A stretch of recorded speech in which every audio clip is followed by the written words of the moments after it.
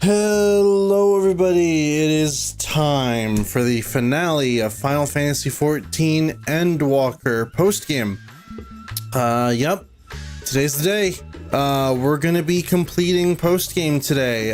So today's gonna be a bit of a long stream since we still have patch 7.4 and the remainder of patch 7.5 left to go. So no stops today. We're gonna get right to it. No recaps, no nothing. If you were here yesterday, you were here yesterday. If you weren't, then you weren't. But anyways, yeah, we're gonna get right along with continuing with MSQ because we got a long stream ahead of us.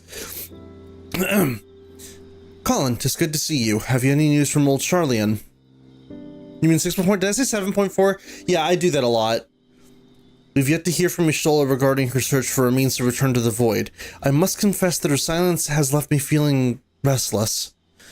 Nor am I alone in this. Estinian has such an excess of energy that he has been helping me to train our soldiers with nary a grumble. See, I thought he was going to say, Estinian has been with so much energy, he's been dragoon jumping everywhere. We can't stop him.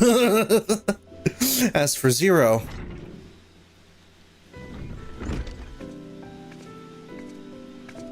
Hello, Zero.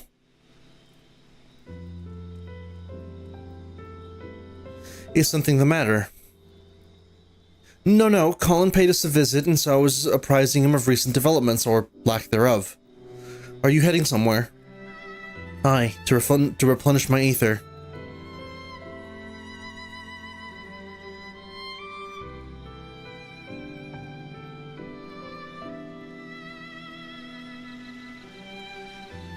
Would you like to come? Why not? I got literally nothing better to do. A rare but most welcome invitation. Timely too, I might add. I myself was thinking of venturing out into the city. It would be my pleasure to join you. You will accompany us, of course. Mm-hmm. Come then, I have an errand to run at the bazaar first. An errand, she says. Oh my god.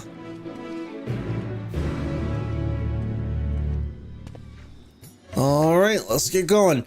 So yeah. We're gonna be wrapping up 6.4 as well as 6.5. And I figure in order to save my guild count, I will walk to there and we can talk along the way.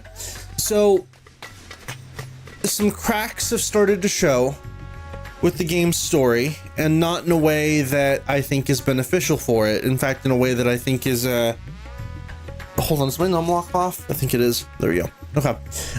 In a way that is not beneficial for it. I'm starting to notice a lot of stuff with the writing that is leaving me leaving me sort of apprehensive about this new dawn that we're approaching with the next expansion. In particular, the diminishing role of our Warrior of Light, or, you know, us. Not for nothing, it's one thing to sort of diminish the role of the main character when they're a non-roleplay character, right? And you're not the POV for them, right? So like, not a created character. To diminish the role of the main character when you are essentially your own created character is a little weird. And to do it so early on just because, oh, well, the Scions are disbanded, you know? It's like, yeah, I get that, but it still feels a little strange that we're being put off to the side in favor of, at least for the time being, Zero. Like, I didn't mind her whole fish out of water thing that we were dealing with 2 streams ago. I didn't necessarily mind that. But after a while, yeah, like Sent just said, you do have to kind of wonder, why am I here exactly?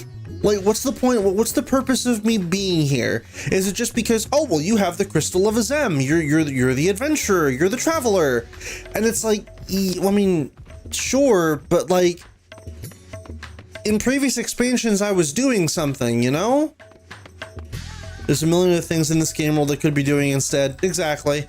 But, well, I mean, like, I'll talk about these issues as they encroach up. The big thing that kind of bothered me yesterday was the whole thing, the interaction that Alize had with Zero, where they're already kind of playing up that she feels sort of like a kindred connection with Zero because of, you know, how much they both sort of despise Xenos. And then Alize went and said, oh, you'll protect them, won't you? And Zero's like, well, wait, what do you mean by that? Like, why are you asking me this? Well, because you're the only other person here that I trust to protect my friends. And I'm just sitting there like, I mean, I'm right here. like it's not like we've been through so many different things and you're like, I don't know. It's strange, but let's get back to it. I'm picking up some more spice. Marhai told me to do so before my next visit. Mr. Zero has quite the tolerance, you see. The sisters know we Hanish are fond of spicy food, but I doubt any of us could keep up with her. Wow, playing to the stereotype, huh? Can't believe it. With just the spices they normally have on hand, the Mayhem can't quite satisfy her, which is why I'm happy to provide what they need to achieve more rigorous flavors. Now then, variety being the spice of life, perhaps you'd like to choose something extra to blend with Mr. Zero's usual. It'll keep helping things. It'll help to keep things interesting. What do you say? Fine by me. You can appreciate the nuances of this world's sustenance far better than I can, I expect. Selection of spice. A colorful array of spices peer out from hempen sacks. The lustrous crimson powder, the aromatic black corns, little red husks, coarse yellow flakes. Okay, so obviously I'm not, you know, Middle Eastern, so I don't have any appreciation for Middle Eastern cuisine. However, I am Hispanic, and as such, I think at least I know my spice colorings pretty well, right? So in my experience, red just means, it's okay spice, it's all right spicy. Little red husks, I'm guessing you're like, what are they called? In Spanish, we called them chile guajillos, which is like, I forget what they are in English, but they're basically like dried up husks of peppers, right? Which can be used for spices, yes, and they're usually pretty good when added to like different stuff like beans or rice as like an additive. Yellow, I know to be sort of like a middling flavor, as like, this has a bit of a kick to it. It's not bad. Now, in my experience, black spice has always been the spiciest kind of thing you can get. Now, assuming Zero here is looking to get some real spice in her food, let's go with that. These corns trickle your nose with the pungent yet enticing aroma. Ooh, I know that feeling too well. One can imagine them lending dishes an appetizing accent.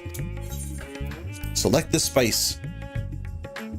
Ooh, Yeah, I know that feeling so well. That like kind of the feeling when you approach something really spicy.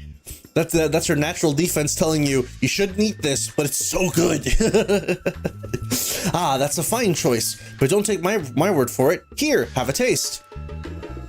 Zero may wish to observe your reaction. It would be considerate to sample the spice in her presence. All right.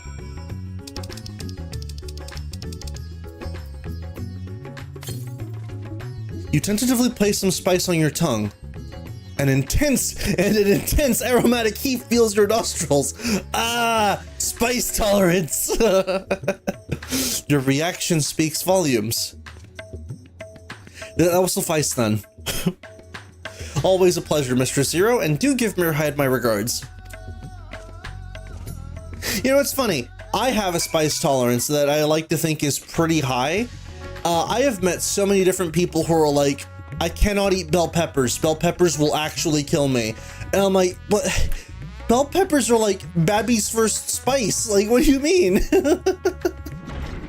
Like, I don't know. It's just some people just don't have a taste for it.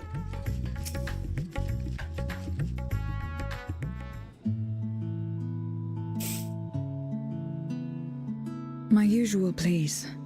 But with this spice. Of course, Zero. It would be my pleasure. Bell peppers are spicy. They're meant to give a. They're meant to give a. Have to make a whole kettle of your special curry. They're meant to give sort of like a extra little kick to whatever food you add them to. But some people legit find bell pepper spicy, and I find that so odd. It's easy enough to make a serving just for you. Or we could make the kettle and share it. There would be enough not only for your companions but other diners as well. I dare say everyone will be delighted. Everyone was happy. Very well. A full kettle, then. Excellent. We'll prepare it at once. And for your excellency and our esteemed adventurer, are you happy to try a bowl of Zero's curry? The peppers we have here aren't spicy at all. Yeah, I don't doubt that. I don't doubt that. Grateful though I am for the offer, I cannot fully appreciate the flavor with this vessel. Another time, perhaps. Do not hold back on my account, my friend. Eat and enjoy. Funny enough, I don't think I've ever actually had curry. But I'll have His Excellency's helping. Understood. Middle Eastern food outside of like gyros, like gyros, right? I've never really had Middle Eastern food before. It's not something that's super common over here where I live specifically. It gladdens me to see you taking to life in Radzatan, Zero. In the area of our cuisine, not least of all. Spicy dishes have long been favored in our sultry clime for their ability to whet the appetite and cool the body. Of course, spices also have the effect of preserving. I shall have to treat you to keema peas if you were to come over here. Oh, I'll keep that in mind. All of this has given rise to a thriving spice industry, and the wealth it brings has allowed our nation to prosper while maintaining its neutrality. And orange chips. What are orange chips? So you trade your spices? Seems rather more complicated than trading in ether.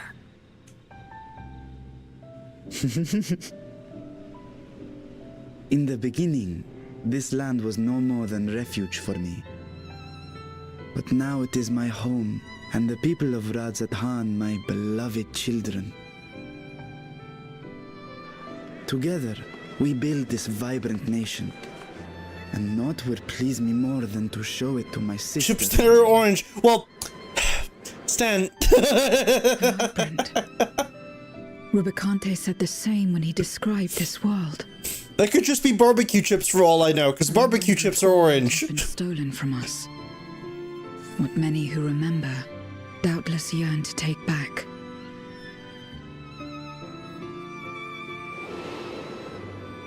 Our home is a lost cause. Our only choice, to begin anew. Wah, wah, wah. Feel bad for the Void Son. Where we may reclaim our mortality.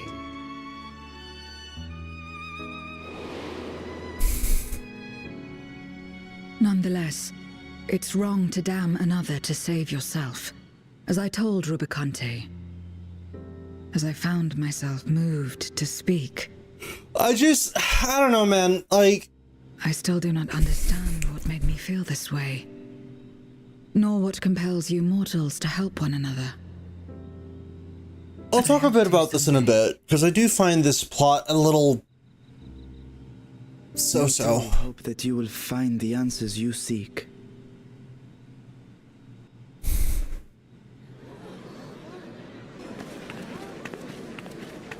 What is going on?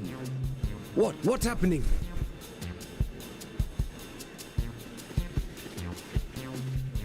Compliments of Mistress Zero, the Satrap's honored guest. We are serving a special curry for anyone who wishes to partake. But be warned, it is not for the faint of heart. Oh boy. Oh, by all means, I'd welcome the challenge.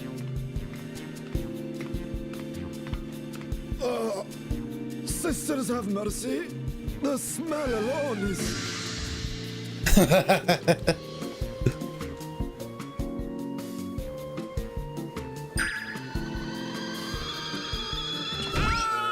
It burns! It burns!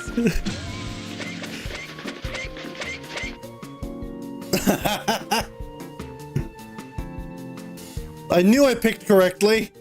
To better maintain the facade, the alchemist ensured that my vessel was capable of consuming food. However, I fear Zero's curry would test the limits of their design. Apologies for the delay. Please relax and enjoy your meal. Okay, I saw the link you sent me. Relax. Yeah, it looks like they're just orange chips.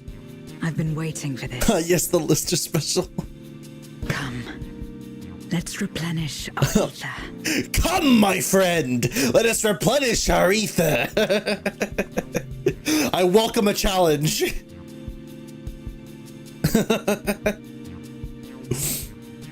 Oh my god, everyone's dead.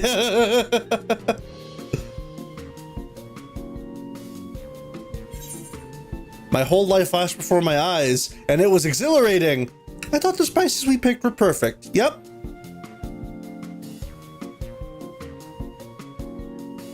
Chicken tikka vindaloo with extra jalapenos and petrol.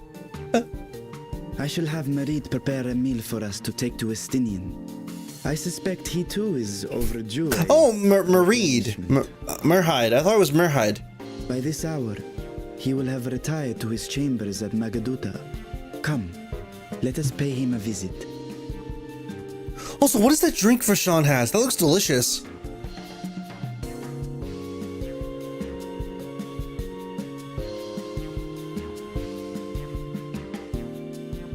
The Elrond and the audience are the ones sitting there like, yeah, it was pretty spicy. That was pretty good. Sauce all over you. Okay, Stent. But yeah, I was gonna talk about the overall plot and what's going on with Rubicante and good old GoldPeso, as Neuvern was calling him. I do find it kind of interesting that the overall goal with him seems to be, we want to cross over to the source so we may be given mortality, so to speak, so we can die properly. Which is like, I mean, yeah, sure. Just, you know, get command of your other Void Sent and tell them, yeah, just go over there and let them kill you, I guess. Like, I don't know. It's a really weird plot. Like, I get what they're going for of like the whole, we're trapped in a world where we can't die. We continue living in this cycle that we're stuck in of like death, quote unquote, and rebirth, and not being able to just, you know, rejoin the life stream, so to speak, right, is hell. We just want to die kind of thing, right? Is very odd when you could just, I don't know. I don't know, man. It's a really weird plot that they're going with, but I get the intent. Just that I feel that the execution being given this way, and with us not necessarily really playing a major role in it outside of, yeah, we're just kind of stopping the people that are coming here. You know, we're not really doing anything outside the ordinary of what we usually do. Anyways, I'm going the wrong way.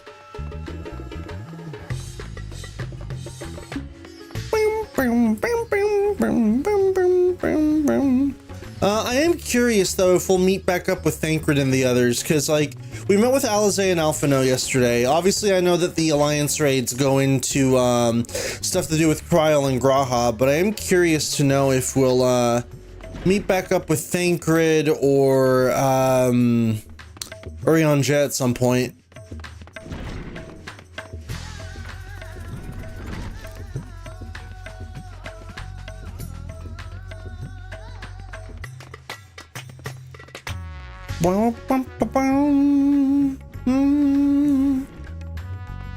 Also, yeah, I'm walking everywhere because I'm trying to save Gil. I know I could just use the the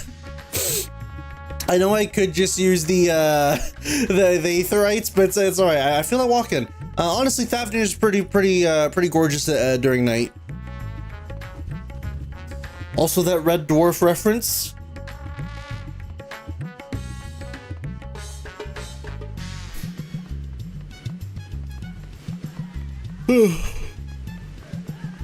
Oh, that being said, by the way, it looks like right now the vote for what game I will play is at a bit of a tie. Last I checked, it was at FF7, another Final Fantasy game, and Sonic Adventure 2 as the games that will be next after this. So it all depends.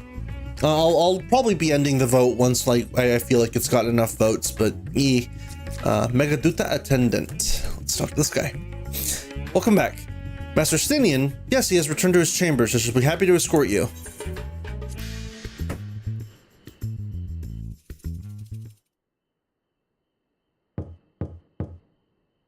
Estinian, are you there? We've brought something for you. Hello? I enter.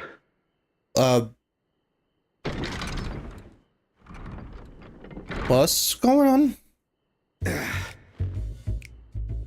Oh.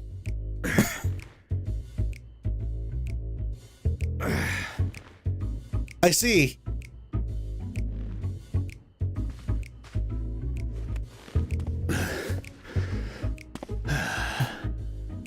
Squid masala from the Mehane. I thought you might enjoy it. I didn't realize we walked into an episode of The Acolyte. I'm sorry. Masala, eh? I prefer my squid dried. But I'm sure it won't disappoint. My thanks. Idle as I am in our sorceress's absence, I see. I can't offer much in the way of entertainment, but make yourselves comfortable. Topic.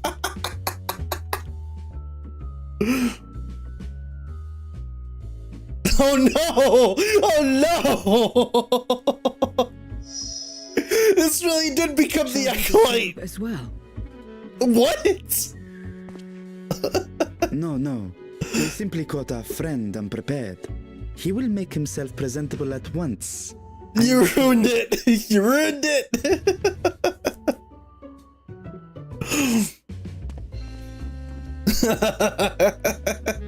Can't believe it. This really did become the fucking Acolyte. No. Thirst trap game in my Final Fantasy, can't believe it. Then again, I say that, I'm pretty sure that fucking Ever Crisis and a couple other Final Fantasy games have done pretty much the same. Hey Cloud, what do you think? Oh, speak of the devil, it's Urianger. My friends, tell me, were you able to devise a way to return to the 13th? I believe so. It required a visit to the moon, where I took the opportunity to enlist Urianger's assistance. Oh, Can I just say, out of context, that sounds fucking hilarious. Oh, yeah, we just took a casual visit to the moon, you know, as you do. And put an end to Golbez's dark plot. If Rubicante spoke true, both Golbez and Ashdaya are on the moon of the 13th. Unlike here in the source, however, we have no means of making the journey from the surface of the star itself. The technology simply does not exist. Therefore, I propose that we employ a gate to deliver us directly to our destination. Is such a feat possible? In theory. Having once been a single hole, the source and its reflections share striking similarities in geography. And according to a certain someone who unceremoniously whisked us away to the first, the same locations across the worlds are intrinsically bound. Oh, that's interesting. All of which is to say, were we to pass through a gate on the source's moon, it should lead us to the moon of the 13th. Huh. Wait a minute. Of course, there is the risk of Voidsent gaining entry to our world. Thus did I Wait a decide minute. to seek Urianger's counsel. Wait a minute. I have questions. Both the Watcher and the Loporrits are aware of our proposed endeavor. While they are yet deliberating precautionary measures, they have pledged their full cooperation. Hang on, I have additional questions now. Oh no. You've been busy. I presume you've also found a way to open this gate.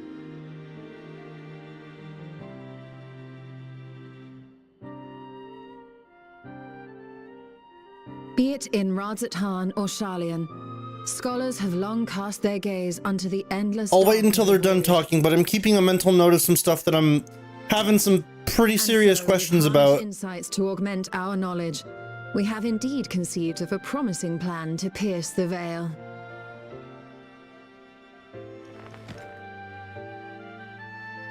A plan I am confident will succeed, precisely because the moon is our stage.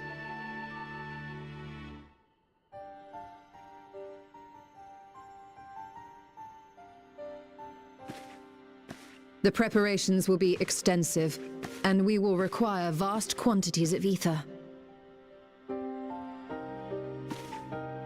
After all, our gate must be large enough to accommodate another great worm.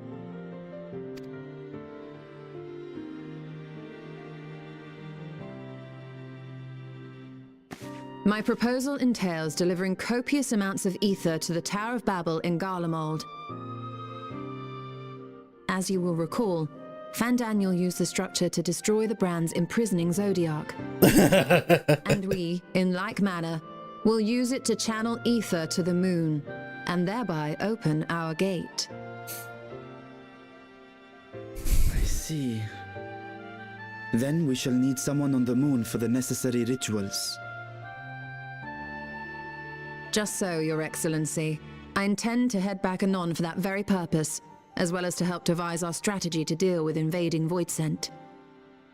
Along with our lunar allies, we will once again require the assistance of your alchemists, Nidana not least of all. May I trouble you to serve as their escort?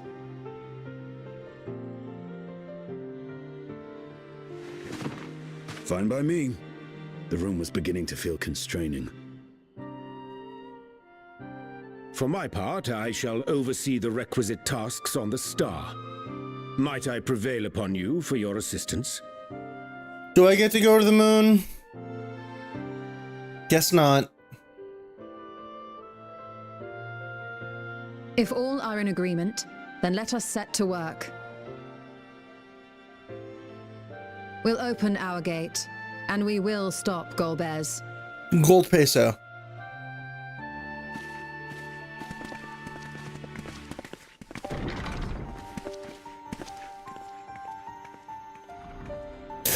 Again, it does need to be said, I do really like the cutscene direction for Endwalker post-patch. It's really good. Boom, boom, boom, boom, boom, boom, boom, boom, boom, boom. Anyways, so Couple questions I have right off the bat. Was the moon not a construct from Hydaelyn after the Sundering?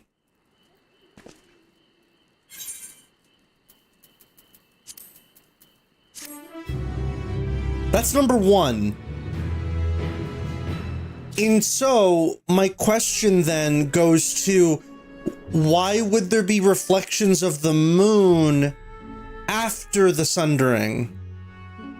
Would it not just be the same moon that we all share?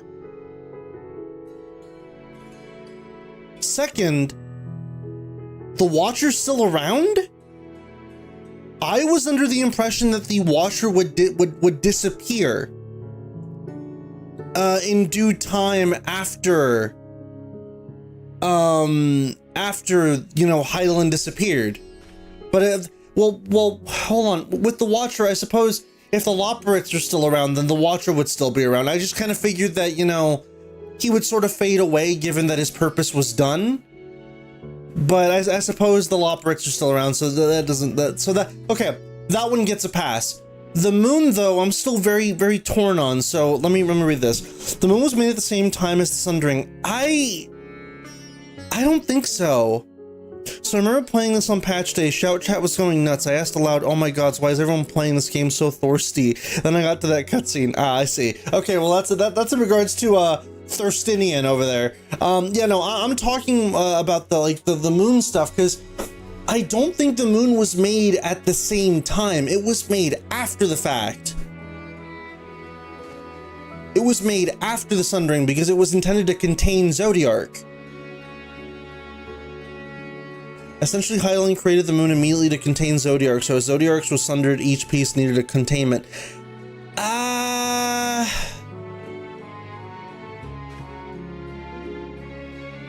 Each piece needed a containment. It makes sense that Mother would have made multiple moons during or after the Sundering to split and contain Zodiark.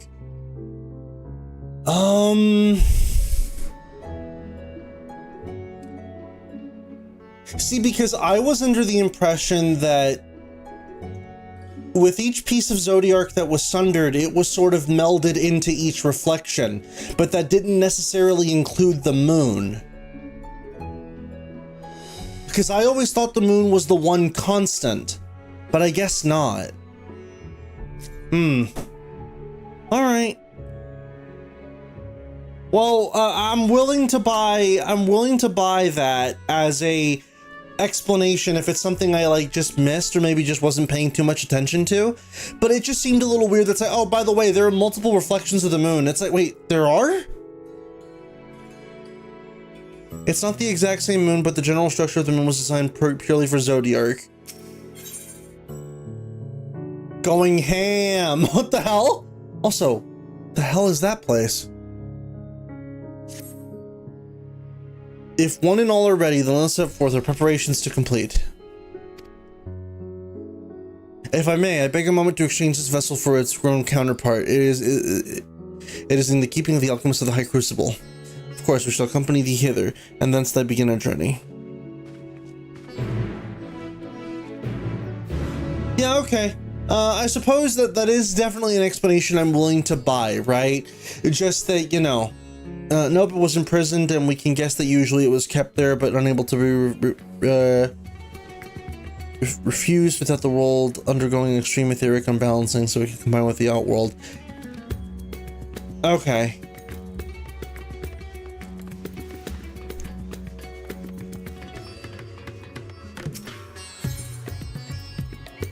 I suppose. Again, I'm more than willing to give the game the benefit of the doubt for stuff that I may have missed or stuff that maybe just is not, because again, the Warriors of Light, the Warriors of Darkness, back when they were introduced, that's when they were cramming all this stuff about, you know, the different reflections and stuff like that into my head early on in Heavensward, and it initially didn't sit well. It didn't not sit well. It initially didn't all compartmentalize, and it took a couple of days to kind of okay, so I think I get what's going on. And then by the time Shadowbringers rolls around, I think I more or less understood the concept. Hydaelyn technically sundered herself too. Yeah, Yeah, I suppose so, right? Because her being the world, so to speak. Oh, this is the airship landing. That's not where I want to go.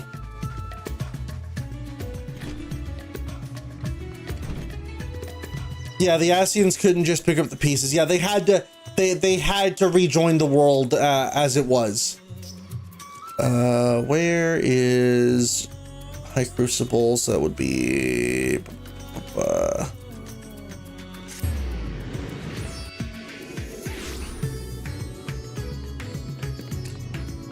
You know, I enjoy asking questions of this game because I like testing how solid its narrative is, and so far it's been pretty good. Just that obviously, you know, some character stuff notwithstanding, I feel like it's done a pretty good job of justifying a lot of the reason as to why things happen in the world.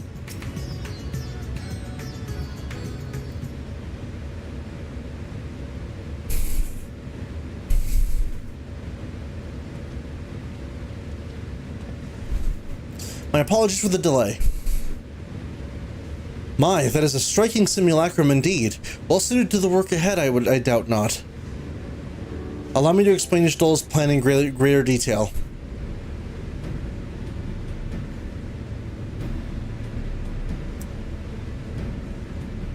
As you know, we seek to open a void gate in Mare Lamentorum, that we might gain direct passage to the moon of the 13th. Whilst our comrades labor upon the moon, we must needs accomplish two tasks.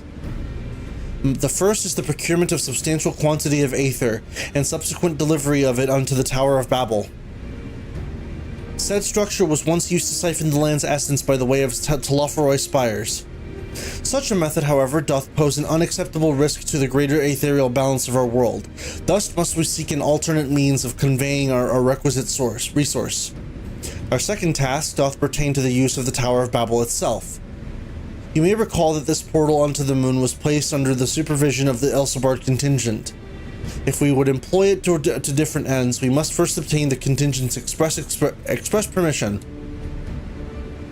I should like to believe they would not refuse us, so perhaps we should concern ourselves with the aether problem first. Have you any idea whence we might source the vast quantity needed?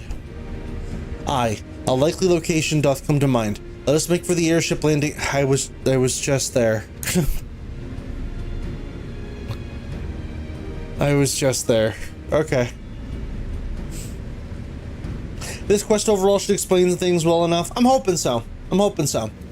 Because again, the game has done a pretty decent job of explaining things and the way things operate in the world in a pretty thorough way. Albeit sometimes just pulling ass pulls and that just don't really make a whole lot of sense, or things that feel like this feels like it came out of nowhere, but more often than not it's been pretty good about that kind of stuff. So, you know, I'm not gonna hold it against it too much.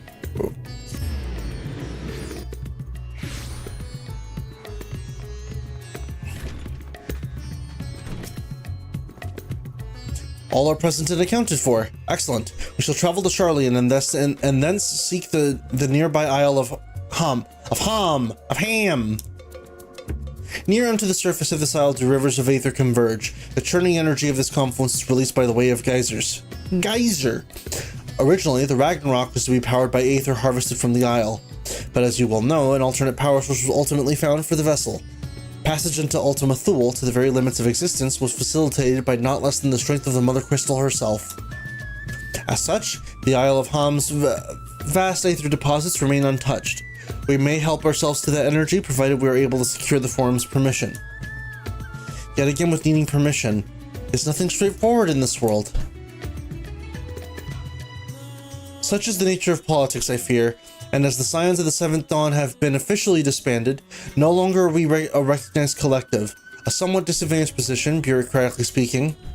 Fortunately, however, there is a recognized and respected body upon which we might prevail, the students of Baldessian. Upon arriving in Charlian, let us seek our friends at the Annex. Oh yeah, we shove gods into the engine, and that was a pretty cool scene. I go back to rewatch it every now and then, just, you know, doing that stuff with the primals and having them summon the correct way. Welcome back, Colin. What brings you here today and in such colorful company? Greetings, Voshika. On this occasion, we have come to seek the student's assistance in a matter of some urgency. In that case, you'll want to speak with Kryl. She's in the main hall sorting through our archives. There's a visitor with her at the moment, but it's no one you don't know, so feel free to show her yourself in. Who can it be now? Hey, it's Aaronville!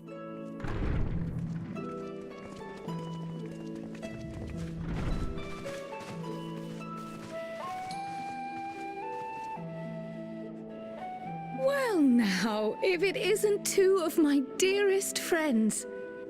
As for the other two, I don't believe we've had the pleasure.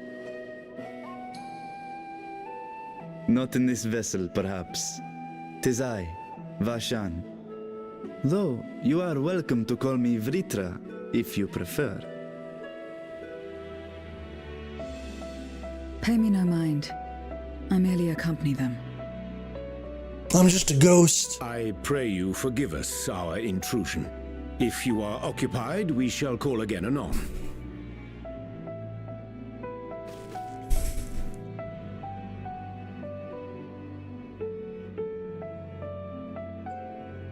It's quite all right.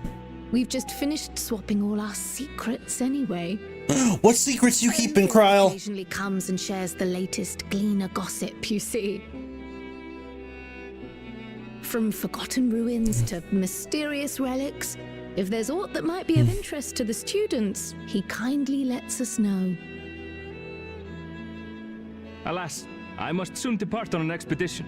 What secrets you keeping, Bunny Man? Tell me. As I may be away for an extended period, I wish to give Kryl fair warning. Hence my visit today. Oh? I see. There are specimens that want for procuring, I presume? No, it isn't guild ship business, but rather...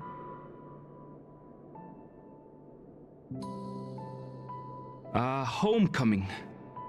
Oh boy. Oh boy. But enough about me. You have business too, yes? And I'm in the way. Far from it.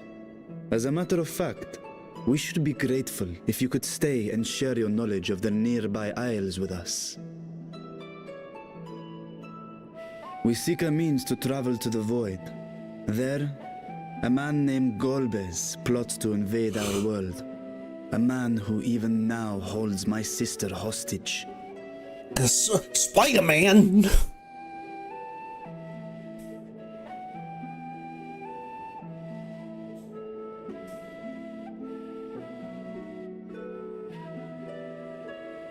To that end, we require a great quantity of ether, which we understand may be had on the Isle of Ham. We came in the hope of exploring how it might best be procured. An invasion from the 13th? Must the stakes always be so dramatic? You have a knack for finding trouble. Look, I'm sorry. It just follows me. If you collected world-ending crises, you could make quite a name for yourself in our profession.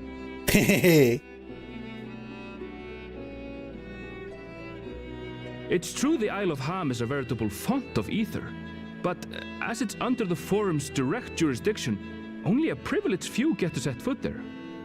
I myself haven't. So if we want to help ourselves to the Isle's ether, we'll need to secure the Forum's permission.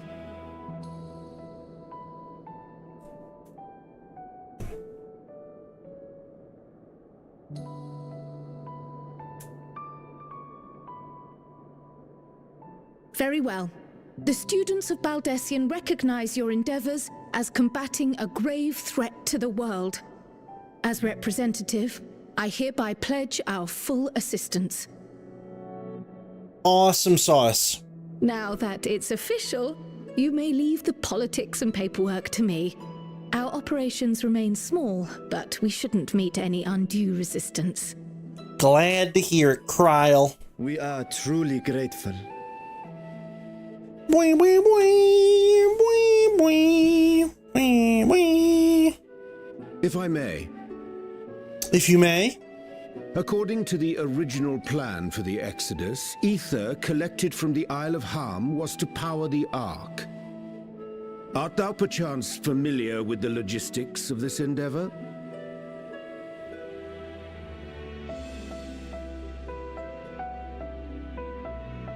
I don't know anything about that, I'm afraid. Nor do I think any gleaner would.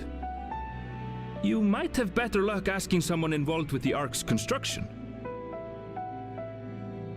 Margaret, for instance. She's a researcher in Charley and Hamlet.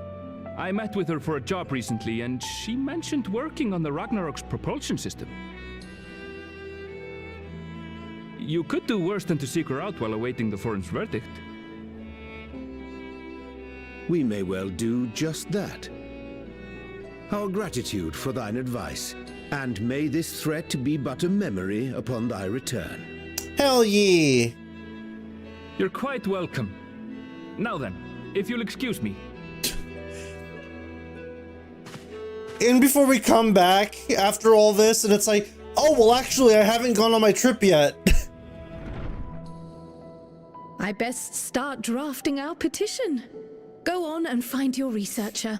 I'll contact you. In as soon as fact, we've made progress. I haven't gone on my trip yet. Do you want to come with me? Let us leave matters here to Mistress Kryl and hie ourselves to Labyrinthos.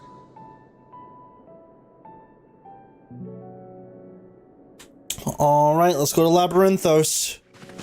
Labyrinthos.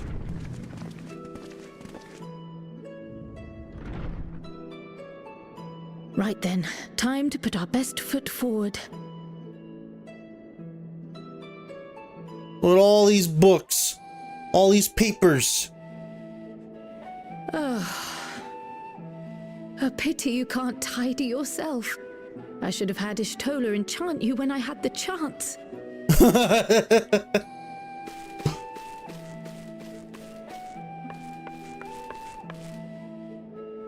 And what have we here?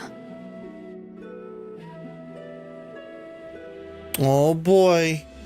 Later, Kryl, later. You've work to do.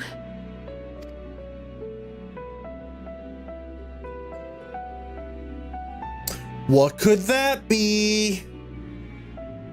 It's an invitation to smash. All right, let's see.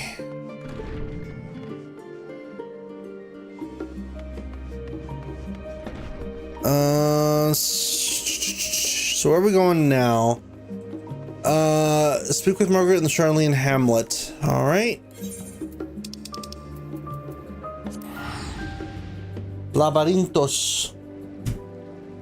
Give me a sec. I'm actually gonna pull back just a bit. Drink some of my drink.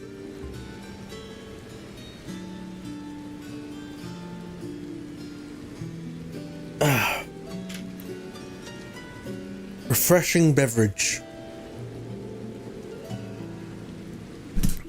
All right. Y'all remember when this place had one song playing at all times and it got really annoying? That wasn't fun.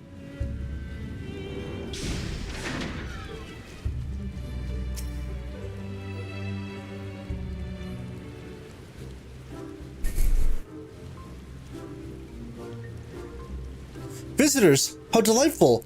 If you require assistance, then ask away. It just so happens you've caught me at a post-deadline bliss. Forgive us the abruptness of our inquiry, but it's our understanding that thou had the charge of the Ragnarok's propulsion systems.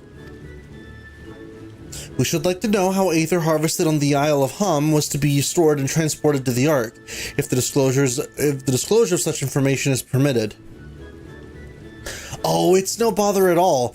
We built special tanks that can store aether just like we use casks to store wine. Simple, really. Simple, but quite brilliant in construction. They rivaled even crystals for etherical capacity. A pity we never got to use them. Ah, how muddled and distant the memory, when Doom's deadline loomed large and we extricated ourselves from a waste-time mire of work only to end up chin-deep in another. I was at one with the world, a conduit of energies of creation. But now I'm truly alive. Who would have thought that sleeping in a bed and eating warm meals could make such a difference? Why I feel positively functional. I dare say it rivals the thrill of dancing off a knife's edge of failure. Guys.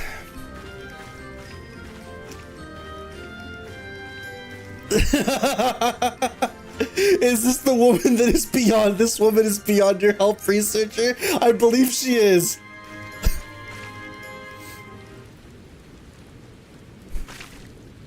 Oh no. What did become of them? For the life of me, I can't seem to remember.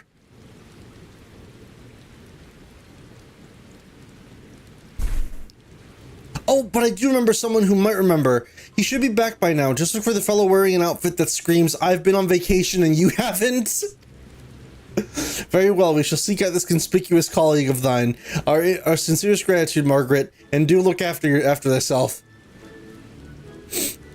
Yeah, I believe this researcher was the one that was running on, like, basically no sleep and no food, but she felt like she was, okay, so for anyone that does, like, a lot of, like, long work, right? You're feeling really sleepy. You're feeling really tired. You're feeling very hungry. You reach a point of no return where it's like, it's now or never. I either eat or sleep now, or I'm going to pass out. You go past that point, and for some reason, your body says, all right, second wind, do what you need to do, go overboard, high speed, and you just get like a surge of energy just right then and there.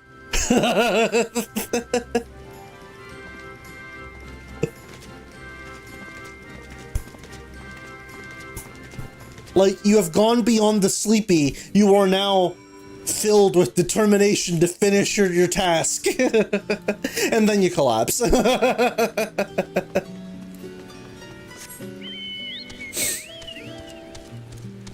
Also, hello, Raibani.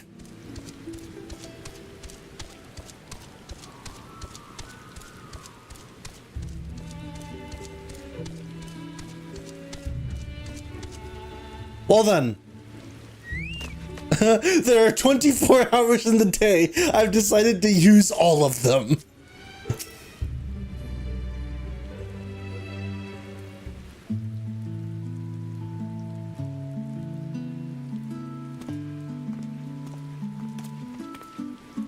Oh, it's you! That face that launched our teeny tiny toy boat. How have you been, Colin? Able to catch a bit of rest?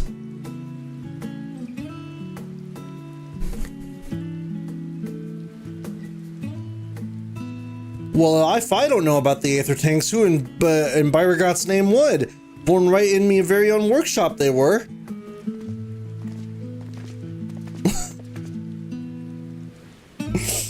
A pleasure as always, Master Kokol. I trust that respite proved rejuvenating.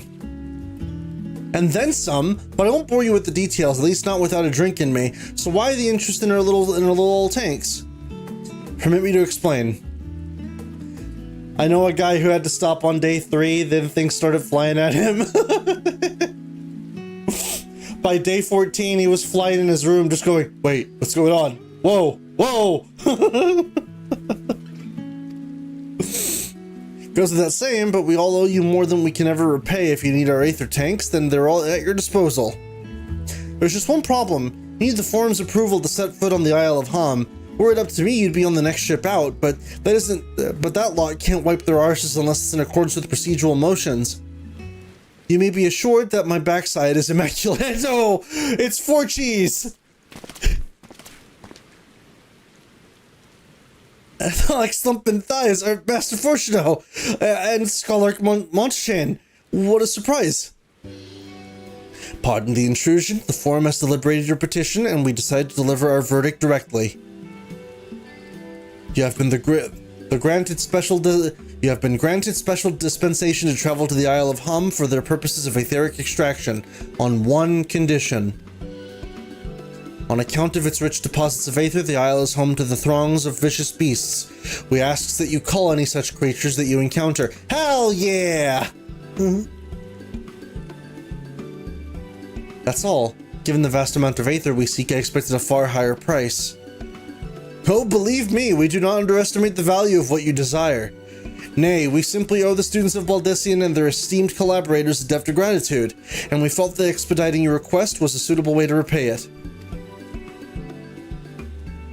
A debt of gratitude. We've taken the liberty of arranging your passage to the Isle of Hum. Your vessel awaits in Scholar's Harbor. Then I better get those aether tanks loaded onto the airship. We'll need to take them where you need, assuming it's safe.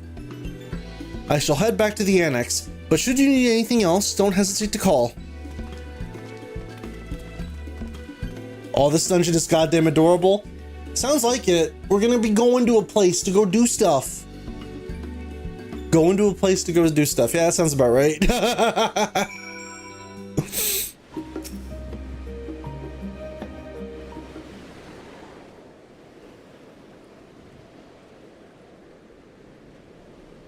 Bound for the Isle of Harm. You look like the ones Master Fortuno told me to expect. Yeah, sure. If you're ready to depart, then so am I. Just say the word. I'm getting the thing it sounds like. Is something the matter? I did recruit one other to our party, but he is late to arrive. Who is it?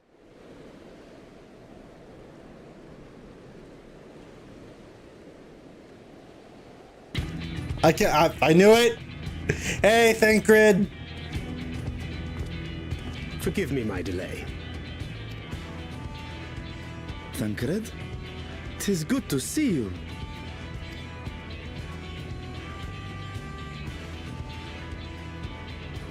If it isn't Varshan. They do grow up so quickly. Urianger tells me we have a host of exciting new tribulations to face. That's right.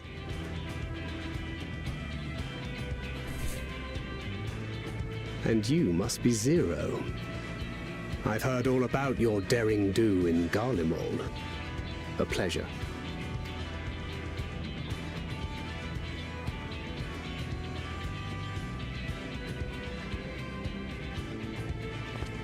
Apart from strengthening our company with his redoubtable skill at arms, Thancred may also serve as a mentor in those matters that trouble thee. Oh?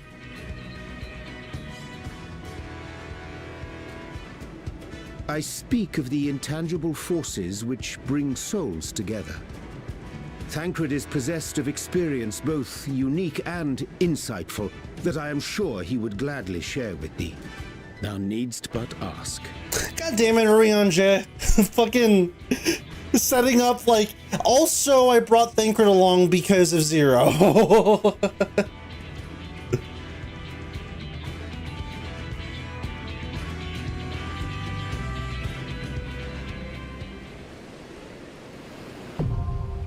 The Aether Font, now accessible. Oh, I've seen the name for this dungeon a couple times. I didn't realize this is what it was. Alright, so... Sorry, Thancred, you're sitting out of this. I mean...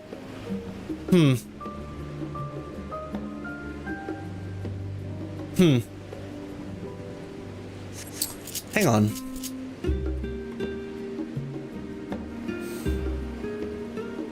You know what, let's break it in. Let's do it.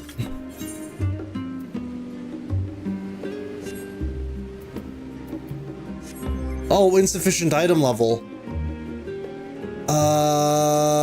Ooh, I actually might know how to fix that. Give me a sec.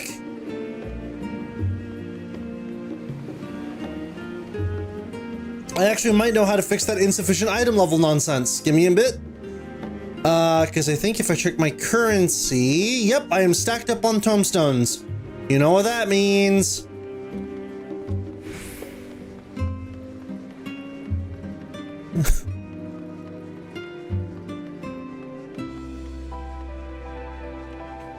We're spending our, we're trading in our iPhone X's for iPhone 20s.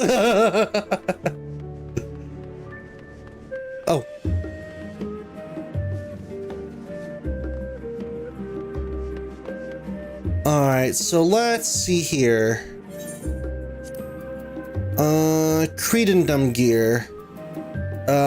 So we do not have... We have the Viper knives. We have the Viper... Okay, we have that. We don't have the hat for it, so let's get that. Let's get this. Let's get this. And let's get the boots. And I think we should have enough for, at the very least, the earrings. There we go. Inventory. Please pay no mind to this absolute fucking disaster. Please do not pay mind to my fucking disastrous inventory. Hang on.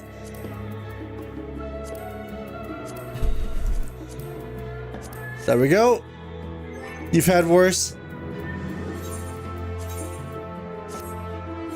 There we go.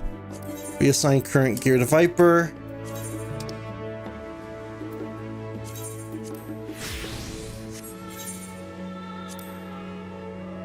There we go. Vel, hit the sort button, I'm begging you. Fine, I'll do it. Well, I guess I did that too.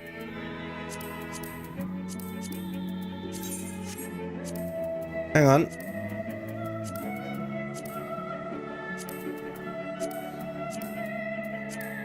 There we go.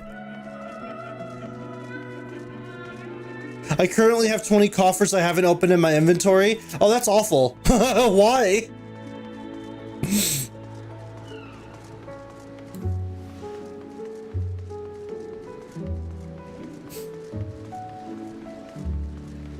Oh, higher. Bam, bam, bam, bam, bam.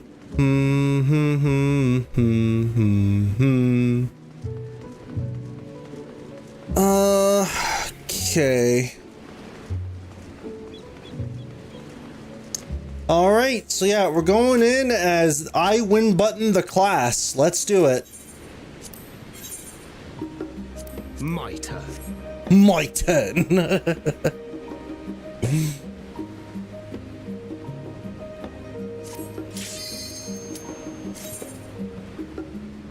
All right, let's do it.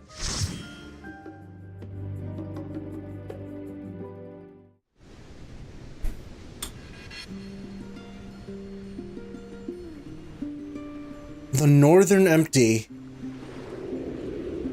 Whoa, this place looks pretty. Look at these bears! Oh my gosh! Whoa.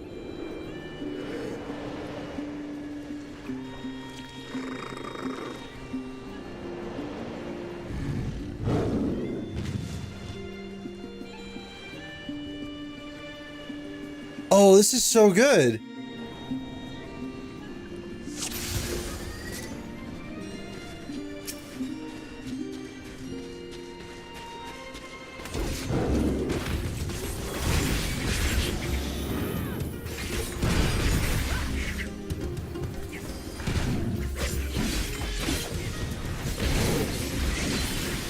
All right.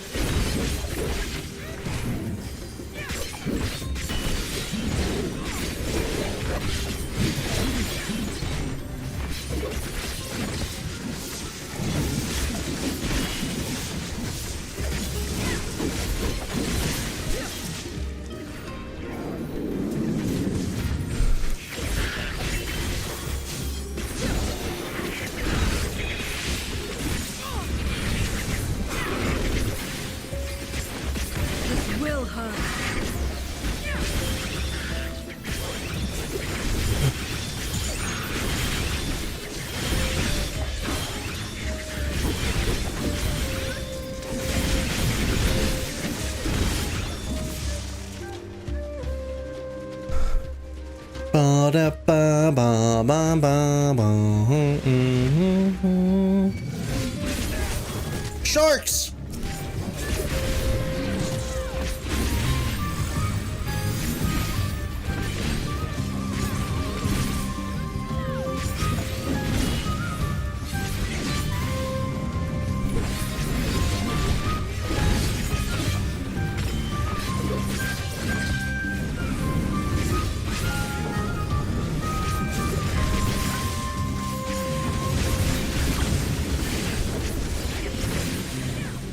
All right.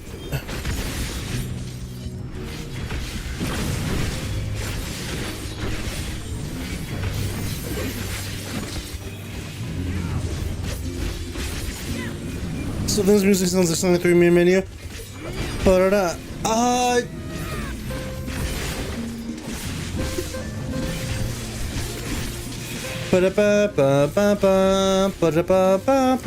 Oh yeah, I can kind of hear it.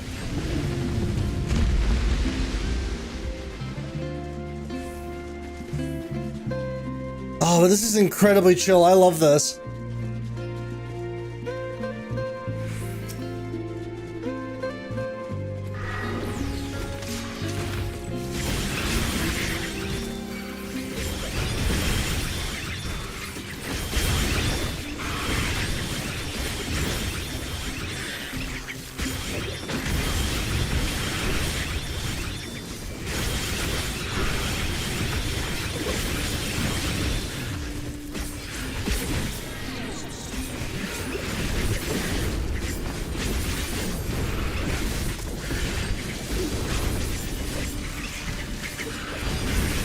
Good point. It's now down to 13.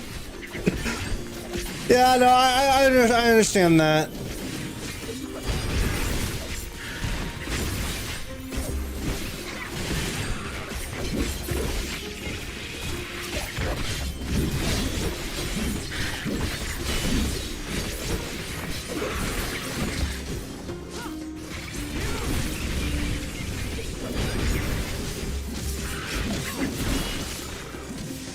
All right, I need to refamiliarize myself with Viper as far as like which ones are my positionals.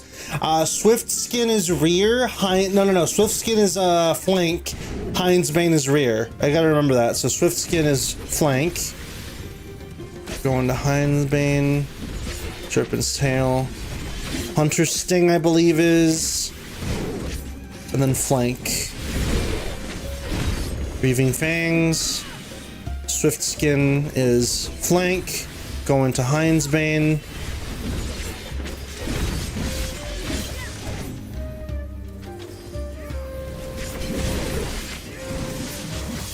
Hunter's Coil is and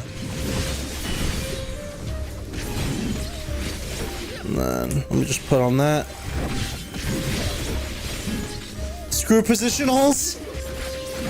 Just using true north, yeah, I guess. I'm trying to put more. I'm trying to make the class more like. I'm trying to use my brain cells, you know. This class is already so fucking brain dead.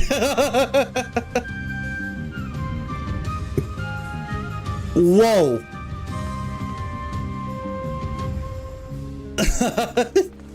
You know what this creature, for whatever reason, this creature gives me the vibe that it sounds like this. Hang on.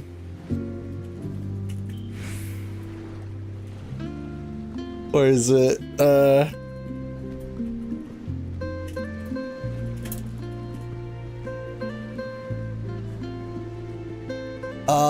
Where,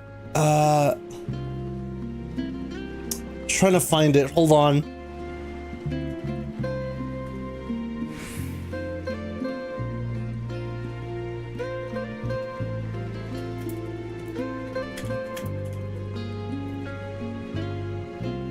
Trying to find it, but oh, there we go. Got it. It's this guy.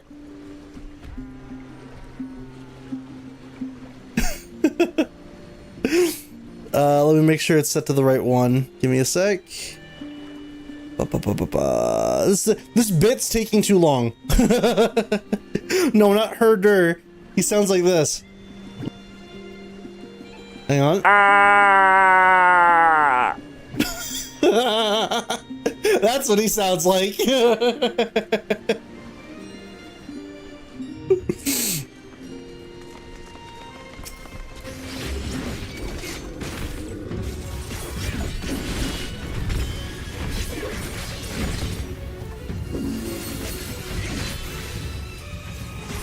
All right. Whoa.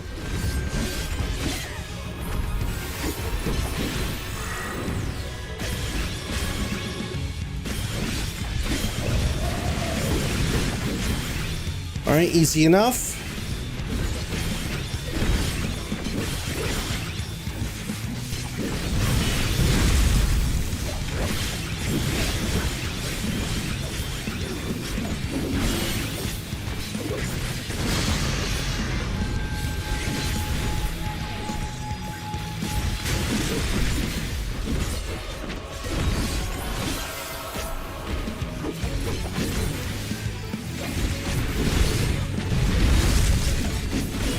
Go.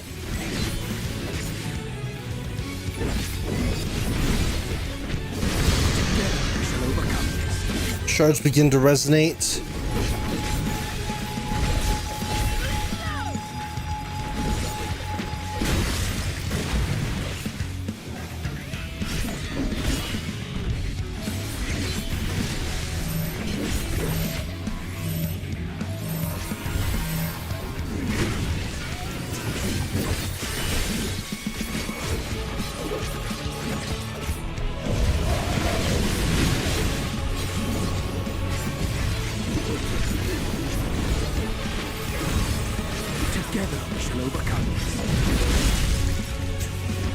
Wait a sec, I'm curious. Why the hell does Viper get like 3 charges of like the gap closer?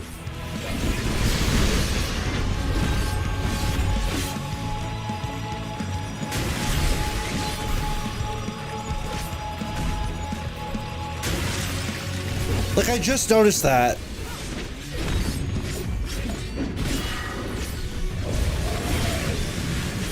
Because snake moment, I guess. We do a little slither.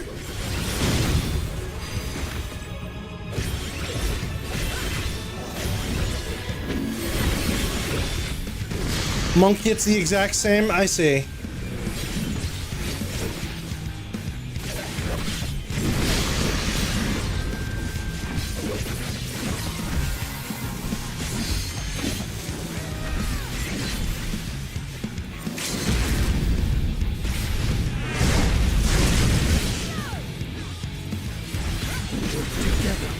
It's funny because I don't usually get to pop LBs. Alize is usually here.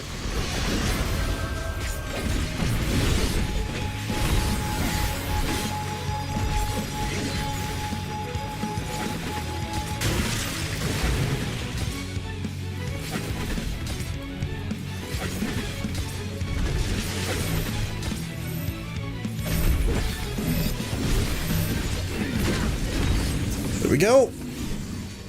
Bye, buddy. Of aiming, it says. Whee!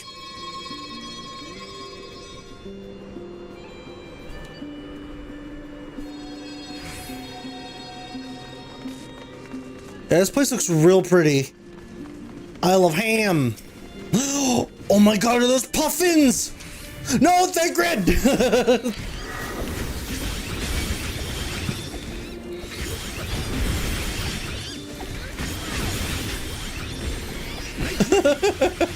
Thancred, no! Don't kill the puffins!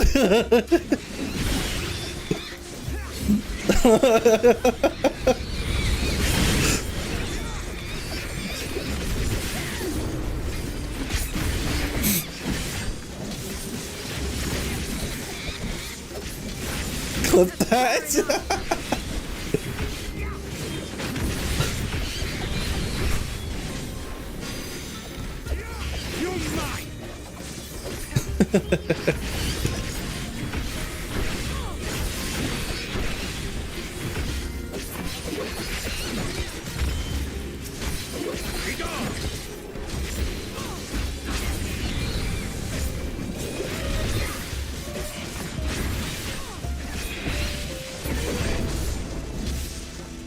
Can't believe it! Fucking annihilated those puffins. Oh, what the? Those are gooboos. Those are gooboos.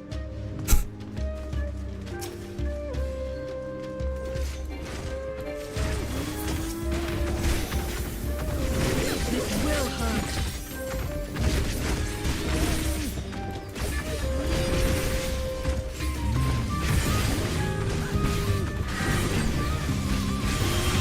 Let's see.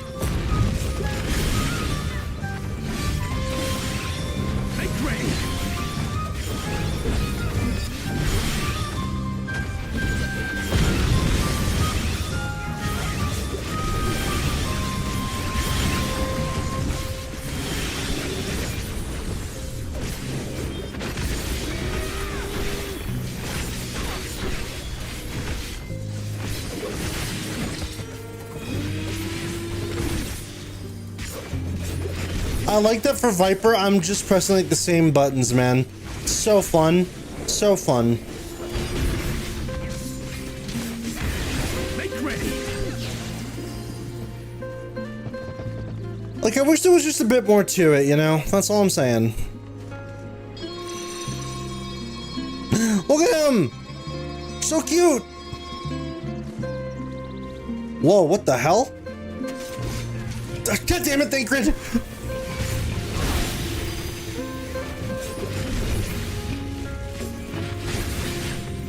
You overcapped your Ouroboros?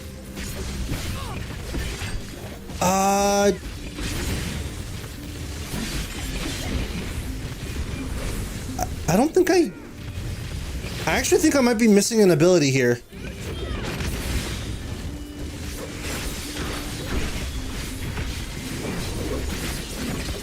That's far enough. Yeah, because isn't there a way I'm supposed to spend the Ouroboros gauge? You're missing a whole gimmick of Viper. Yeah, I feel like... I gotta check my skills in a minute.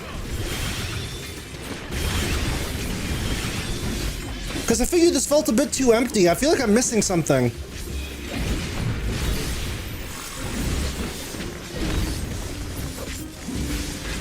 Alright, hold on. Accents and traits. It's called Reawaken.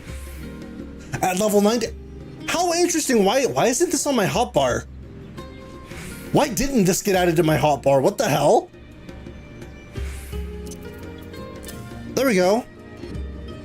Yeah, why wasn't that added to my... It's odd. And that just soups up my abilities, right?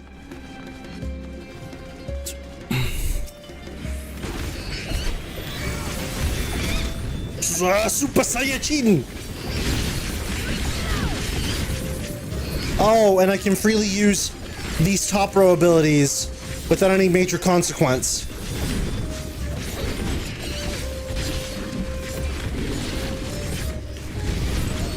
So now my combo goes into this. I gotcha.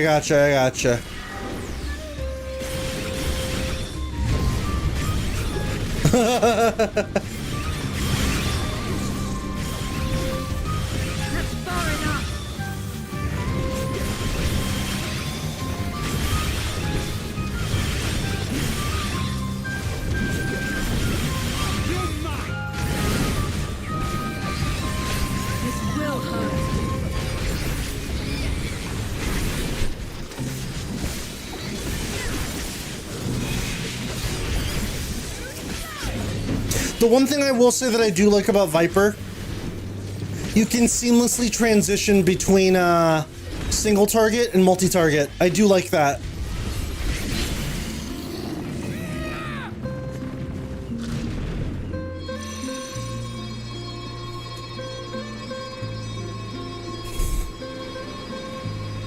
Because the one thing with Dragoon, you commit to single target or multi-target, and then switch to the other, why do I blank on words so often? Interchangeably. So you do your whole single target combo, and then you transition into... Okay, Thancred, you know, I was talking, man, but okay.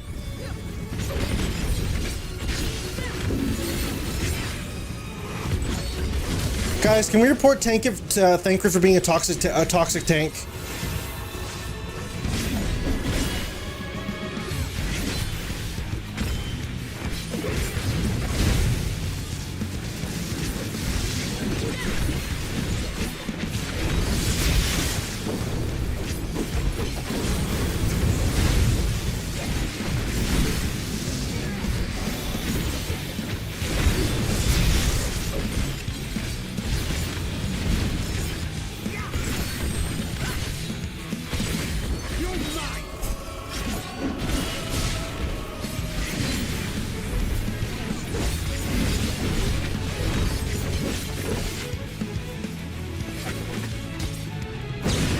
There we go.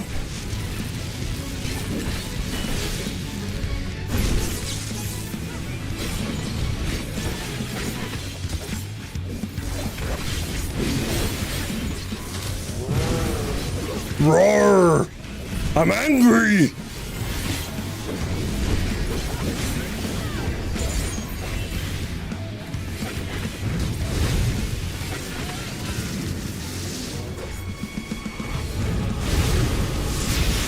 No.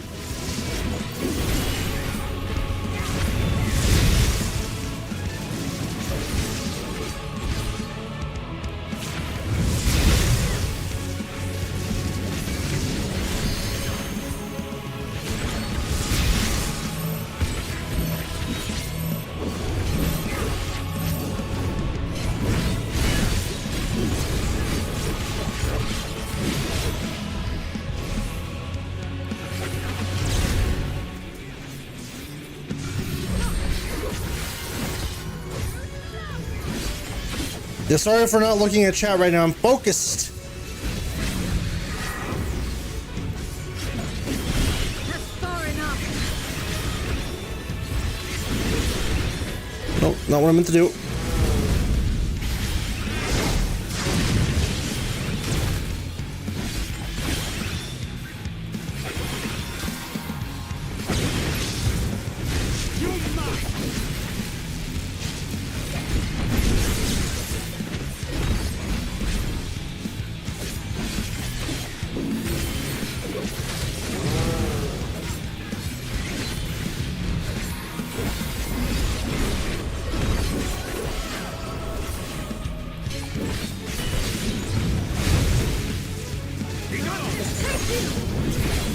There we go. Alright, let me read this up. Zero, does Colin may normally lock up like that? Thancred, yeah, he talks to voices in his head sometimes. He calls them chat. Mind you, I've technically also got Ardbird in there, Frey's in there, the Spirit of Harshaphant is there. That one I'm not so sure about though, but you know, he says things to me occasionally. Whoa. Yeah, holy shit, this area looks gorgeous.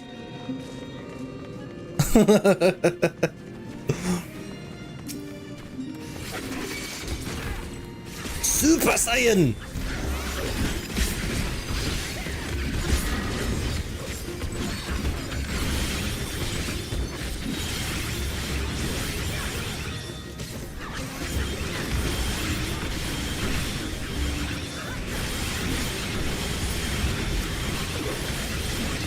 Do you hear the amount of like the amount of noises happening?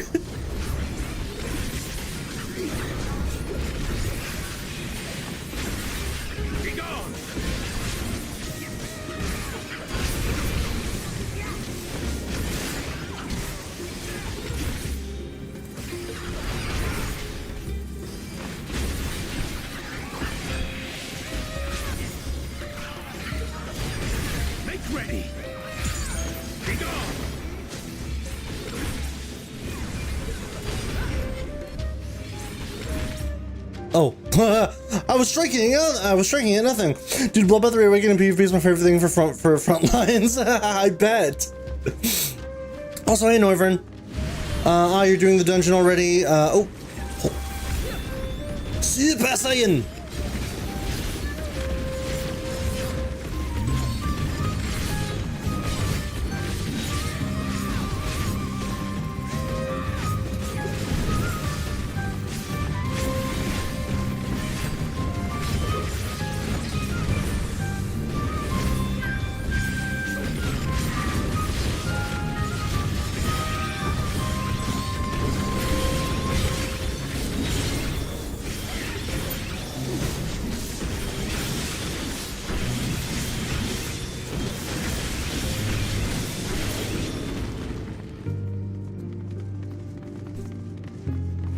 Let's see what's in here.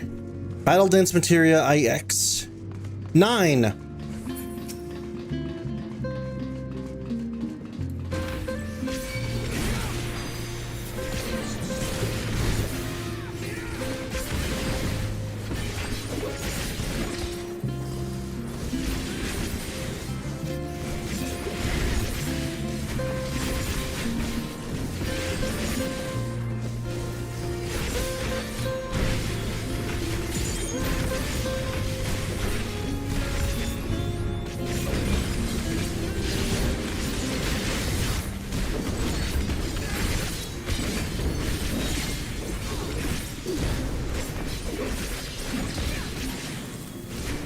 I like how I'm basically right in their fucking faces and I'm taking no damage.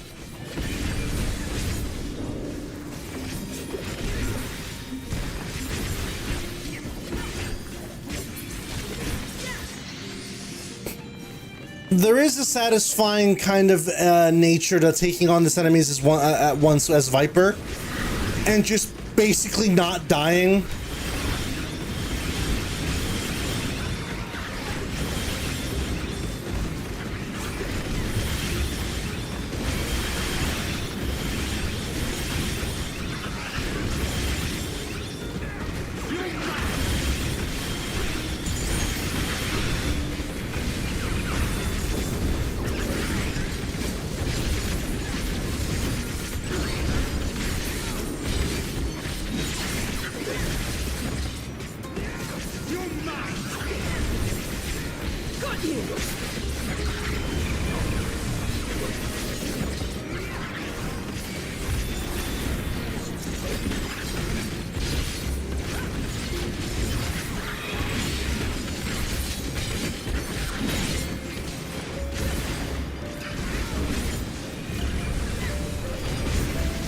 Go.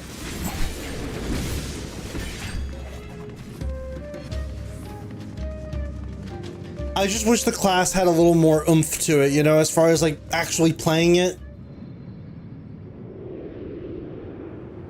Because there's basically no skill required here. Just press the buttons that it tells you to press.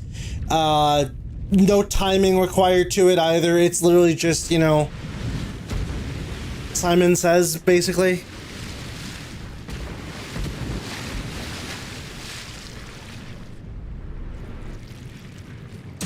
Tentacles! Octo Mammoth!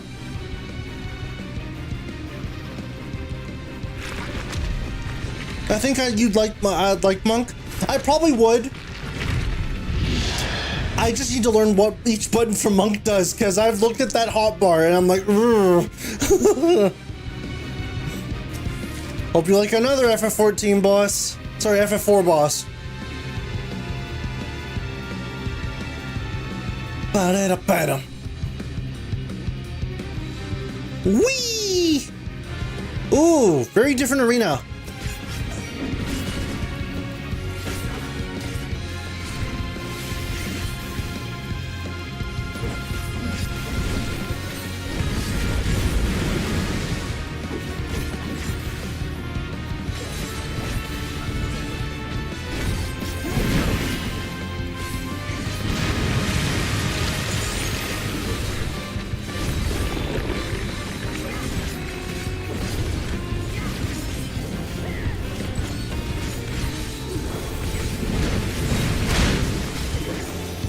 Was that?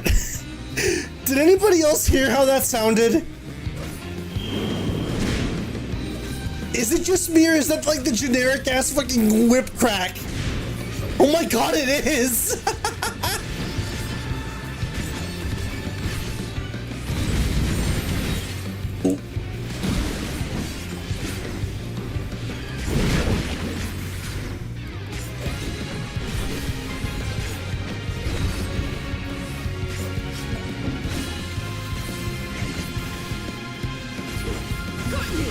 Johnny Test Boss.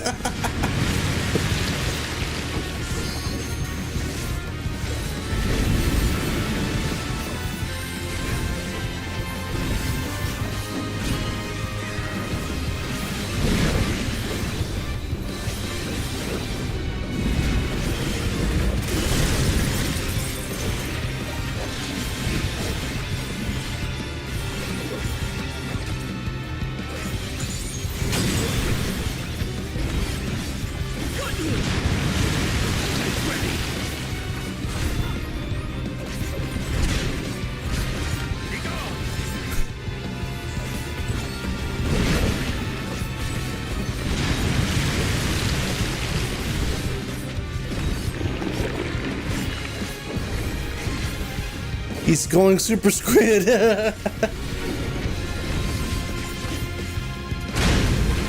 Oh my god.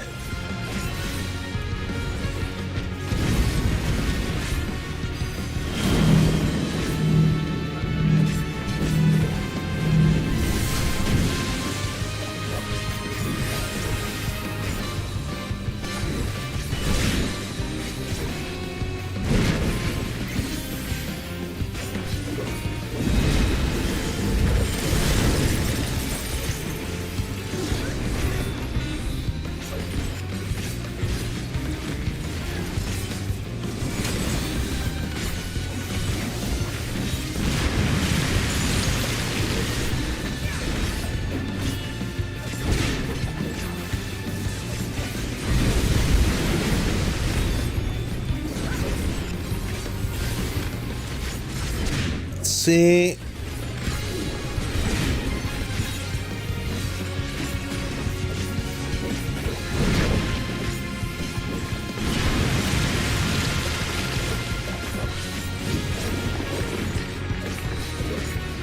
Where'd everybody go?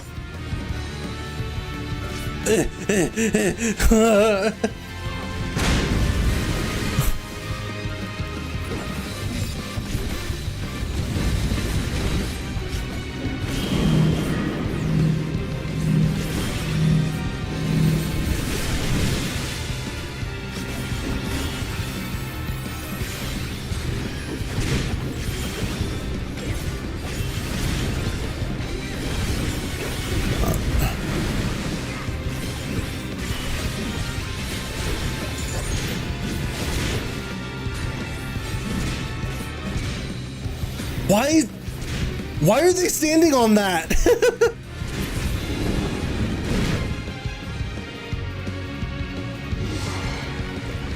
Why were they purposely standing on the hit marker? That's so weird. Like, the reason I stood next to Y'shtola that one time was because she was standing on it, and I was like, well, it's probably like a fake out or something, right? It's like, no, they're just being stupid. They just want to feel something. I just want to feel alive sometimes. You know what? Running dungeons with Noivern, I know that feeling though. It's like, fuck it, just hurt me. Give me a reason to heal myself.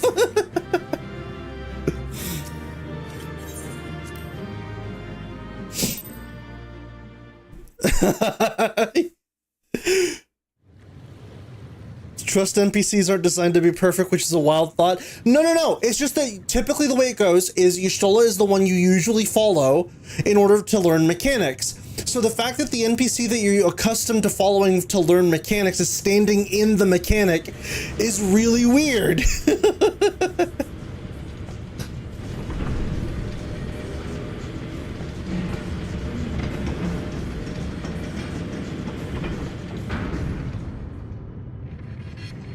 Because, like, all the NPCs, to my knowledge, have, like, their quirks with how they handle dungeons.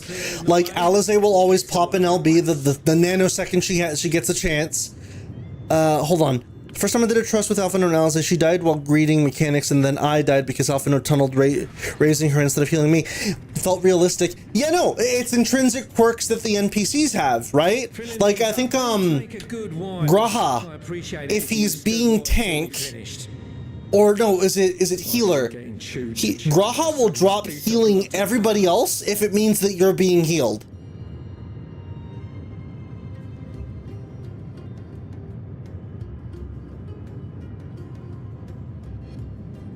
Oh, by the by. Yeah, Reen will never use LB if you're DPS. We could deliver him by airship, see? Provided it ain't too far. Well, buddy, we're going to the moon. We would need them transported to Garlemald, to the Tower of Babel. Ah, that's a long old journey. Too long for a direct flight. Tell you what, we'll send them over with the scheduled shipment of provisions headed that way. I'll make the arrangements as soon as... One of these days, back to the moon. Alize is disengaged out of a stack when she had the stack marker. That's hilarious.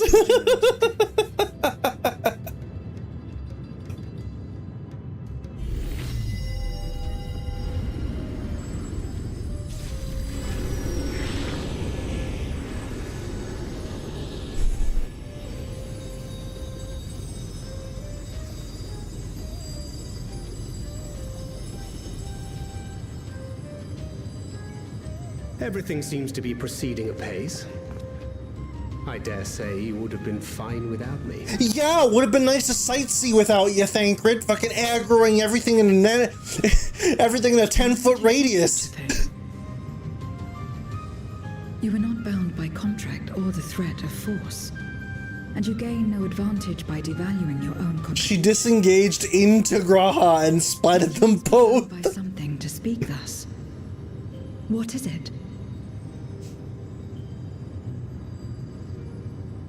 What binds me?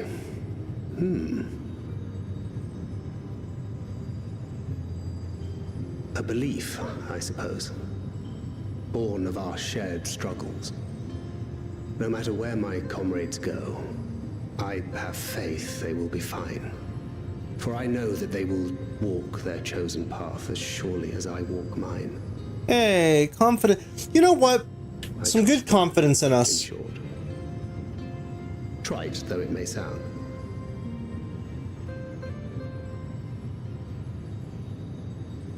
Shut up! Shut up, 10AJ. I remember the word. How long has it been since last I used it?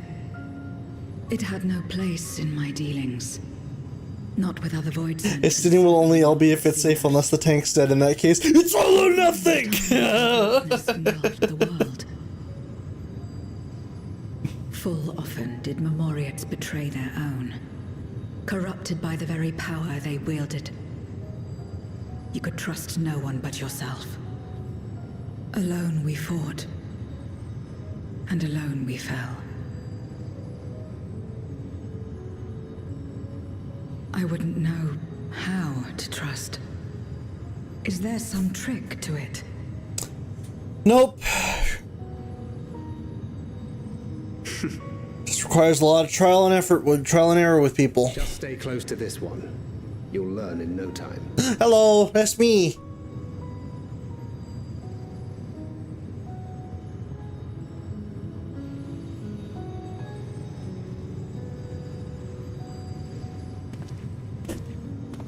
Hi. Absolutely fine.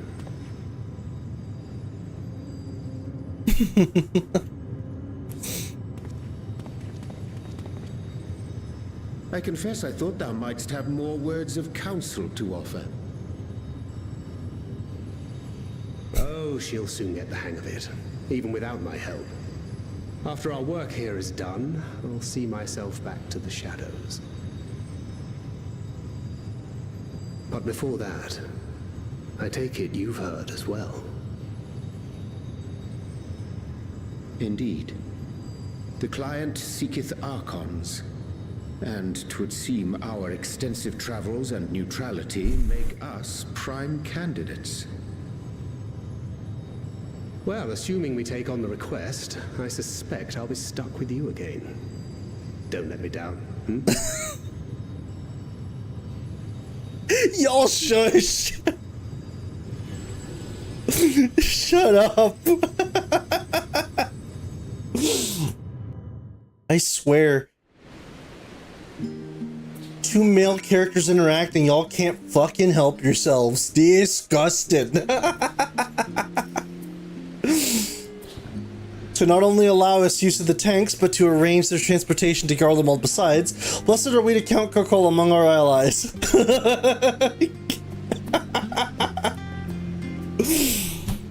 Unto thee we must also give thanks, Thancred, for coming to our aid on such short notice. Please, you know I'm always happy to help. Don't hesitate to call on me again. I'll get the spray bottles.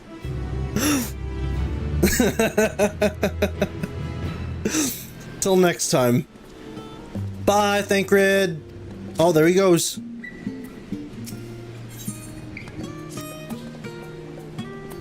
With the tank's transportation thus arranged, our first task is complete.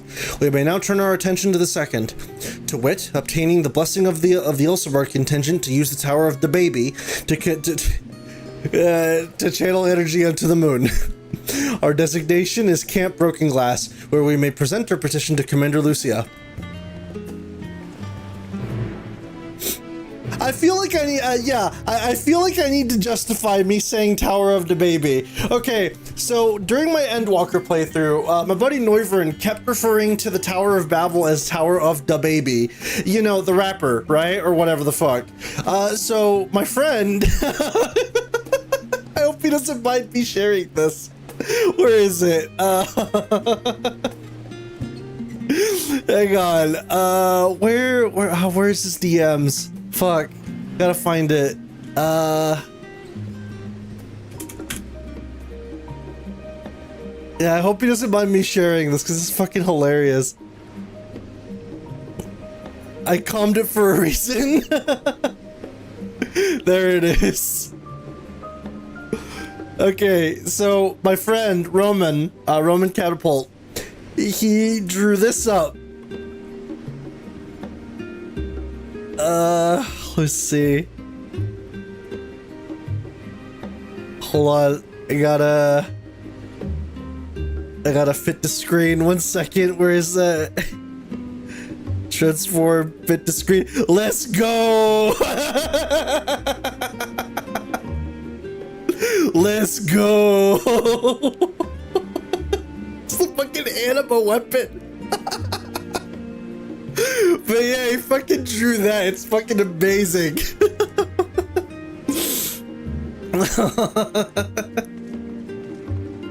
The little Fandangle's such a nice touch. Alright, it was too perfect. You already had the grin in the hands next to his face. Alright, let's, where do we go next? Like fear to a flame, so over to Garlemald. Oh, yeah, we're going to the Tower of the Baby. Alright, well, what are we doing here in Camp Broken Ass? A behemoth! Let's see. Oh, right, the Elsebard contingent, so I have to be over here. Oh, Lucia's just kind of stayed here along with Maxima. I suppose so.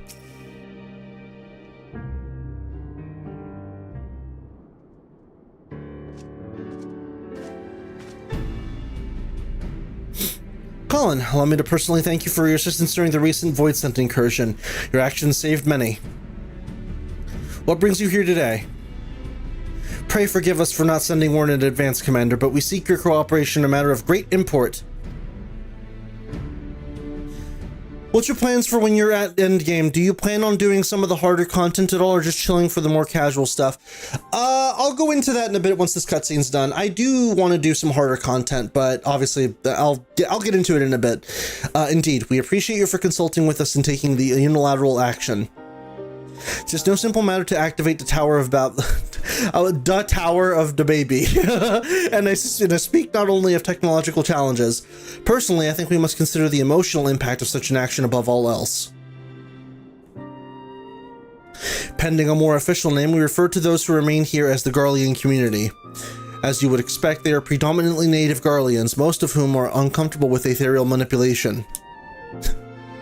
Savage. To compound matters, the trauma inflicted by anima is still fresh. If the tower were to suddenly light up again, it's like to cause distress and reopen old wounds. Anima, you say?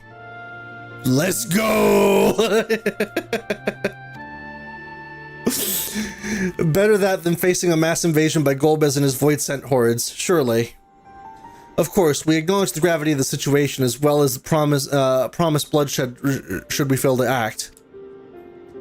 Yet even were we to convey your warning to the public, many simply do not understand the workings of magic or the rift. They will struggle to comprehend why they must be forced to relive personal horrors for the sake of something they cannot imagine. What's there to imagine? Haven't these people seen Void Scent with their own eyes?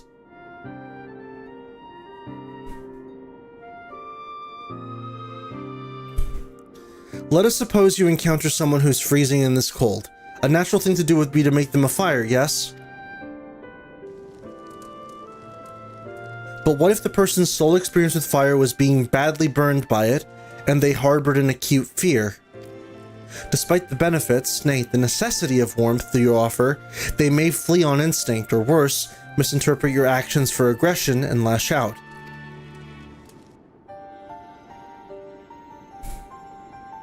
So like the fire that torments this individual, the Tower of Babel torments the people of Garlemald. Yet we cannot afford to falter here. We must find a way to help them overcome their fear. I agree. To that end, the contingent will assist however we can. We should speak with Alphino and Alize. With the rapport they have, established with Garlean people, I dare say they can provide us with valuable insights. In the meantime, Orionja, might I ask that you remain here to oversee the technical aspects of the tower's activation? And now both of us freeze. Nah, I get being petty about, not even petty, making a joke out of it, but unironically, it is a like irrational kind of fear, right? Like, the Garleans have ever only known ceruleum and physical means to like manipulate things, and they see people that can manipulate Aether as savages because they themselves can't do it. So to them, us just casting Faraga fucking Fire 2 out of our hands to light a fire is like, what the fuck? Like, you shouldn't be able to do that. Like, I understand it, right? Also, say hello to revamped Nuva Clara. He is, wearing awesome barding. I like it.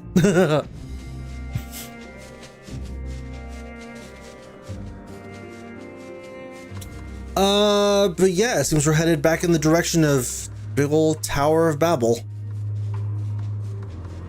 Yeah, I mentioned it last part, but this area's music is really haunting still.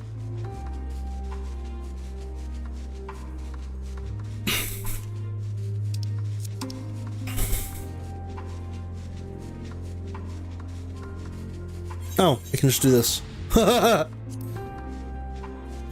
Imagine driving down the road in your car and seeing someone with twinkling lights hovering around their hand. You'd probably freak out too. Yeah, unironically.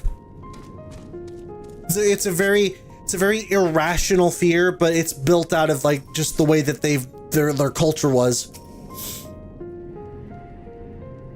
Also, hello again, Alphino and Alize. I thought I had said goodbye to you.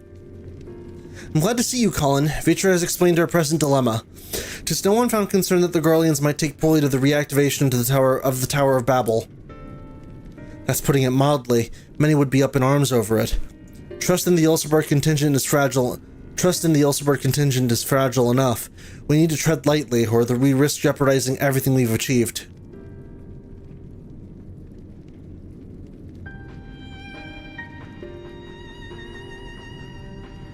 Trust again.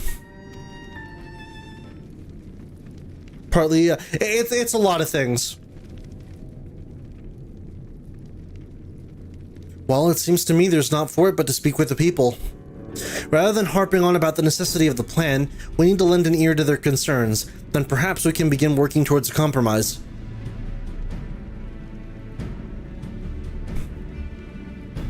In that case, I'll take you to meet the community leaders. They're at the station called Senatus, near the Senaculum Imperialis. I would be honored to speak with them, though it would be prudent to learn where the people elsewhere stand as well, but that I will leave to the others. Save Zero, might you accompany me? I'm sure those in Tapper's Den will have their own opinions. Alphino, if I may drag you along. Tertium, we leave to you. You're no stranger to the people here, so it should take a little prodding to convince them to speak freely. Sure thing. Then it's settled. Once you learn what you can, let's all meet in Forum Solius, where we'll have what I hope is a productive discussion.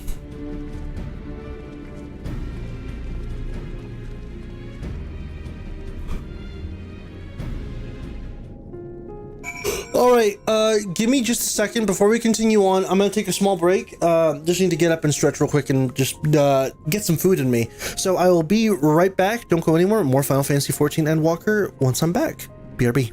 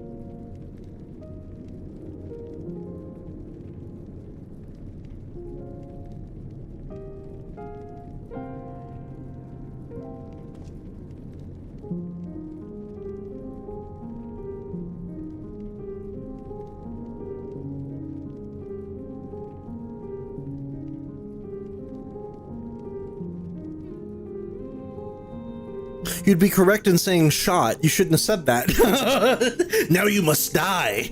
Anyways, welcome back. Let's continue on and talk to the people of the train station here. So let's see what we got.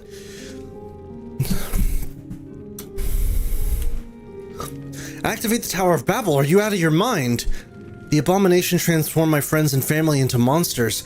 I can't even bear to look at it whenever I step outside. If you want to do something for us, tear the bloody thing down. Oh, that's certainly a take.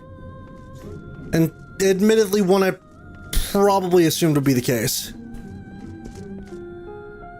Let's talk to this guy.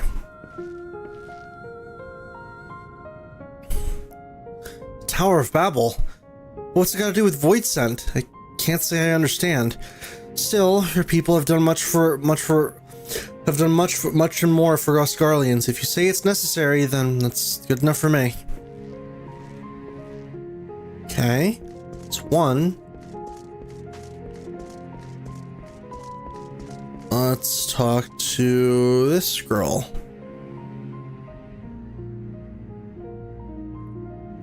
Whatever its present state, the Imperial Palace was once the pride of Garlemald. I mean no disrespect to you and yours, but shouldn't the Garlean people be its caretakers instead of foreigners? Though if we dared speak this to some of the contingent, they might make assumptions, cut our rations, or worse. No, forget I said anything, please. Oh boy, is this really how some of them feel? That's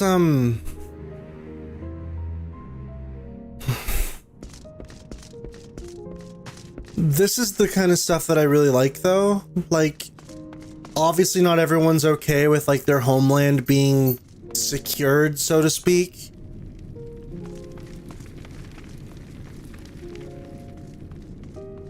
But obviously they don't have the manpower. Like, I get the concern, right?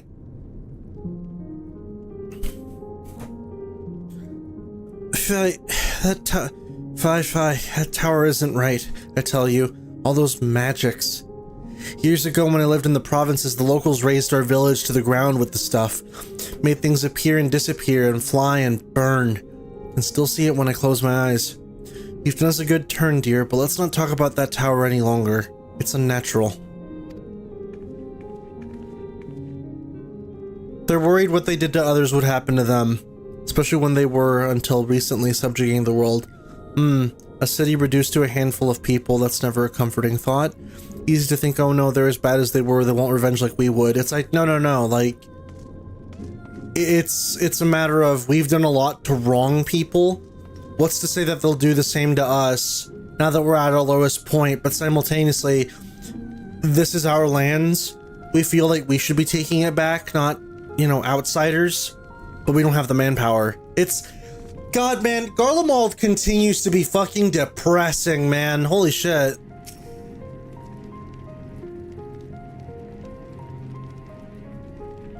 No, stop it. The tower is evil. It'll turn us all evil. I don't want to hear it. Leave me alone. Ugh. Yeah, as a society, I don't see a future where Garlemald recovers from this. Like, I was kind of hoping that Endwalker post-game would kind of show me, like... I was really hoping that Endwalker endgame would show me, like, Garlemald on the up and up and trying to recover. And don't get me wrong, the contingent is doing what it can, but when its people are still so...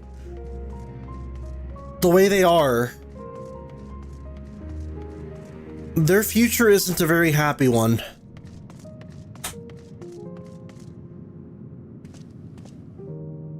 Hunt train? Oh yeah, there is a hunt train going on. Next mark, Garlemald.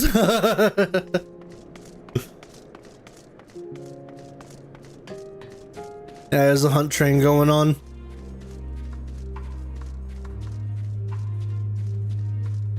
Follow them?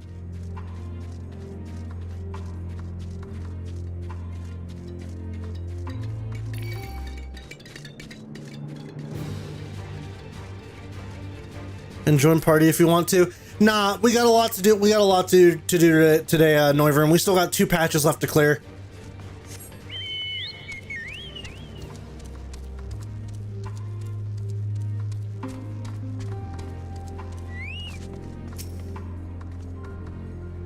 Oh, yeah, I'm doing it all. Some people more receptive than we did. I can't really, oh man, can't really say we did. Yeah, Inji, you're on Twitch, so you can't see the thumbnail, but she approaches. Colin, may I present to you Lords Gnaeus and Medius, magistrates of our political council. They have been spearheading the efforts to establish a new system of government here. When we raised the subject of the Tower of Babel, they insisted that we speak no further until joined by the representatives of the Ilsebar contingent. I see Alpha No and Alze have yet to arrive, though, so perhaps we should wait. It doesn't matter if only some of you are present. We simply wish to make one thing perfectly clear. The Tower is the manifestation of Garlean ingenuity and authority. It was once the abode of the Imperial family, and it will forever bear tremendous cultural significance. It is insulting enough that we have had to suffer foreigners occupying it under the guise of rendering aid, and now you propose reactivating it? Nay, we have had an... God.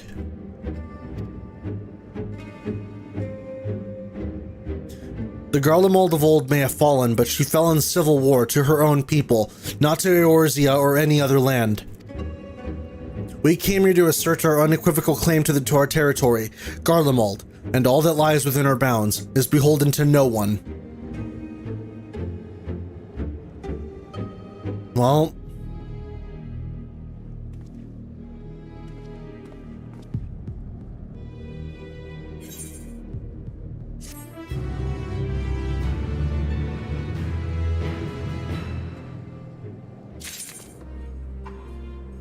I can't say I wasn't expecting that response.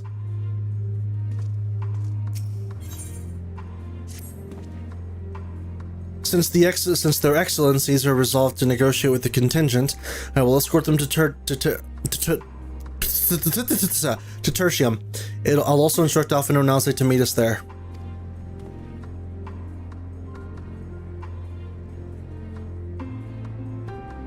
Lord Medius, Lord Gnaeus, by your leave, my comrades and I would speak with the residents of Senatus.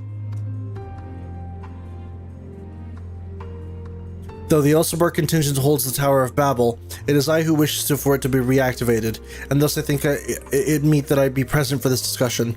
Yet my understanding of your people's hardships, of their hopes and desires, of their dreams for the future, is sorely lacking, and in my ignorance, I would struggle to contribute. Lest you worry, I will not plead our case to the community in your absence. I wish only to identify the common ground, upon which we might build a relationship that sees us overcome our differences. Very well, but know that the guards will not hesitate to escort you from the premises should they judge your actions to be inappropriate. Do you have to see that?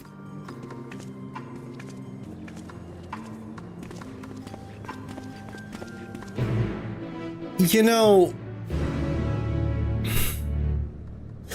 interesting thought here. One has to wonder what all those titles mean when your country is in ruin.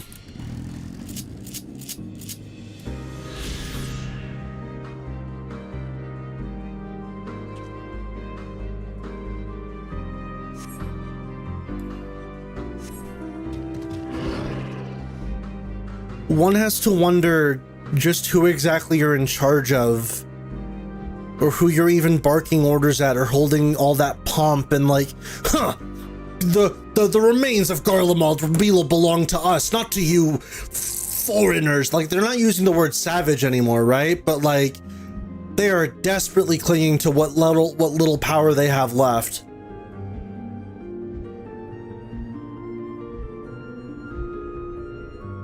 It's just, man, it's weird, man.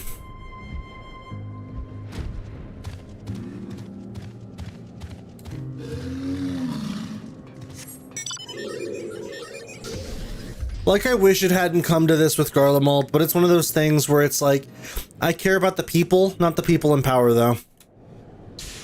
The people in power seem like they're forever happy to just stay stuck in their ways. Here it is, the Senatus. A temporary refuge for political dignity. Oh, well, how about that? I'm given to understand that outsiders are not normally permitted so much as a glimpse inside. We should consider ourselves fortunate to be given this opportunity. Trouble. As do I, zero, as do I. Alright. Let's go.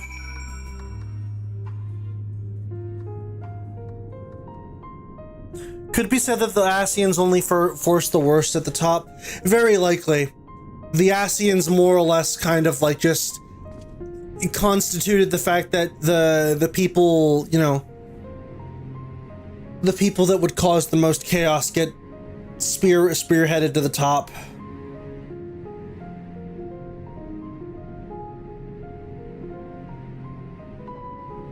Also, give me a sec.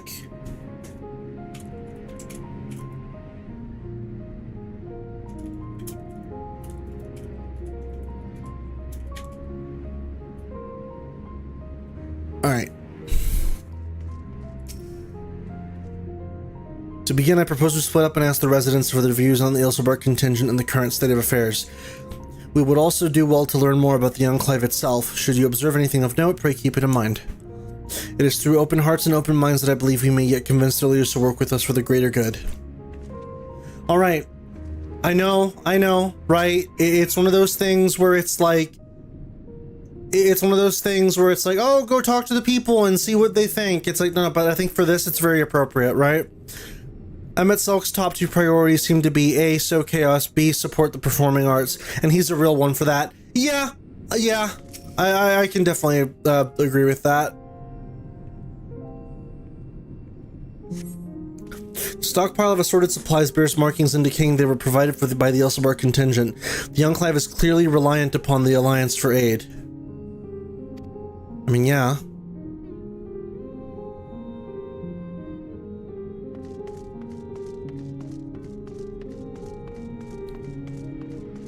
So it's like, as much as they don't want to, they have to accept the contingent's help.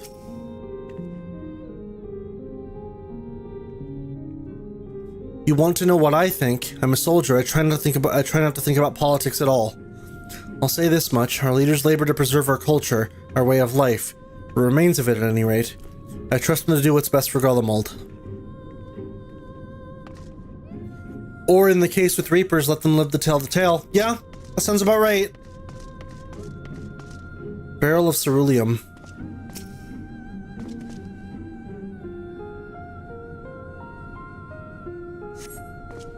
You recognize the large casks as the very same you and your comrades used to transport ceruleum from Lapis Manalis.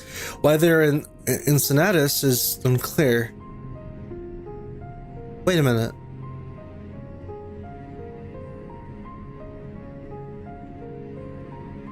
Why are these barrels here?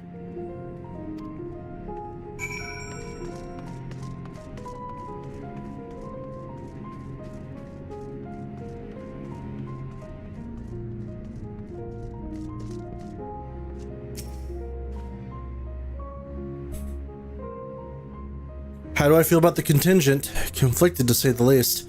I've been tasked with the distribution of supplies, and I know as well as any that we couldn't survive without outside aid. Be that as it may, even though the Empire has collapsed, we have our pride. People don't want to be beholden to others forever, and there's no denying that it chafes to see our benefactors occupying the Imperial Palace.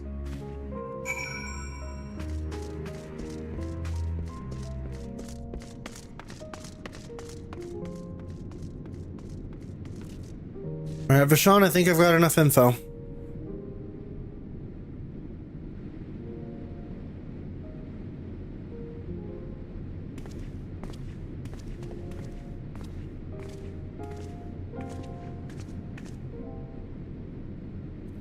Finished touring the Enclave, have you?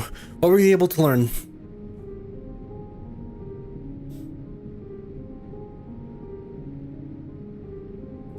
Much the same as me, then. They accept the contingent's help out of necessity, and harbor a measure of resentment. They have only themselves to blame. If they don't like the bargain, they should reject it. It's not that simple, Zero. How many times does it tell you? It's absolutely out of the question. Uh-oh.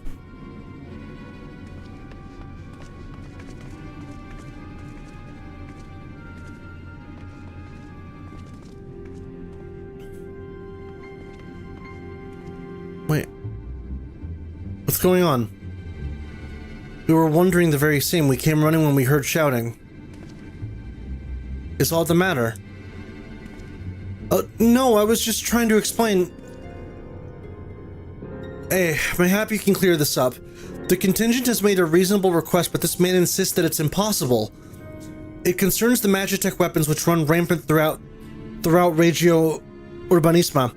Every time we deliver supplies here, we have to dispatch extra men to defend against potential attacks. To address the issue once and for all, we propose the elimination of all machina that loiter near the supply route, but you heard him. They refuse to even consider it. The magistrates have already spoken on this matter. Rampant or no, those war machina are Garlean assets. Furthermore, who is it to say they are as dangerous as you attest? It has been suggested that this could be a pretense to scavenge Magitech material for your own ends. I know not if that's the case, but the fact remains we cannot allow you to destroy them. More speculation by the magistrates, I presume. Ridiculous, but they have spoken. And unless we want to inflame tensions further, there's naught we can do.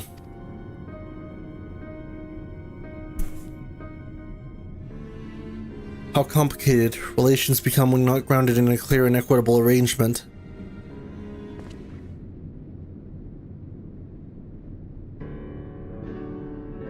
Oh boy. I could tell by Zero's here. While I do understand the difficulty of your position, as a soldier you must do your duty and obey your superiors. I have an idea, but I must first speak with Commander Lucia. May I take charge of this matter? But by all means. Sorry.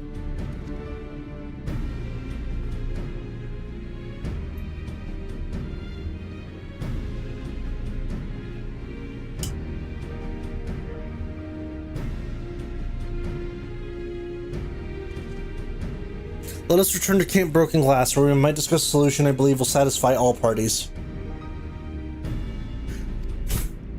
Do these people not know we have our own Magitech now, like Garland, Ironworks, Skysteel Manufactory? Yeah, it's odd. It's odd.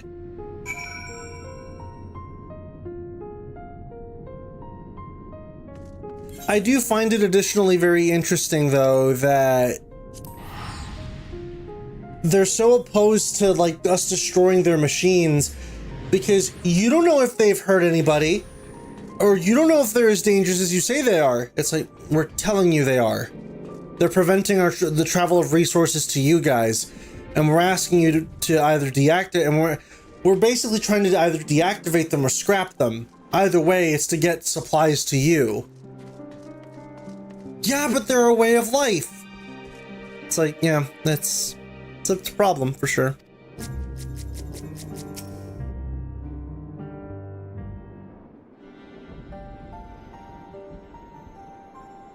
Welcome back, all of you. I pray there have been positive developments in your efforts to appeal to the Garlean community. Mayhap not yet, but there is a method by which I believe all stand to gain. As satrap, I intend to propose a trade agreement between Radzadhan and the people of Garlemald.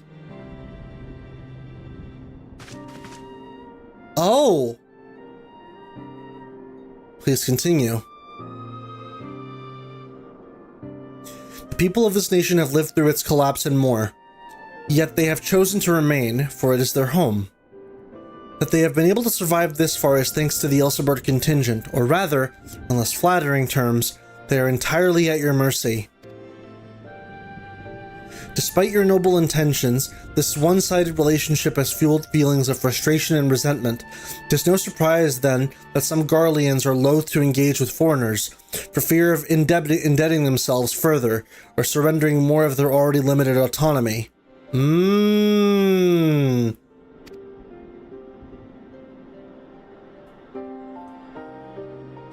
That is why I wish to present them with an equitable arrangement. One that would restore them to their sense of agency after having been forced to rely upon charity.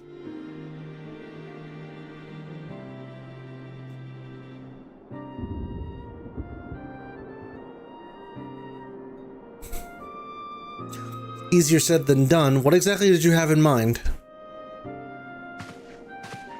Long have Garlemald and Radzat abided by the treaty of non-interference. Freely have we traded with one another, and wished but to continue with this tradition. Man in burning building. Hold off with that fire hose there, Buster. What am I gonna owe you for this? I mean, I'd rather not get into it. Hold on. What did Vashon just say? We would provide your people with such supplies as you require, in return for which you would grant us with leave to use the Tower of Babel, as well as share your Magitech resources and expertise.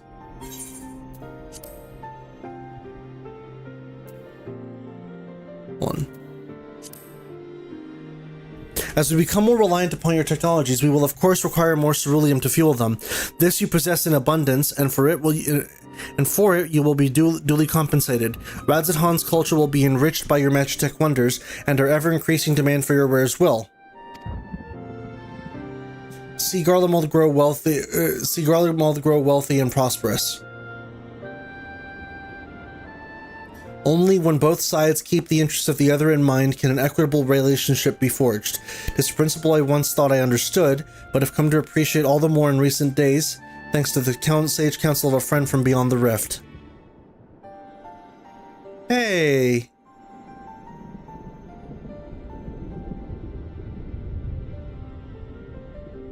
Your Excellency, thank you for your careful consideration of Garlemald's future. Though I cannot speak for every Garlean, I myself see no reason to object to your proposal.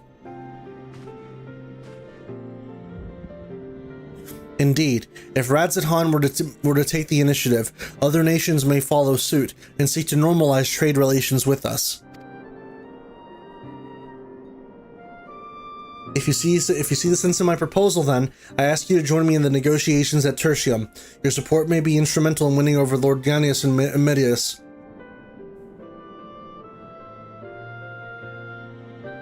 By all means, go with them. I have matters here well in hand. I have learned all that I may regarding the tower's operations, so I too shall hear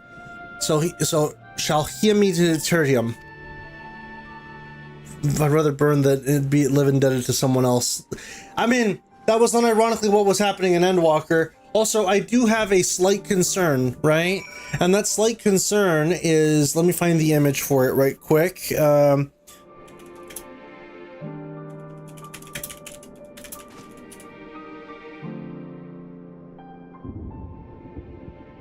So my question is, how long until I gotta find a way to like edit these images like on the fly. How long until Garlemald ends up like this? Where it's like, yeah, Garlemald #1, but it's like they're still like, you know, not that great. It's like, just saying.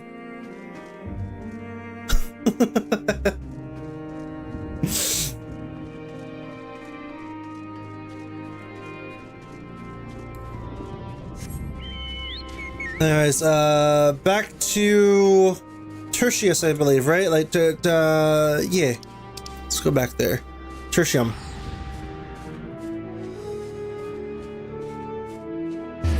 Knowing this game? Never.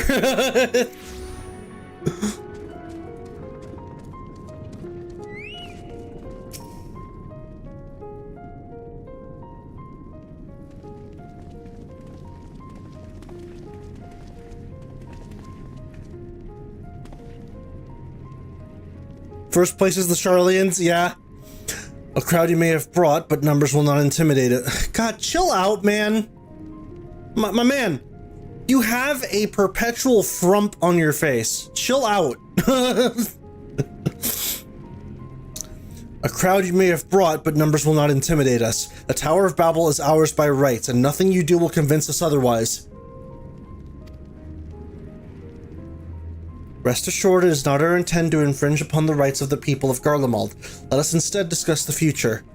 As satrap of Radzat, I wish to establish a new trade agreement between our nations.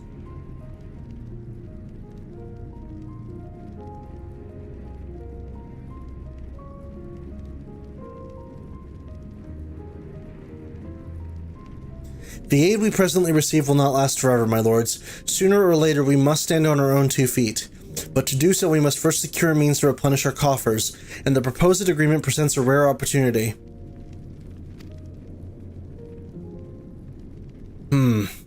Tis true we do not want for Magitech and Ceruleum, and foreign currency will be needed to procure such things as we lack.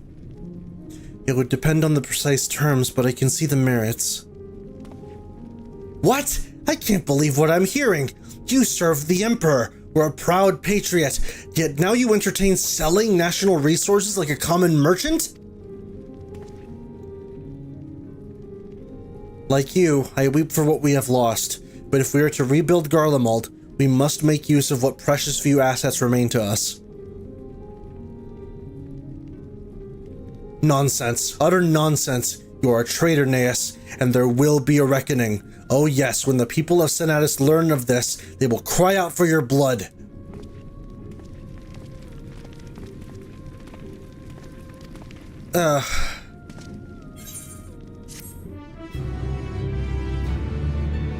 Man, when all 5 people that I still have under my command learn of this, oh, they're gonna be so mad.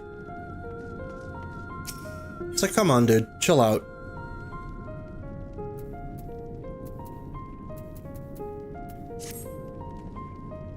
It's far too dangerous for a civilian to be outside alone. We must go after Lord Medius. Let us leave matters here in Maximus' care while the rest of us join search.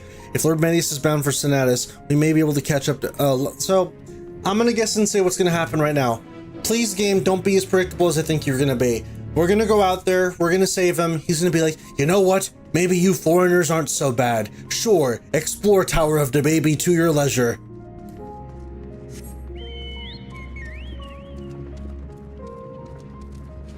Please, game, I beg you.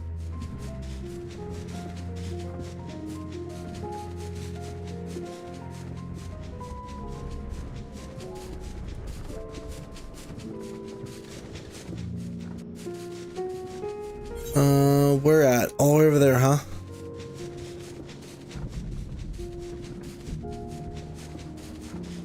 You're dead on, but god damn it.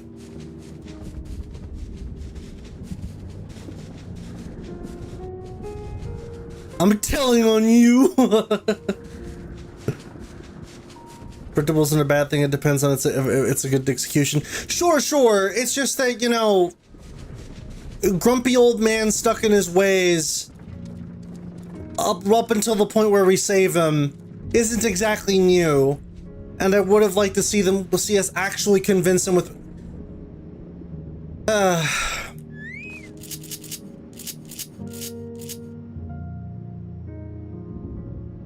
where is it?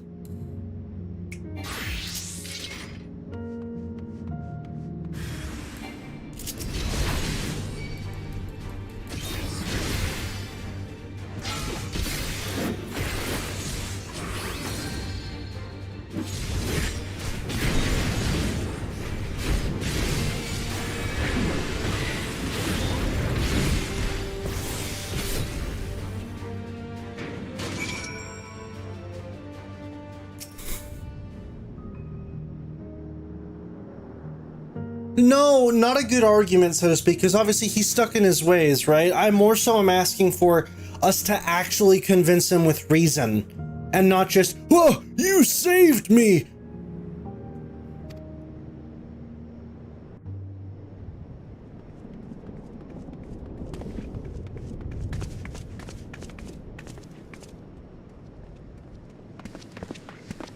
Praise the sisters, you are safe. Alright, let me take this opportunity to snack on some food real quick.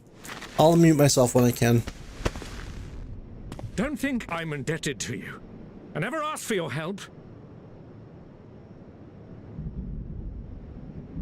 You love Garlemald dearly, Lord Metius. That much is plain. But you're not alone in that. We all mourn what has become of our homeland. Bristle at having to rely upon outsiders simply to survive the cold. Even now, I struggle with fear and uncertainty. Day after day, I ask myself, what is right? Where do we go from here? I've yet to find the answers.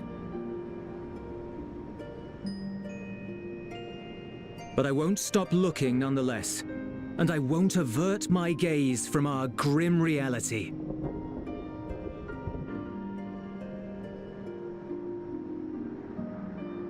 Is there hope for us?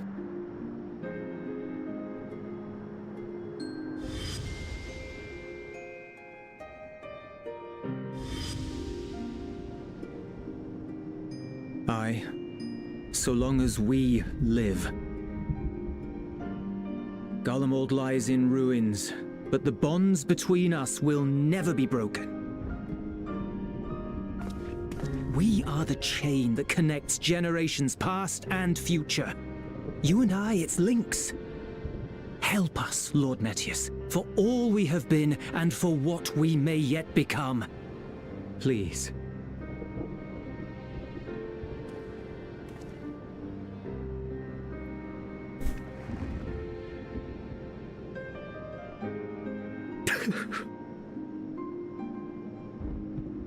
To be lectured by the younger, it ill becomes a man of my station. I will rejoin the talks at Tertium. Might I trouble you to escort me? See, this is great. This is what I was hoping for. Elwipard, I apologize for my discourtesy. I owe you my life, and I thank you. It's all good, man.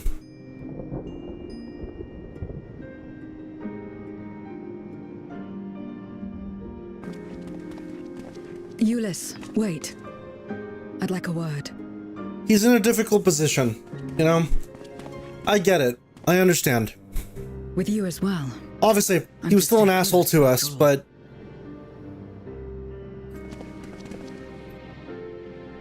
Worry not, we shall see the magistrate safely back to Tertium. Tertium? Oh, it's just Tertium. Duh.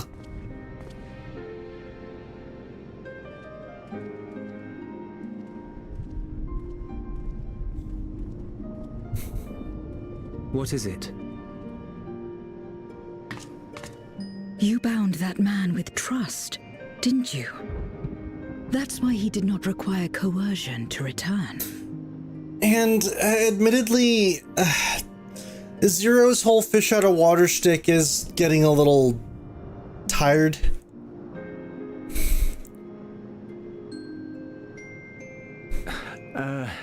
Shall we walk, perhaps? Chilly, standing around here.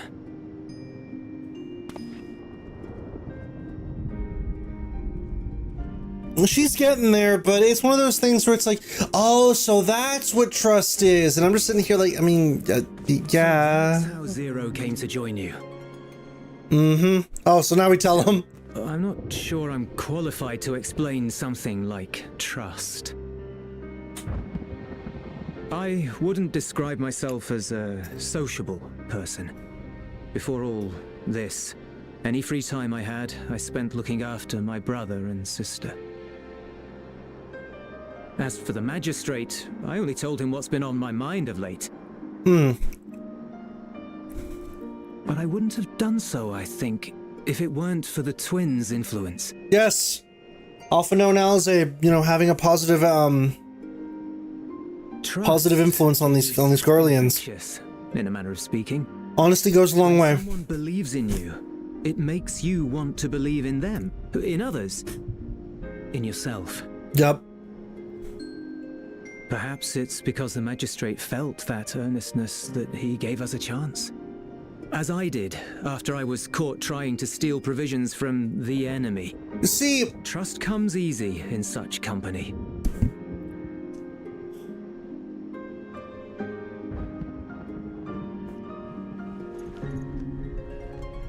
Little wonder my world is devoid of it. Because no one trusts each other. No one trusts in you, and so you trust in no one. And round the wheel turns. Mm-hmm. You make pacts, contracts, you do your duty.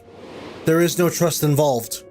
During the Contra Memoria, We had already come to judge one another based on strength and usefulness. You either used or were used. Those who rejected this rule didn't survive.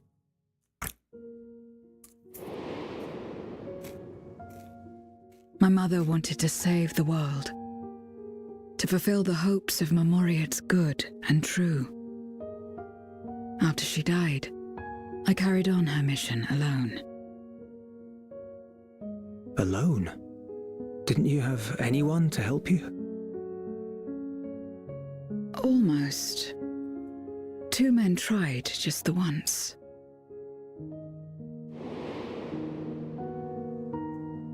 A swordsman and a mage. Yep. Whom I met when passing through a village. They had saved the people there from corrupted Memoriates.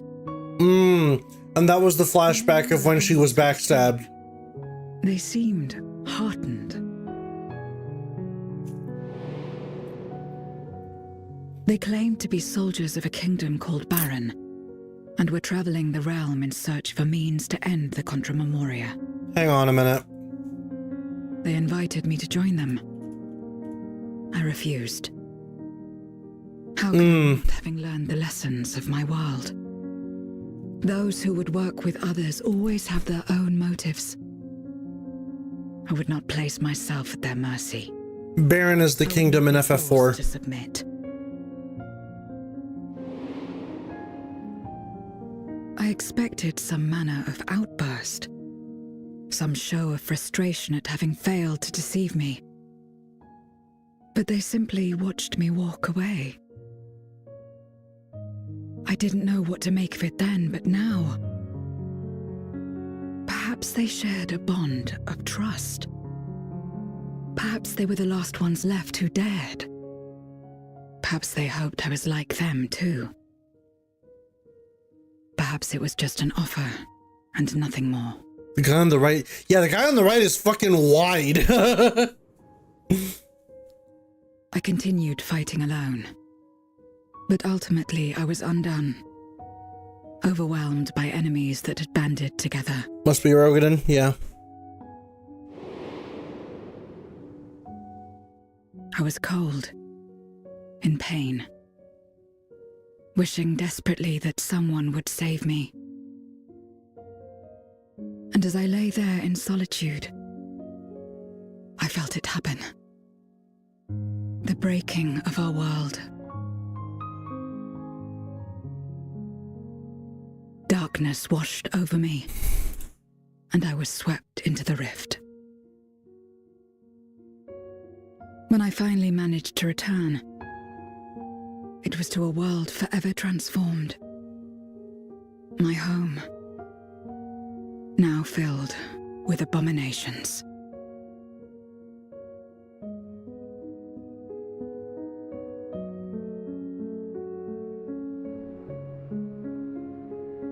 I had a chance to learn about Or Reborn, you might say. Yeah? and forsook it.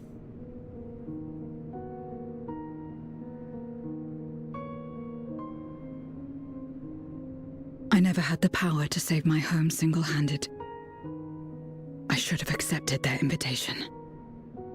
Had I joined them as I've joined you, I might not have had to face the end of the world alone. She tried to solo an MMORPG with no party.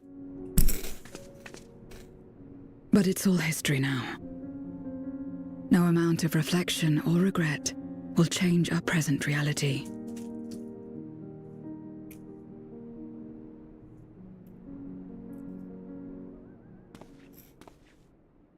Whatever may have happened in the past, you're still here, Zero. Look, I'm sorry! Alive.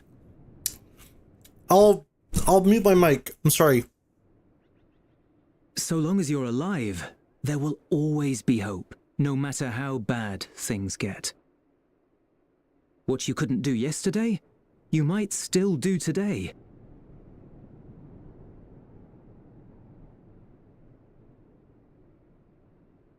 Think about it. It's plain that you've forged bonds with those around you.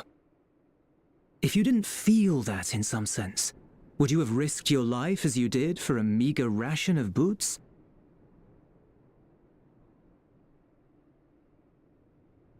I trust you too, for what it's worth. Look, that meat pie looked really fucking yummy, okay? Also, I try not to eat on stream because it sounds really gross. The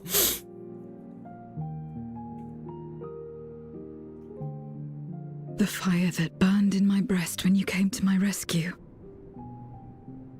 The urge to weep when there is no sorrow. If this is trust, then what must I do? How do I answer mushy peas?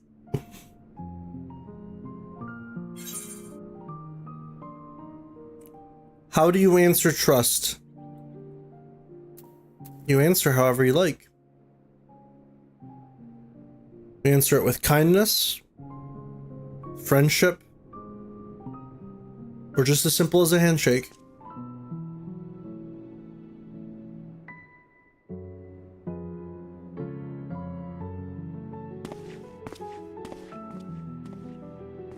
Give me your hand. It's not something you do constantly, mind.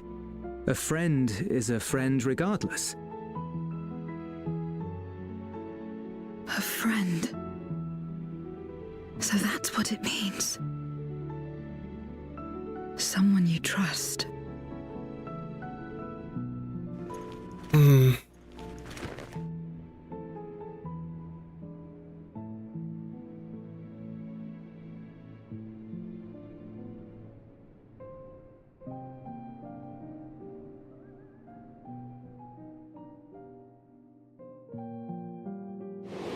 Are we thinking of you-know-who?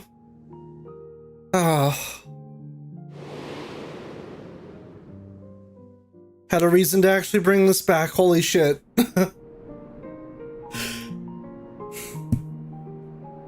Actually got me a bit teary-eyed thinking about Xenos.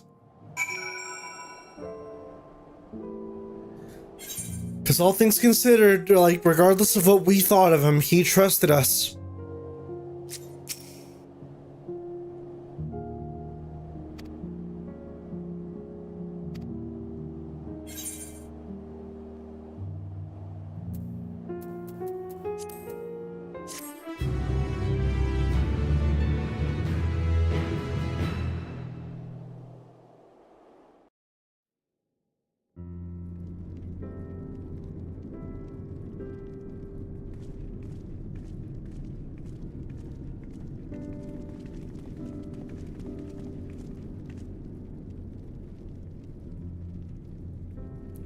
Full glad am I to see everyone returned, and none the worse for wear.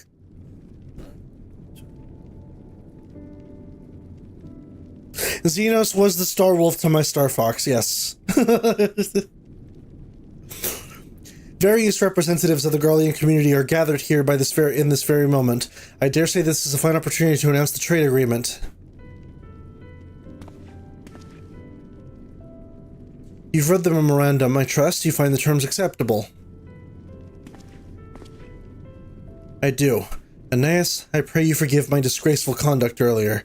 I am ashamed not only out of my behavior, but of placing the burden of negotiation solely on your shoulders in my absence. The big thing to your small shush. Shush you!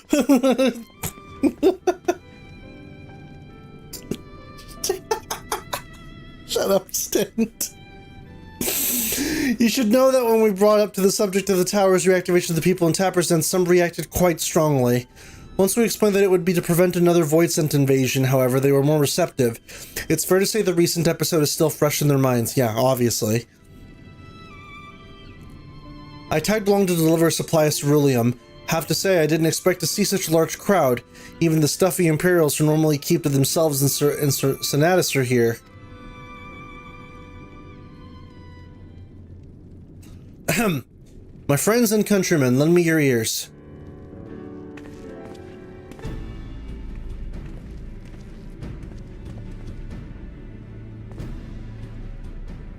I am pleased to inform you all that on this joyous occasion, that we, the people of Garlemald, have entered into a trade agreement with Radzat-Han. To inaugurate our accord, we intend to grant the individuals before you with access to the Tower of Babel. In return, Radzat-Han will provide us with supplies. which shall be equally distributed amongst the settlements of our nation.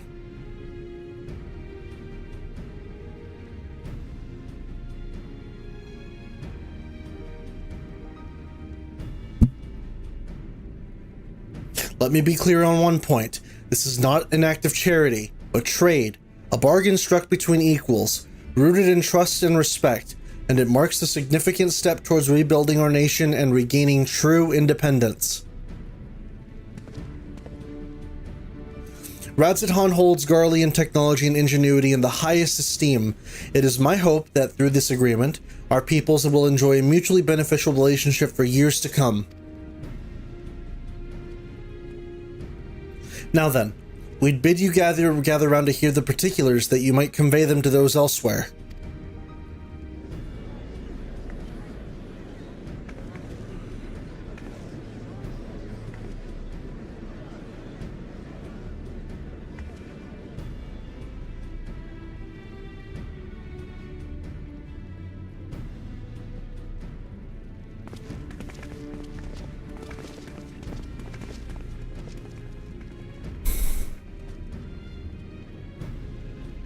So burdened by hardships and trauma were the people of Garlemald that they were unable to imagine a brighter future.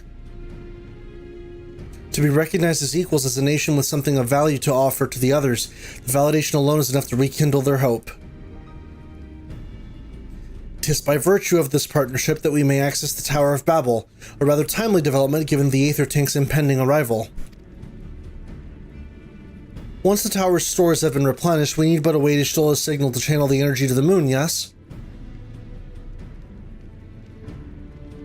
Then you can leave that and anything else on this end to me and Alphino. No need to worry, devote all your energies to the mission in the void.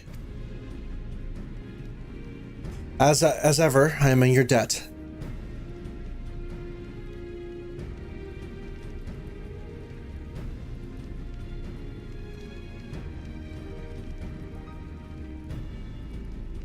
You are good friends.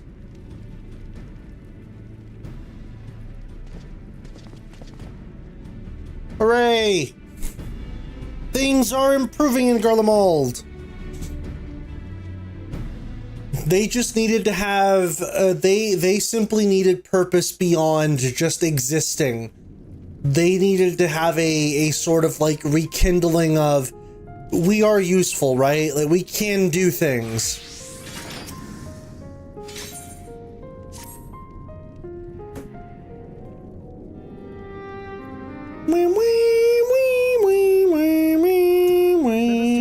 To review matters as they stand.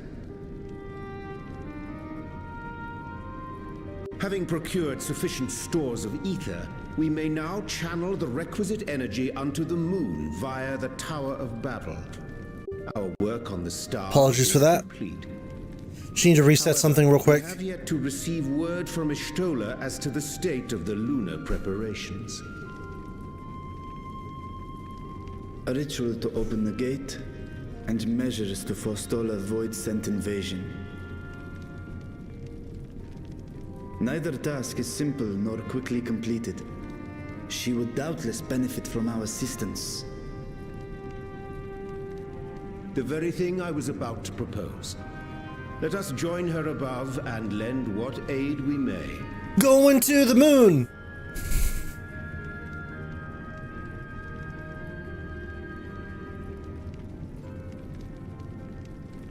Ere we set forth, however, Ishtola did bid me relay a message to thee. As thou art well aware, a key objective of our mission is the extraction of thy sister Ashdaya from the void. God damn it. Held captive for millennia and divested of an eye, she is like to be severely weakened. To make good her escape, she shall require aid. Aid that is best provided by a fellow great worm. A little bit. Yeah, no. You would have me go in my true form. That's right. Very well.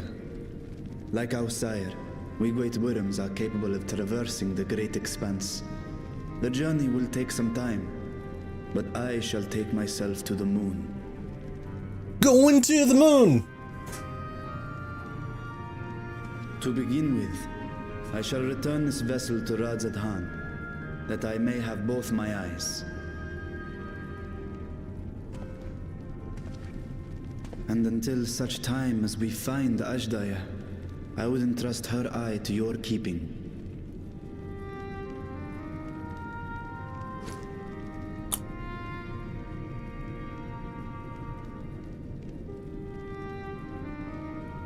Will you do this for me? Do you think that Ajdaya is able to see out of that eye still? Like a sort of etherical link, sort of? And if so, do you think she appreciates A, hey, my bro is still alive, good for him. B, do you mind taking me out of your pocket? Follow Ishtola's instructions. Understood. We'll be ready. Man, the last time I had a dragon eye, multiple people died. Take care, Zero.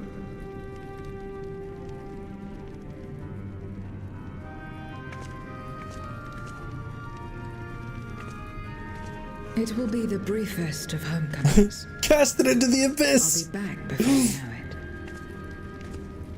it. Do it! Destroy it! Colin turns around. No. In mare elementorum, then. Go well.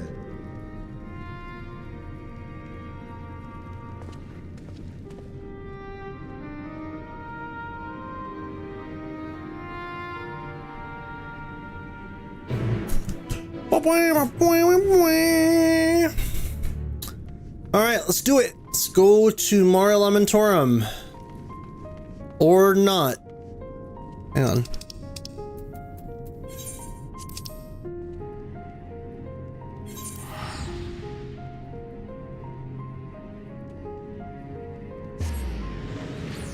Oh, that's far. That's not too far from. Here.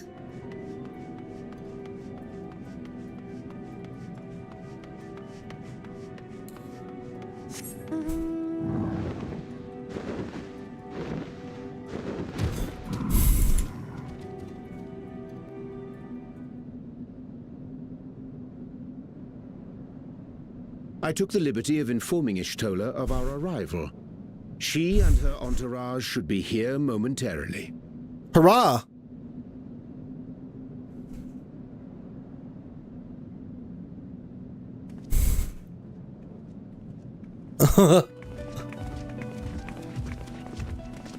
Forgive me. I'd hoped to have everything in order sooner. My thanks for the extra hands. By the way, I recently played a bit of Final Fantasy 1 for some quick test stuff. I go into Matoya's cave and it's literally this theme. Is also en route. God damn it, Stan. You've done well, all of you. For my part, I've managed to prepare the ritual with help from the Watcher. Oh. My aim is to channel the ether from below. This should, I pray, open a gate leading to the moon of the 13th. May I just say how excited we are to be a part of this grand undertaking. The development of the artificial Atomos was one thing, but this is an opportunity like no other. Ishtola even managed to get a loan of elegant treatises on void sense summoning from the prized collection of the Sons of Saint Koinak. The Empire's application of etherochemistry in regulating void gates provided us with many a useful insight for our work, let me tell you.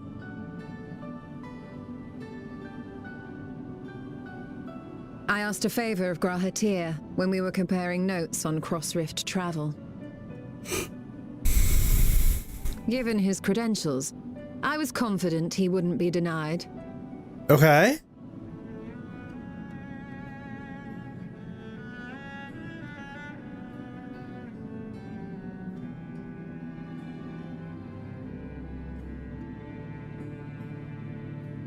The knowledge of our forebears has brought us far, as has our own. And with our knowledge and resources, we shall construct a void scent containment seal on a heretofore unseen scale.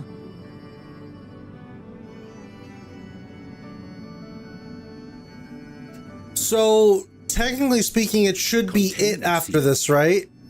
Then thou wouldst make use of... For void scent, I mean. This would be it for void scent, right? A means of holding dark entities at bay is readily available here. 'Twould be remiss of us not to employ it. Because, reasonably speaking, after this, there should be no more void scent coming through. Daniel destroyed.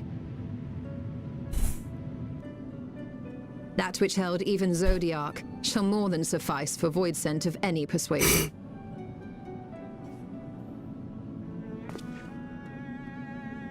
The Watcher is already hard at work, tending to the most critical parts of the brand's restoration. There are, however, a number of concerning factors that remain. With your help, I'm sure we can resolve them. Time is of the essence, so I suggest we continue this discussion as we make our way to the brands.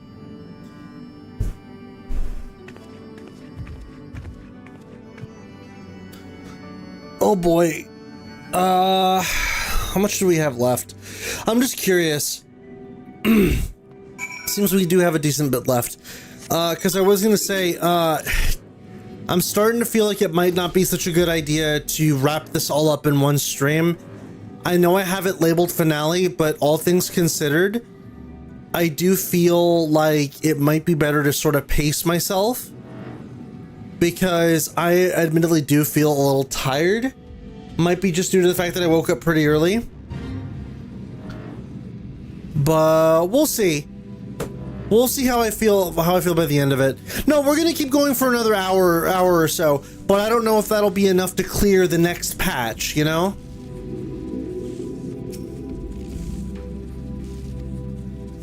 With the Watcher's assistance, we shall reforge each of Zodiac's brands and use them to erect a barrier capable of repelling void scent. Yet, though we expect to be effective against larger beings on account of their original purpose, there is a chance that it will allow lesser void scent to slip through. Therefore, we shall acquire a second line of defense, and I believe the Loporrit supporters would be suitable for this cause. Urianger, Colin, the two of you have a strong rapport with the lunar allies.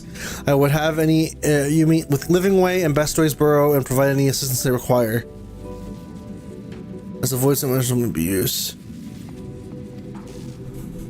You'll get a second wind here in a bit, but after that, I don't know. Yeah, that's the thing, because with the way this is paced, I feel like it might be better to end off today after, you know, whatever big event happens. Save the big event and its conclusion for maybe like, it depends, because I could probably schedule it for tomorrow if all goes well. Save the big event for tomorrow and then proper, like, lead up to Dawn Trail with tomorrow's stream.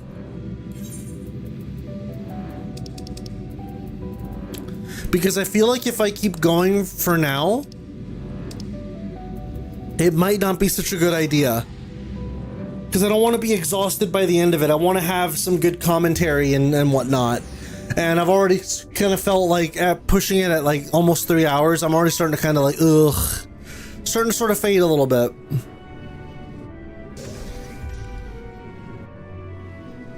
Alright, where's Livingway?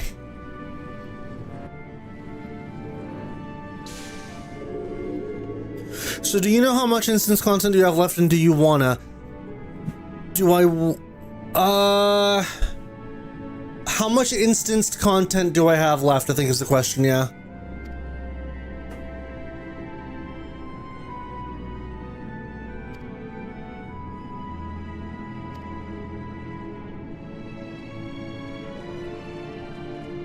Trial, dungeon, trial, solo duty. Okay.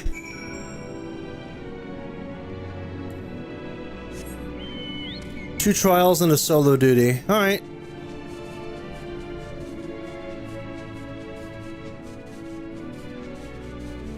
Would you say that it would be good to continue going until the end, or to rather like end it early?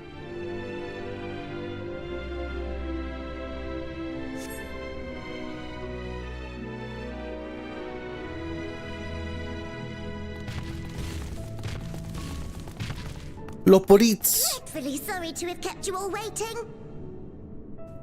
Ending at the end of 5.4 is reasonable. If you're gonna cut it, then cutting after 5.4 stuff is good. Let's get to the first trial and end there, I feel. Yeah, okay, that sounds good. We had available. That's the end of 5.4? Yep, that sounds about right. Alright then, we'll do that. A welcome contribution. Thine initiative never ceaseth to amaze. Oh, stop! You're making me blush. I love Deloperates, they're so cute. Though we have fulfilled the purpose given to us by Heidelin, aiding the people of Aetheris remains our greatest joy. So you can count on us, ever and always.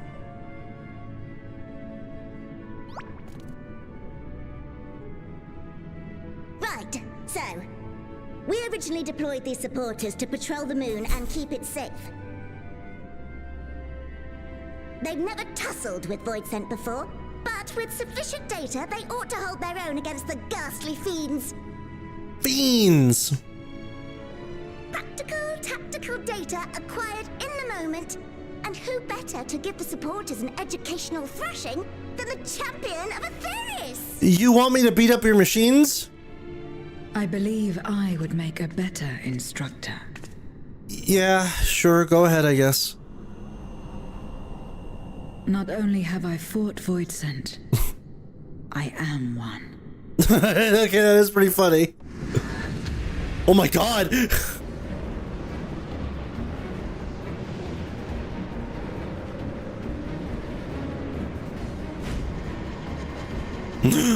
Unspeakable horrors! Ah! Run away!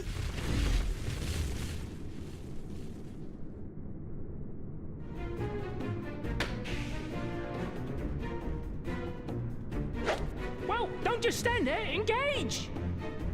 Engage! Engage! Engage!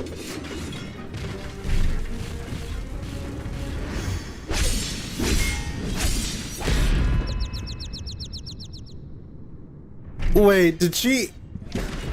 Oh.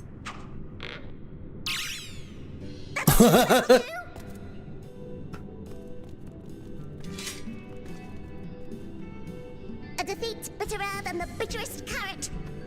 Using this experience, we must enhance the supporters and turn them into Void Scent slaughterbots!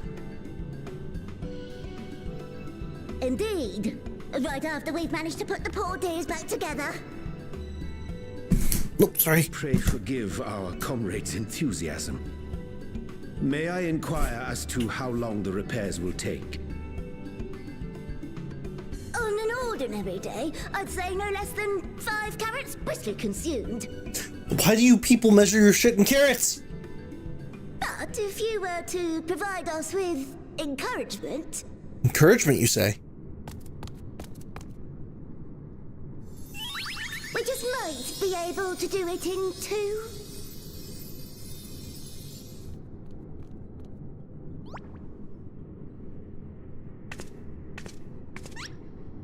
What?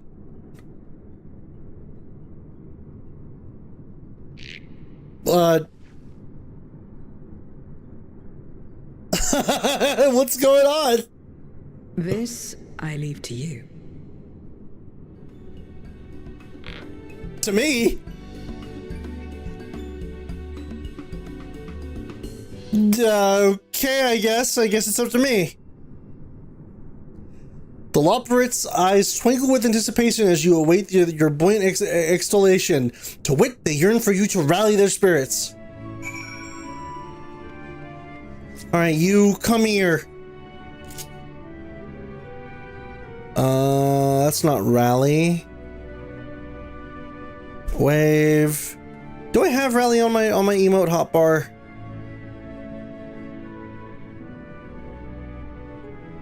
This boat runs on happy faces. Oh, I do have rally.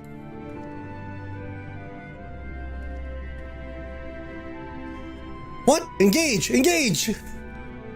Oh, sorry, I was in the midst of... Forgive me, the sight of precision parts is strangely soothing and sleep-inducing, but I'll try to keep moving.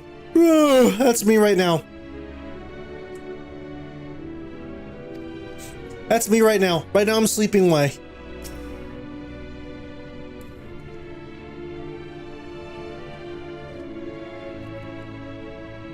What a marvelous feeling. There's nothing like a wild gesticulations of encouragement to fire you up.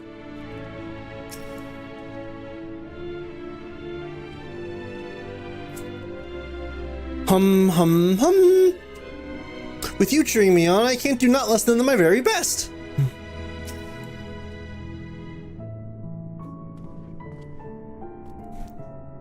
Ooh, thank you very much. You don't know how uplifting it is to have you encouraging us. I mean, showing us the proper technique so we may keep our supporters operating at peak efficiency. My, everyone is in high spirits indeed. Thanks to your encouragement, we'll have the supporters up and running again in no time at all. Pray attend to your remaining busy work and leave the deployment of our new and improved void sent slaughter bots to us. Bwah, bwah, bwah, bwah. We did it.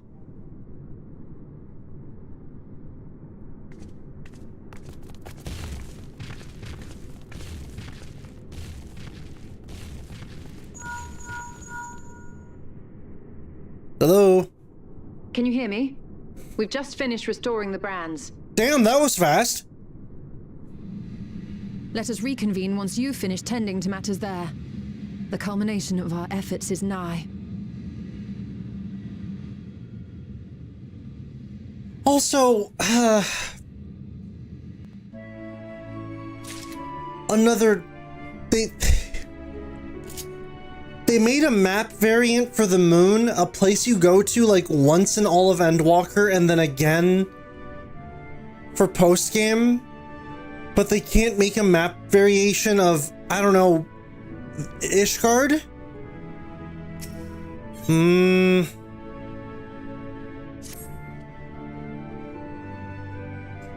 The brains are ready, I presume. Excellent. With the Loporits having deployed their supporters, we are ready to proceed. Let us rejoin Ishtola post-haste and prise open the gate into the void.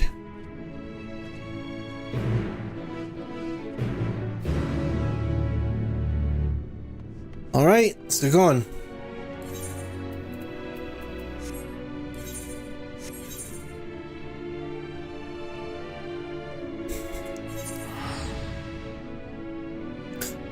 This game is weird sometimes with what it chooses to do and not do.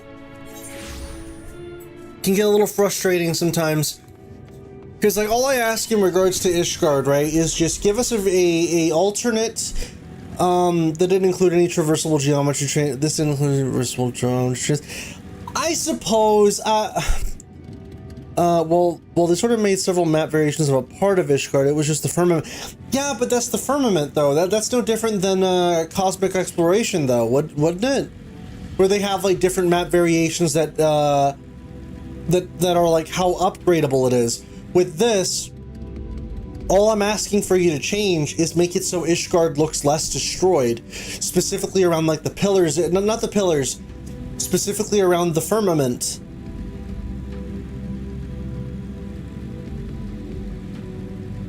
Because like there's like a destroyed fountain in Ishgard that just straight up looks like, oh, dragons just attacked yesterday, but at this point it's like, no.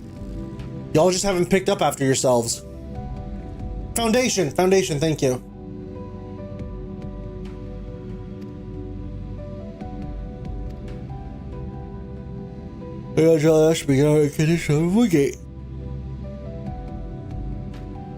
Alright.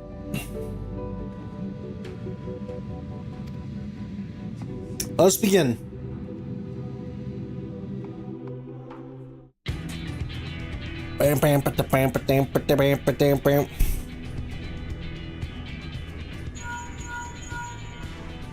Apologies for the wait. The preparations here are finally complete.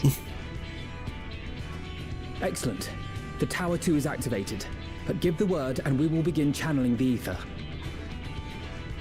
Very well then. Make it so.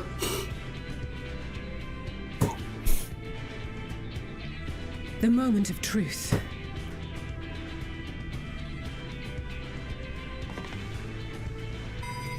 This is your new machinations, by the way. Yeah, I gotta say, I kind of wish that it stayed in, I kind of wish that it stayed in Shadowbringers. This sounds a little out of place here. But this is very much your, yeah, cool shit is happening, music.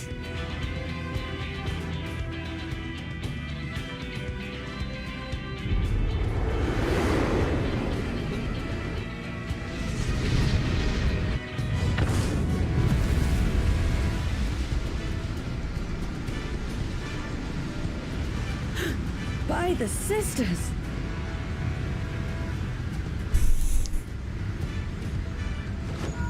Oriange, commence your invocations. 'Tis time to open our gate.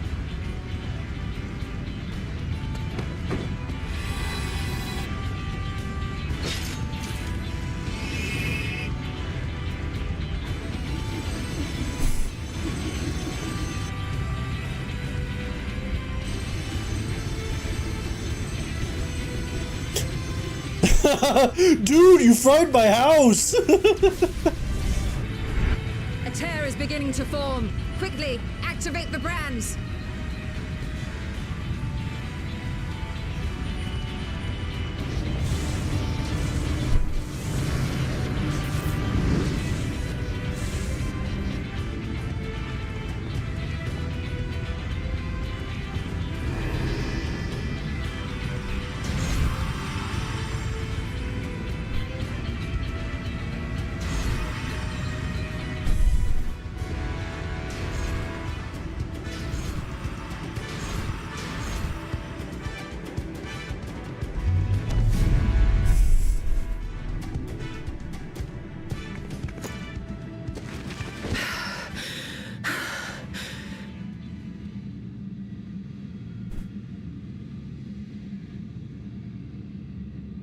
Success. The gate is open, and the seal appears to be in place. Yay! Let's see how well it holds.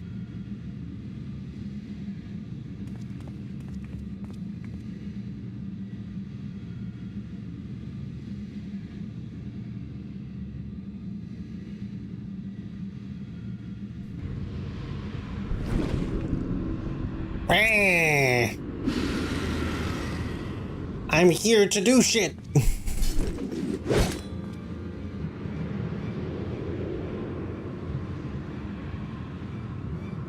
What an enormous gate! Lord GoldPeso will be eager to hear of this.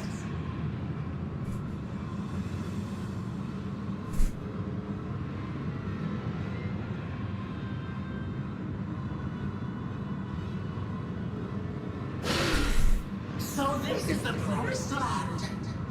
The land of boundless ether.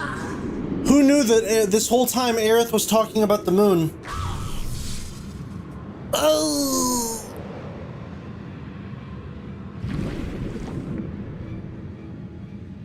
I dare say the seal doth serve its purpose.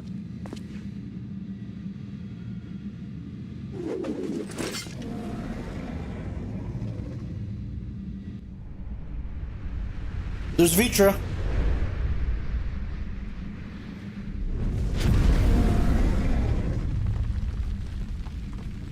I see all proceedeth apace. Remarkable. Indeed. Just this moment, a void scent emerged from the gate.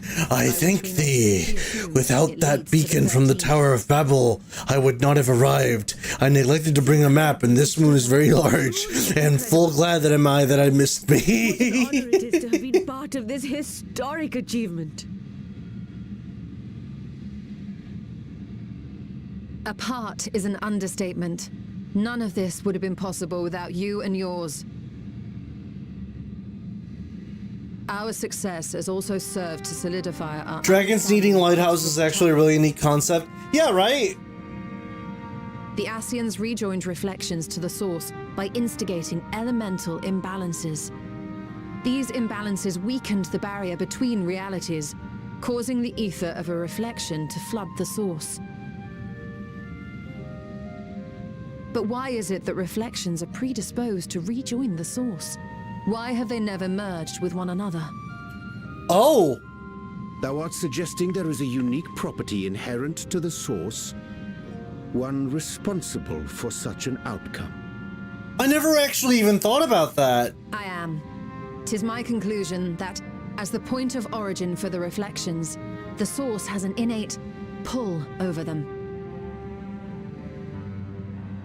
Hydaelyn, I believe, sought to suppress that pull, which is why she was created with the power of light, of stasis.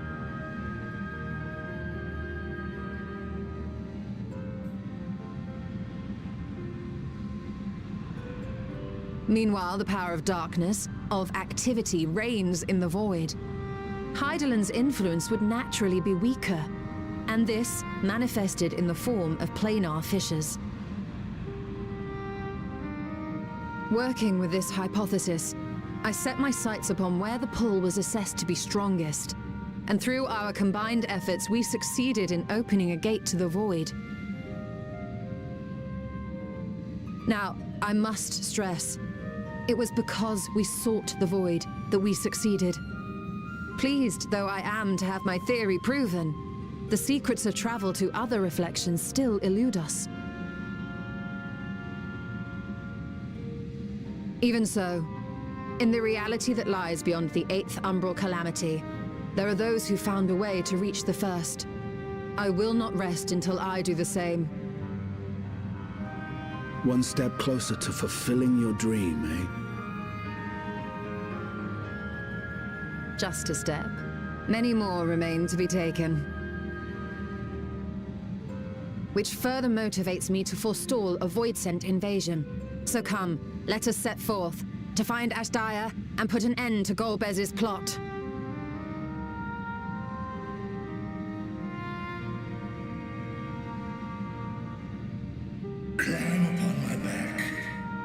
Still workshopping the abstract of the paper she's gonna write on this in real time, right? Because now that she knows it's possible, you know for a fact she's gonna try and get back to the first. Then together with the Loporrits, maintain vigil over the gate. You know she wants to go back and visit Runar. And keep you safe.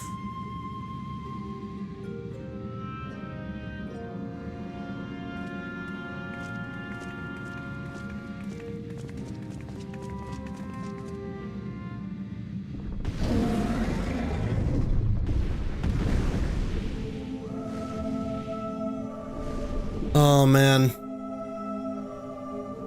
Here goes. Into the void once more.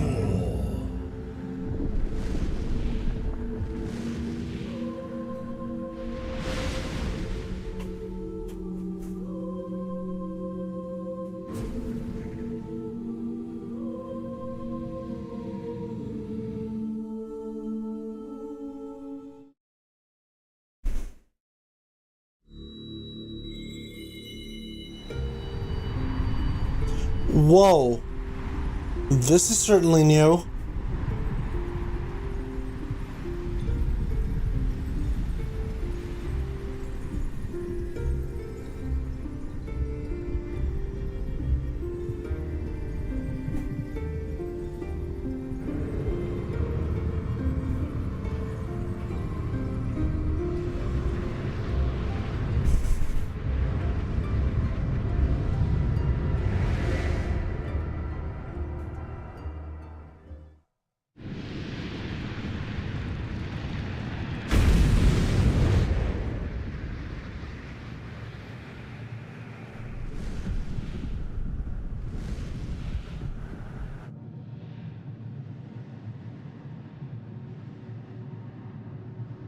It's smaller than I remember. Midsummer just did this, by the way, like without any fancy riff stuff. Yeah, no, Midsummer just did this shit, which is funny.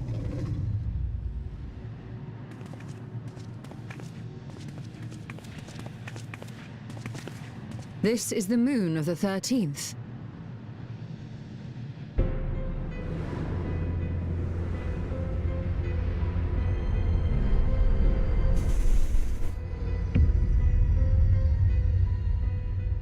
It is. Ever since the flood, it has been a sanguinary orb in the sky. Why the hole in the center? No void scent. A rather more subdued reception than I had anticipated. But unsurprising, given how jealously Golbez conceals the location of his domain. Still, we must remain on guard. One of his minions came through the gate, after all, and more may lie in wait.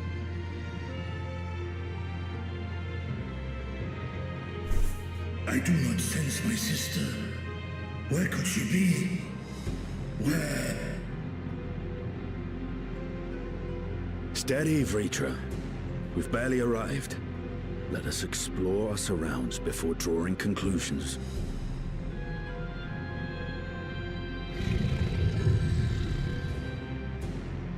Yes, thou art right.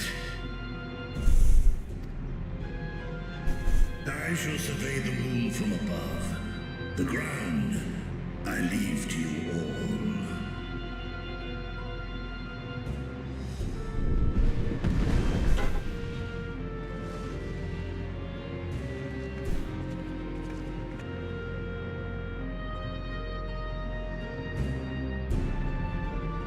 All right.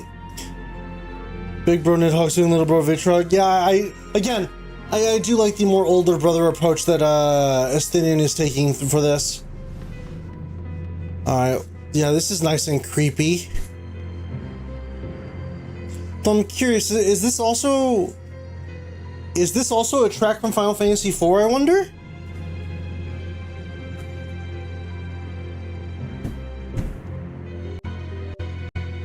God damn it. Hold on, let me just unplug this. There we go. Sorry about that.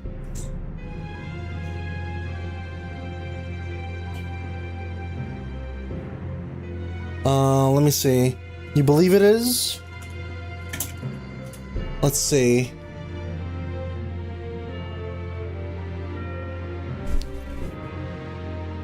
Final Fantasy IV OST, the Lunarians.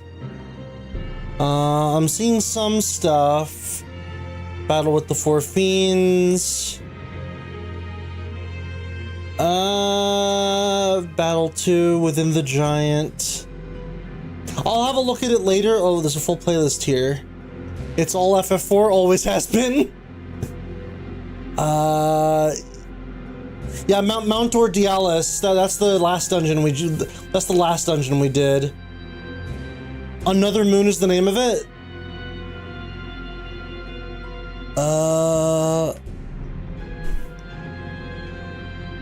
Long way to go. The airship, Troyan Booty, Tower of Babel.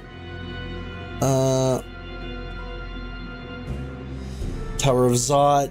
Yeah, holy shit, looking at this now, there's a 14 and there's a 4 and 14 version. All right, let me mute stream real quick and have this play.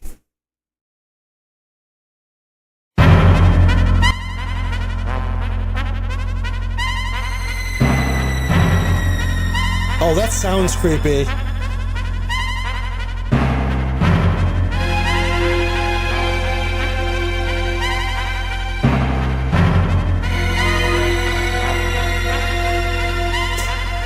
God, the Super Nintendo did a really good job of making really creepy sounding music like that. Like, obviously, I think the Super Nintendo excels at, like, orchestra sounding music, like fake orchestra type stuff.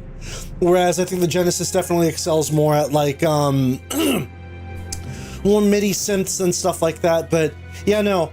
The 14 version is definitely much more eerie sounding, as opposed to the FF4 version that is a lot more... Whoa, like, whoa, like, yeah, discordant is a good word for it. Point of interest, let's see this. The surface of the moon is a grim shade of crimson, a consequence of the flood of darkness, perhaps.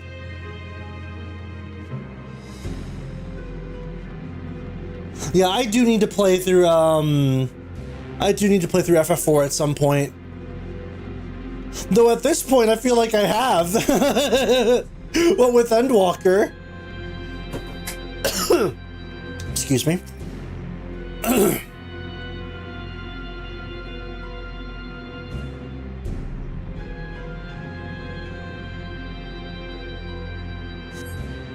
No matter how you strain your eyes, you spy no signs of life. In all directions extends a desolate waste without end.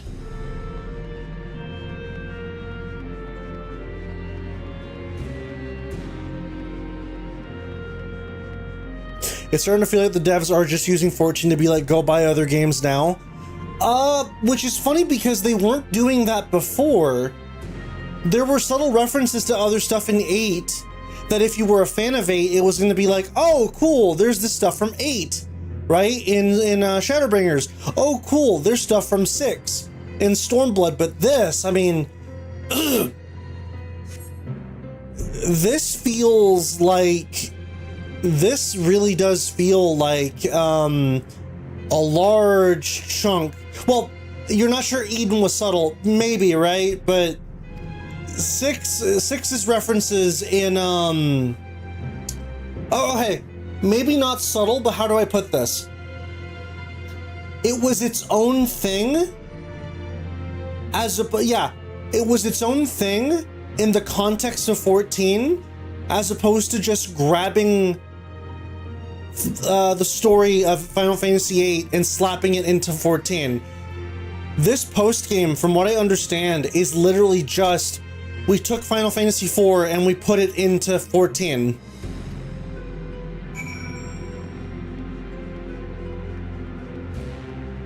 Like, I imagine for fans of Final Fantasy IV, this is cool, right? But I can also imagine a bit of a, oh, it's just Final Fantasy IV, you know? You think 4 is Yoshi P's favorite? I wouldn't be surprised. Probably something of a love letter? Yeah, I could see that.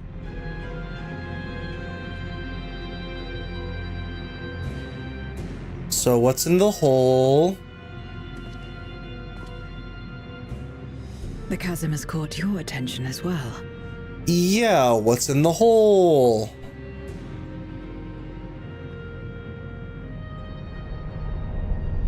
Oh, wait a minute. There's some manner of structure below. Worth a look, wouldn't you say? That is not at all like our moon. I too sense something here. This pit much resembles the cradle of darkness on our moon, where Zodiac was once imprisoned. If this place serves the same function, then a fragment of his power must have been sealed in the depths. Yeah. Strange, though. When Zodiac perished in the Source, I presumed that every aspect of him was thus unmade, and his power scattered. Oh shit, But wait. it's unmistakable. The darkness that permeates this abyss. Could a trace of him yet remain? Or is it something else?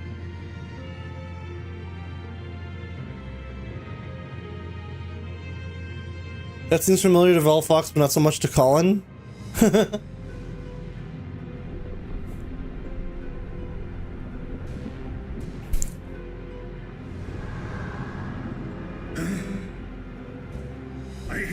If you know what I mean.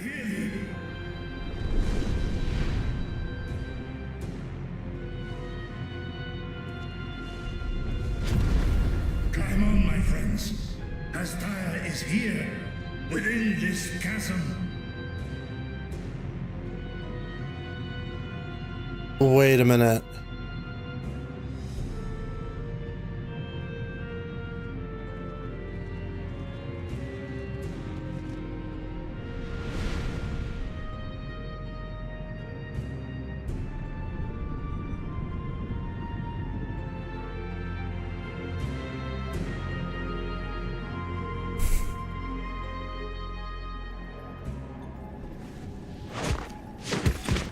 Ah, my knees!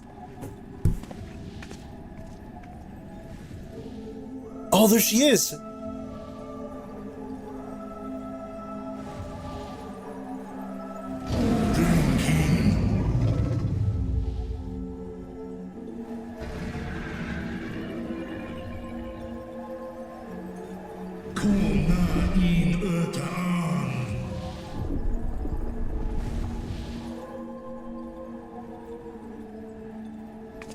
You were entrusted with Ajdaya's eye, were you not? I was. Also, not for nothing, guys, I'm kind of shocked that as several cutscenes will now play in sequence wasn't given for like a decent chunk of the section.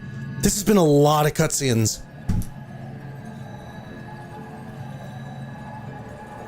This is the first time we've heard Vitra speak Dravanian, isn't it? I believe so.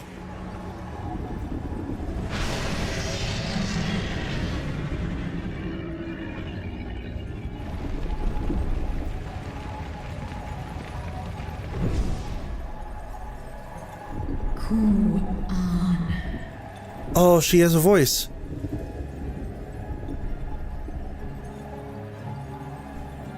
Oh, wak home Erta. Li Tao An Kin Sis Dies Ishom in Fesk Nuan Ik Hes in An Ka An Fesk Wes An Ul In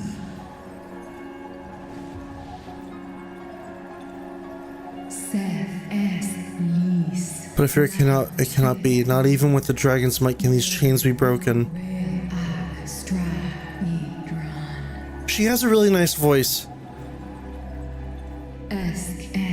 For they are forged of the very will of the man named GoldPeso. Oh, so we just kill GoldPeso and that's it. So this is indeed GoldPeso's domain. Cool, we just gotta ice GoldPeso and we're good.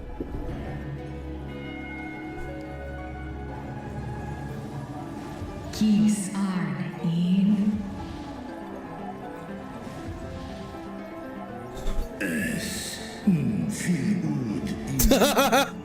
Brother and sister way. In a Bahamut and Tiamat way. Yeah, Bahamut and Tiamat. Sis Esk Dir Amtar. Though actually, no, because I think Bahamut and Tiamat were also lovers, quote, so to speak. But I think Tiamat, Azdaja and Vitra are just siblings. Like no love stuff going on here. I think it is purely like a brotherly sister kind of thing. They reproduce sexually anyway. Fair point.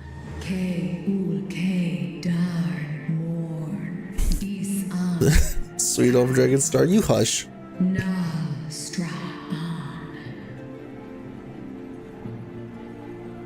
Nartal King in Ice Athan Erndran Esk Taian I'll call Hes in Hes Noble mortal with whom I built a nation of rich diversity. Have you seen the dump truck dragons? Leave it to Noivern to do this.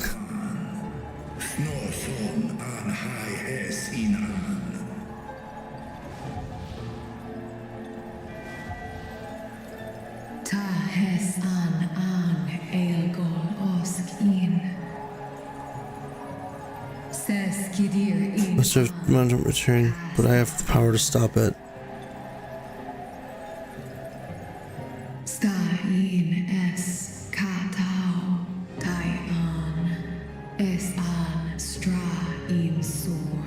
Aww. Poor Azdaja. What now then? Does this great worm intend to remain a captive meal for all eternity? Not daring to test her chains. And there's Big Bro Nidhogg.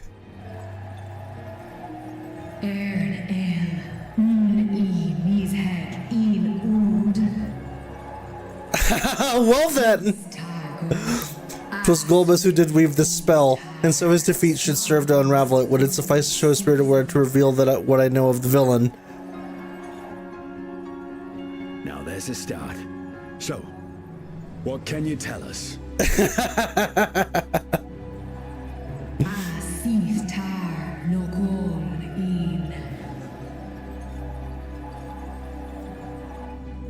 Do es I nesh igor sorn ka som mo go. Estinian use taunted had no effect. I'm more like that Azdaja compared him to Nidhogg, like you're about as like blunt as Nidhogg is. Well, and there's big bro Nidhogg, yeah, pretty much. Near and dear to our enemy's heart.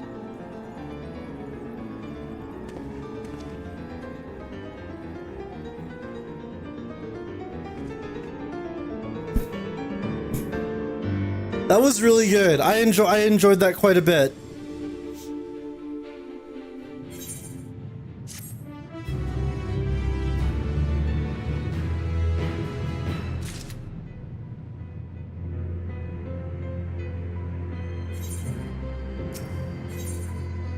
Abyssal Dark. The others have already begun searching for clues. Let us do the same. I'll take charge of this area if you could see to the south. Alright, let's go.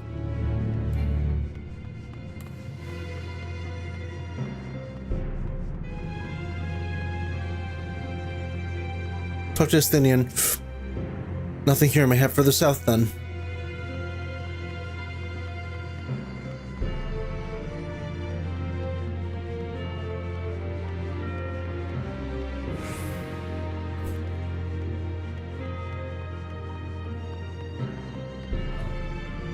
Point of interest, a poi.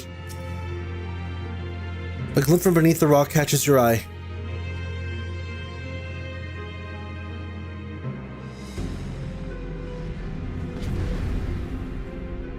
Did you find something? A crimstal. A memoria. But whose?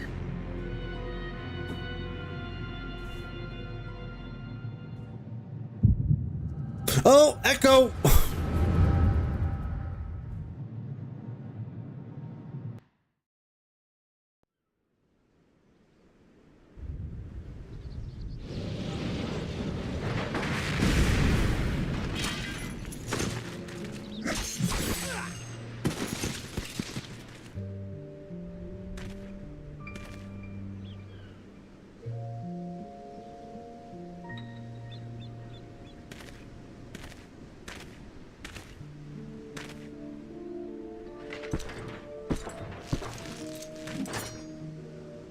You have lied, pillaged, and murdered. Have you anything to say in your defense?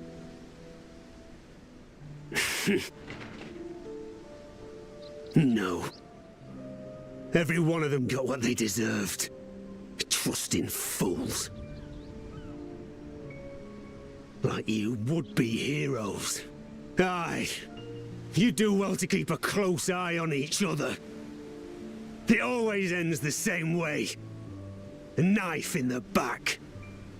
And better to have the handle towards your hand. You'll see!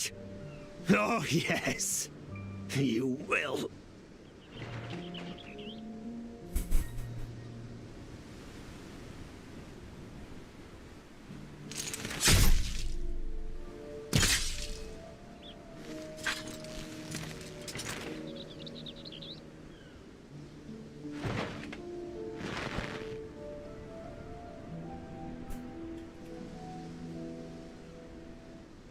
Depraved memory, it sounds funny, familiar. Bring myself to pray for the unrepentant. You're a nobler man than I.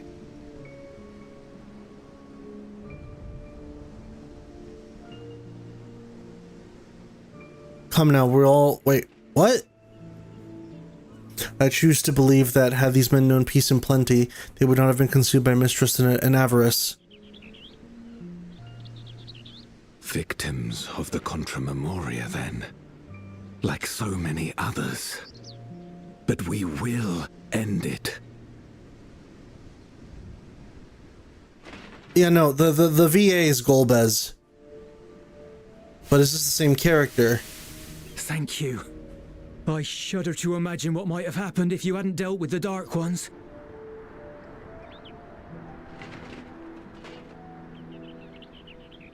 Who's that? Oh, her? She's like you, I hear. Hunts memoriates taken by darkness.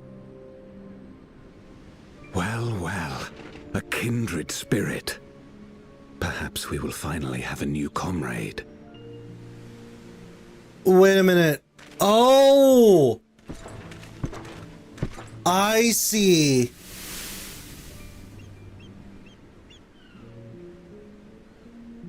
No. I've no interest in working with others. Much less someone who looks as suspicious as you. But who is me? Is that so? If there's nothing else, I'll be on my way.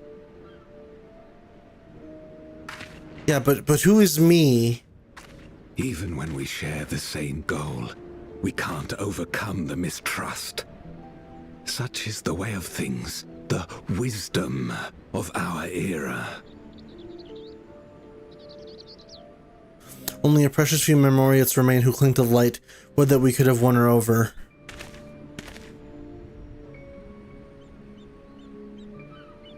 We'll make do, old friend.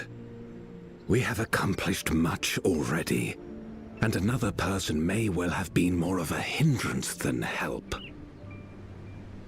Now then, our work here is finished. His Majesty has summoned us, so let us not delay.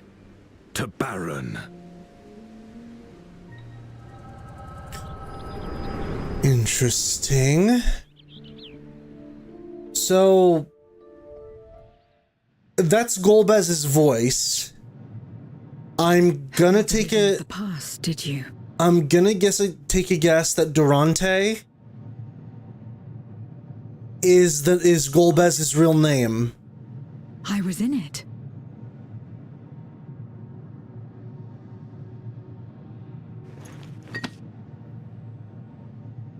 It's them. The pair I met in that village. Which means the one sealed in this memoria is... Not Golbez, the other guy. Hi, GoldPeso. So, you have come. You who would oppose our crusade. Tranquilo.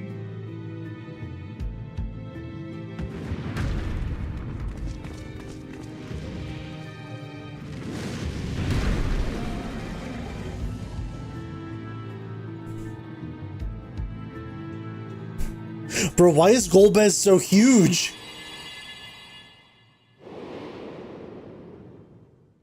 Wait a minute. You. I know you. Hang on a minute. Is that so?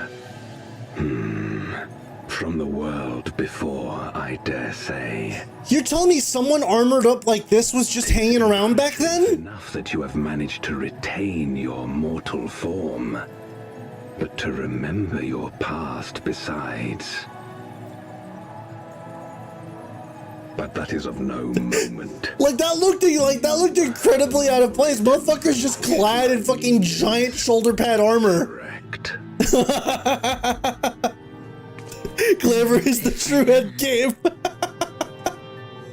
Then I would bid you join me. Bro is huge. Look at him. He's gargantuan.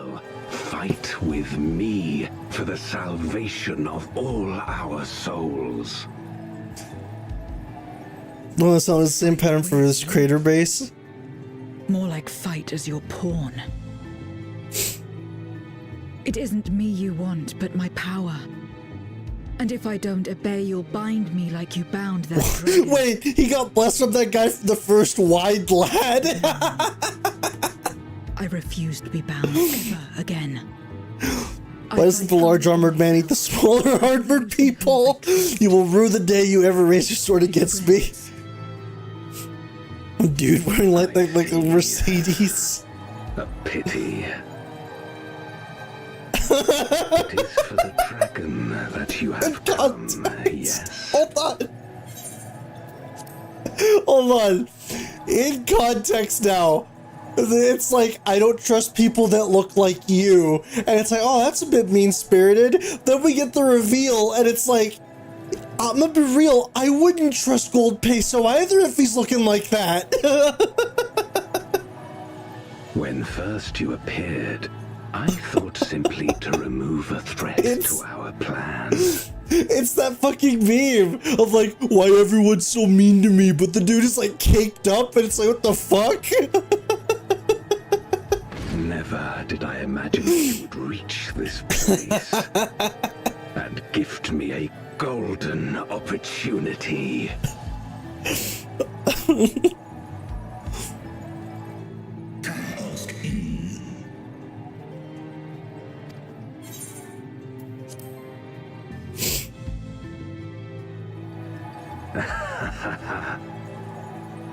Long as it's been imprisoned, this dragon has Brother, you look and sound like Walmart Vader. its spirit extinguished.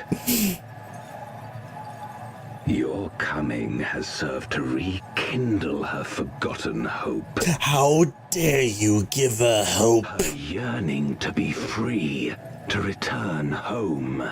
That is the key to our deliverance.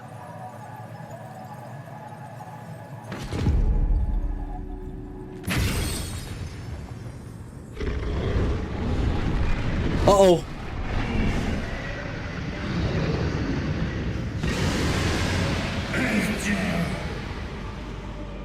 The darkness is ravaging her. She's becoming a void scent.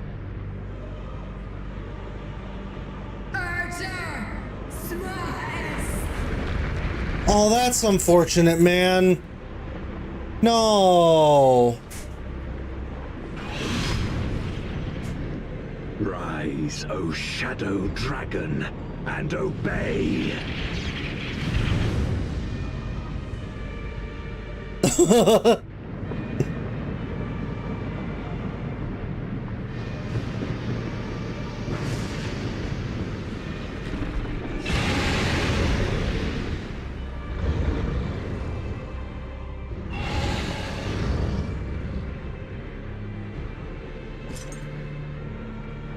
Kill him.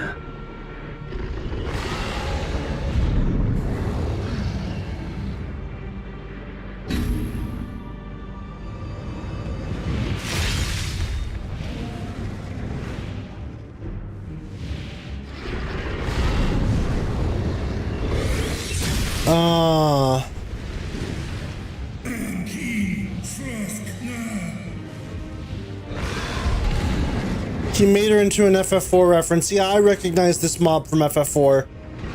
Damn you!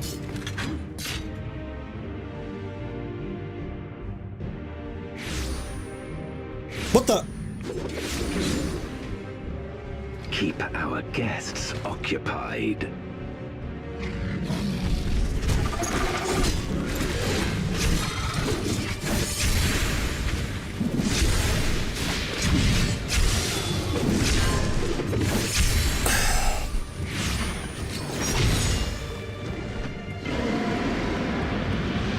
Yoshi P, I beg you, man.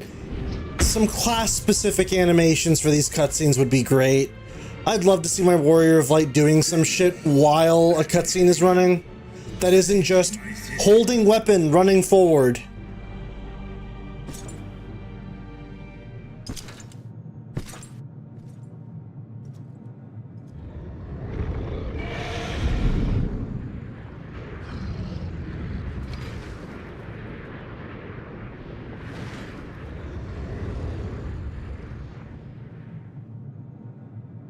Have you done the Walker Hildebrand stuff? I haven't, no. The world, I fought tirelessly in a war without end. The experience taught me to discern the strong, that dragon, and you.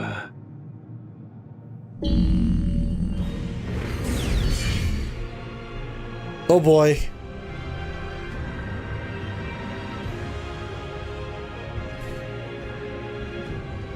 Arena time! Finally, I feel useful!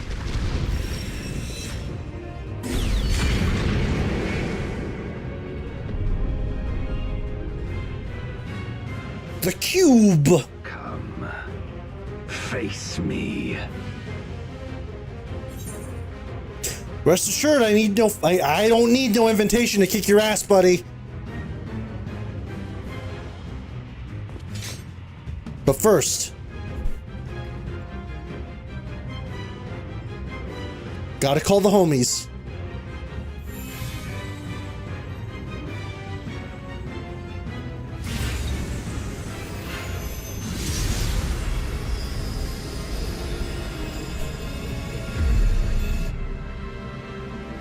Accursed light. You, who have ever basked in its warmth, could never understand our envy, our agony. You will not deny us our release.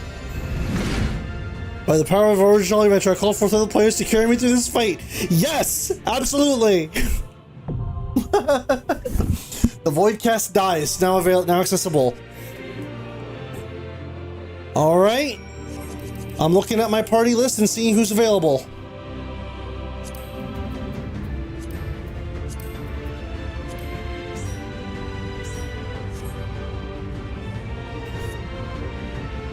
Heading over to Famfrit. All right, I can wait just a tad bit. Just hit me up when you're in. I don't see a need to put up a party finder for this. At least I don't think. We'll queue up with however many people we have.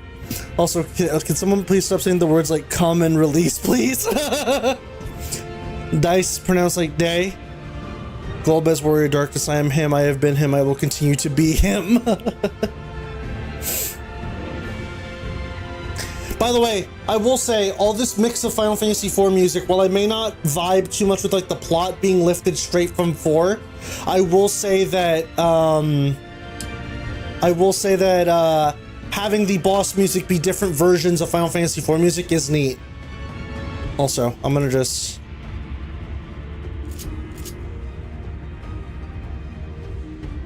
hold on.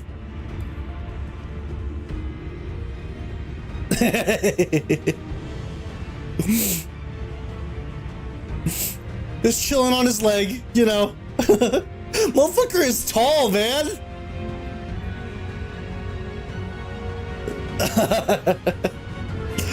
Putting on your feet, hold that thing back and strike for 10 volt stacks. Him big.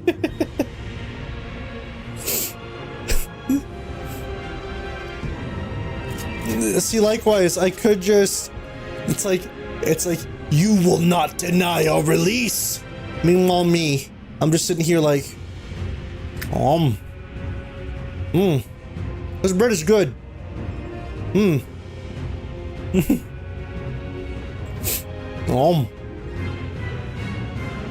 Golbez, you want some? Nah, I can't eat. Can't have any with that ginormous fucking figure of yours. It's like a movie poster from the 2000s. Little does Vel know I took a starburst. No, I need those. Mine for the taking.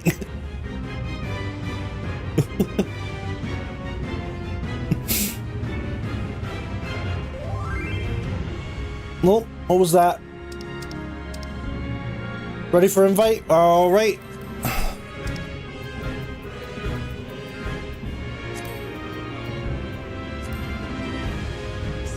There we go. And with that, we have a light party. Let's go ahead and queue up and see how long it takes.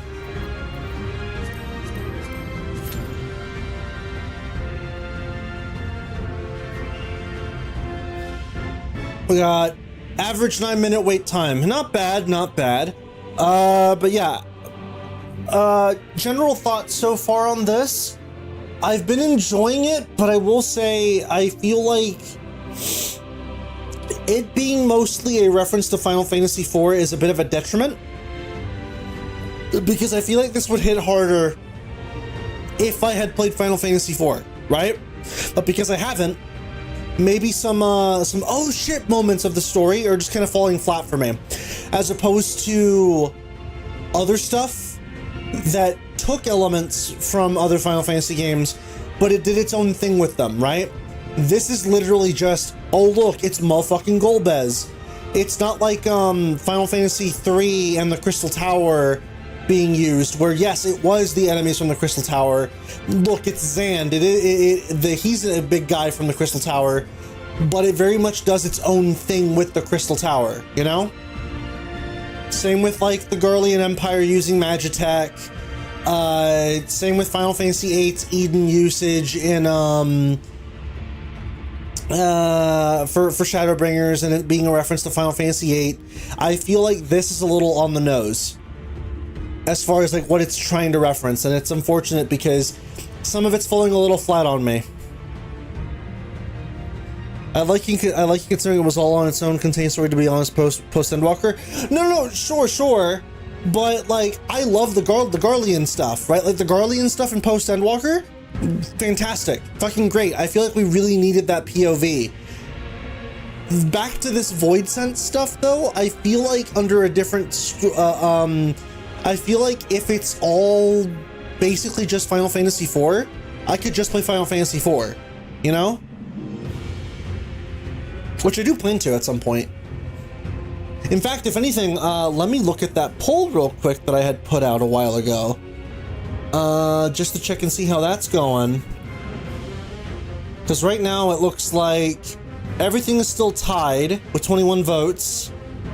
Yeah, FF7, another Final Fantasy game, and Sonic Adventure 2 are tied at 29% each, with Pokemon Gen 1 at 14%. So the 13 should have been its own expect, not a fucking little end note to Endwalker with nothing original. Yeah, see, and that's the kind of opinion that I feel, right? Like, the 13th would have been really cool if it was its own thing, as opposed to, oh, the 13th is just a big reference to Final Fantasy IV.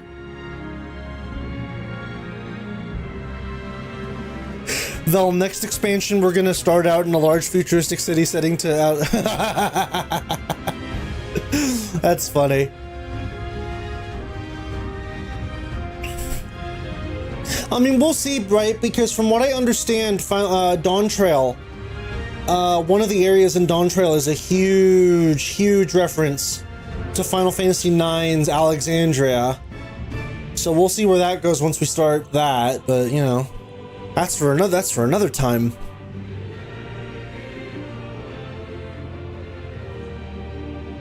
We'll see. Anyways.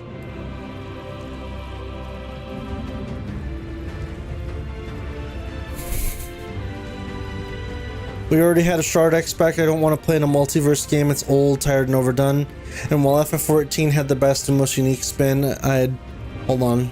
I'll wait till y'all are done chatting about this, because again, I like engaging chat with different discussions like this. It's always interesting to me.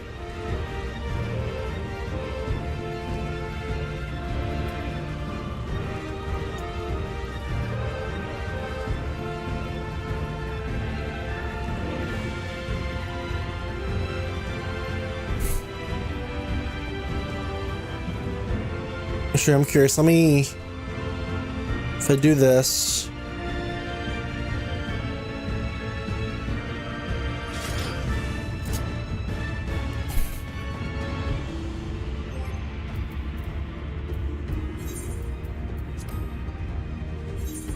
Pay no attention to the extra menus on the side.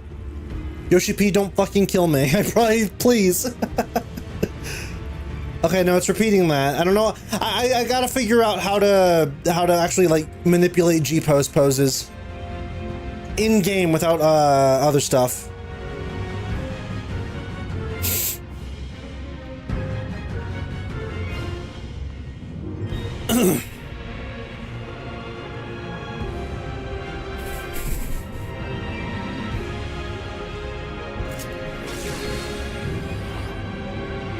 Actually, let me take a good look at this arena. If you do /sit, it'll reset my animation. Really?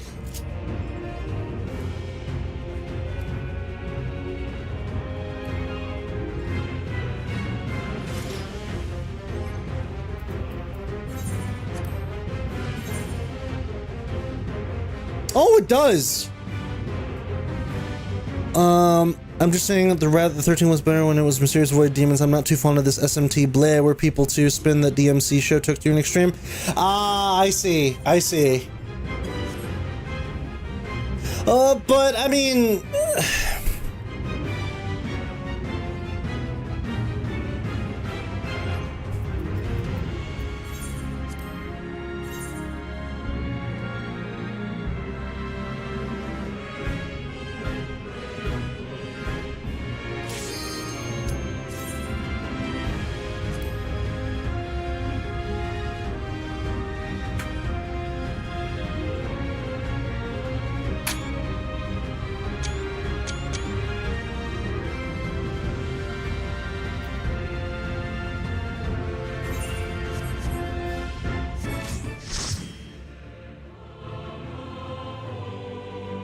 There we go. But you know, that's definitely a discussion we can get into later as we conclude this.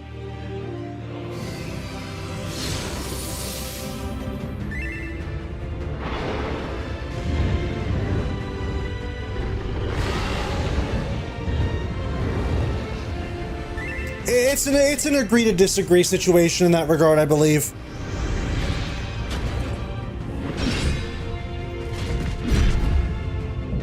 All right, Golbez.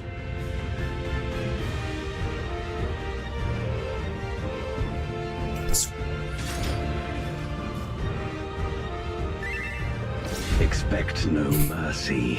To destroy you, I shall bring my all to bear. Oh, wait a minute. Warriors from beyond the rift. Okay, hold on. Hold on. Wait a minute.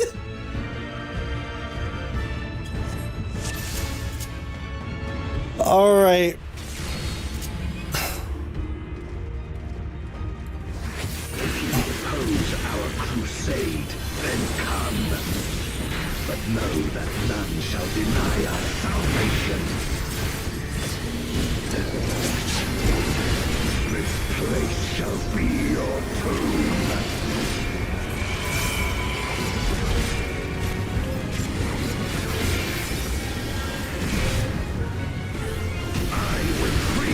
The wheel. Oh shit.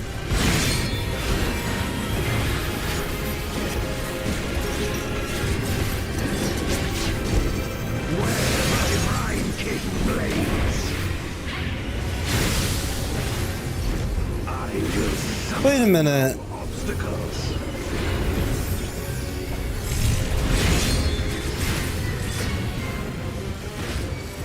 No matter the foe, I will stay the course. Oh, that's interesting. Oh, there we go. Holy shit! Let lightning surge.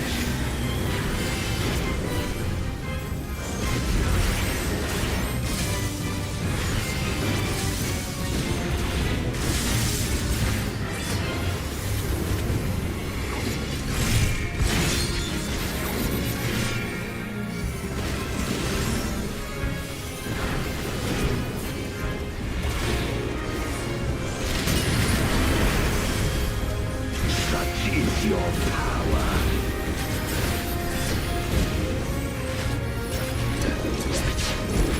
Come forth, my servant of shadow. With official dark and hero blade, I bring my people liberation. Oh, his voice is great, though. I can say, whoa.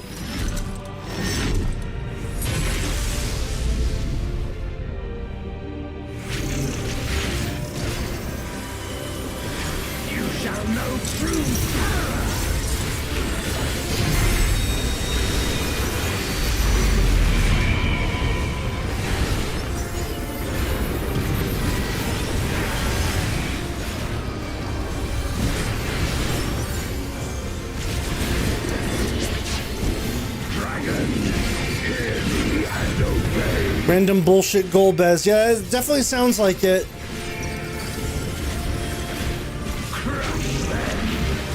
Shadow Crescent. Such, so whichever way he's facing. I understand.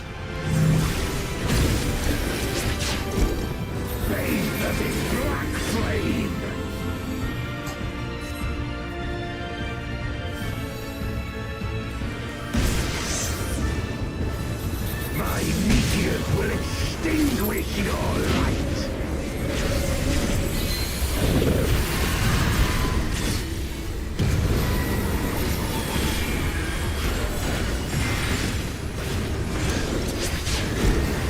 A raging gale to rend you asunder.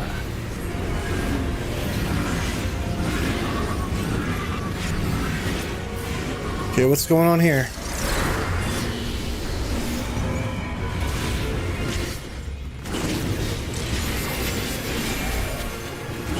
Oh. Okay, I see. And now center.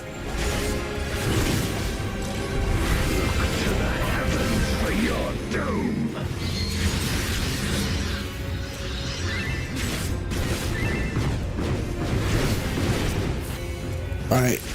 Fill 2 of those.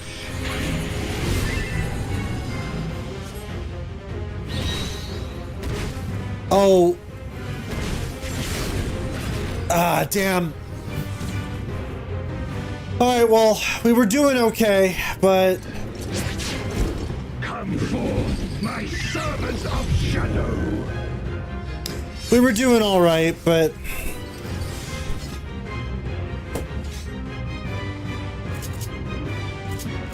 Alright. Alright, let's go. If you oppose our crusade, then come. But know that none shall deny us salvation. This place shall be your tomb.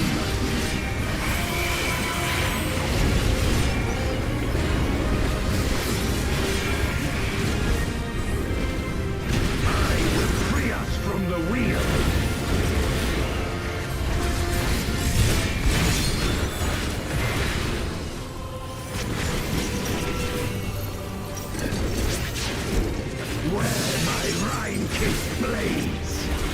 I was gonna say, these attacks seem oddly familiar to Elidibus.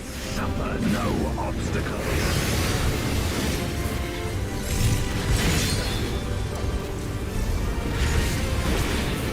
No matter the foe, I will stay the course.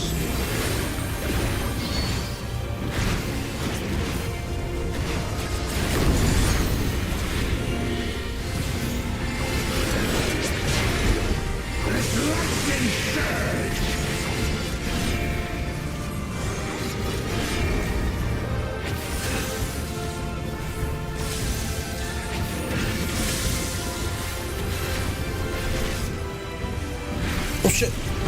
That attack didn't quite hit though yet. I don't know why. Like, I get that I was standing in the marker when it disappeared, but it didn't feel like that should have hit me. Such is your power.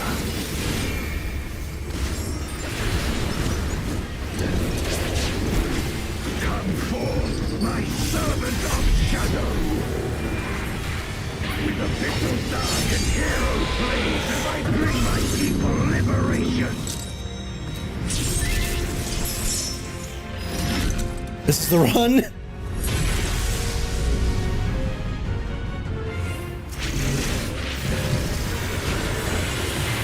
You shall know true terror.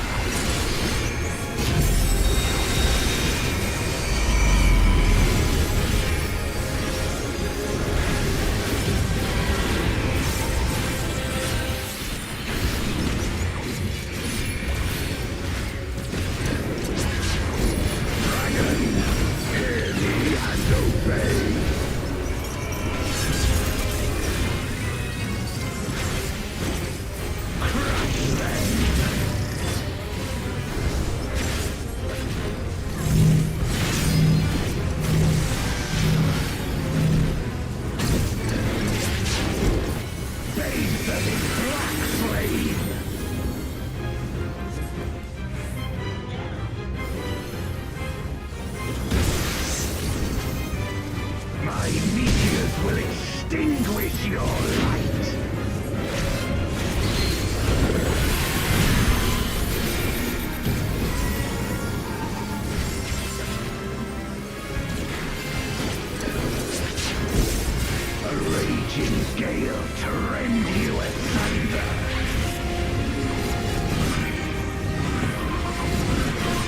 Alright, so... Alright.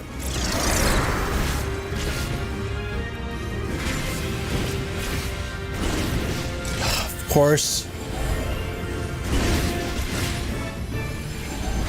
Center, then over here.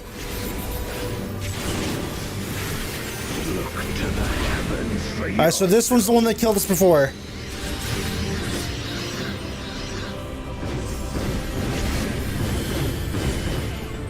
How? I don't...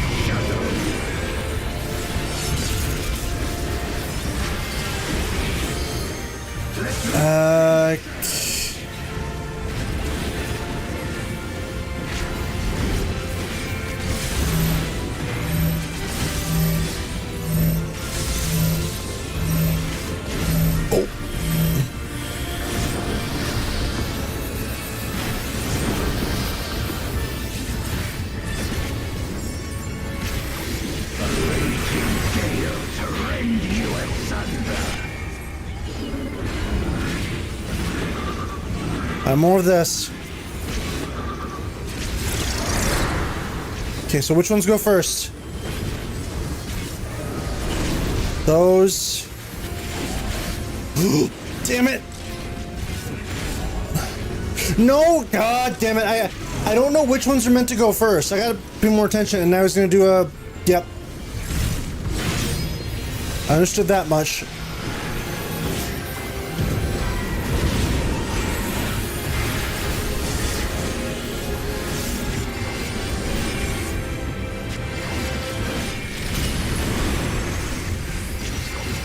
I honestly find these days that the camera seems to be most of my issues with some of these bosses, because I feel like I'm not panned out far enough.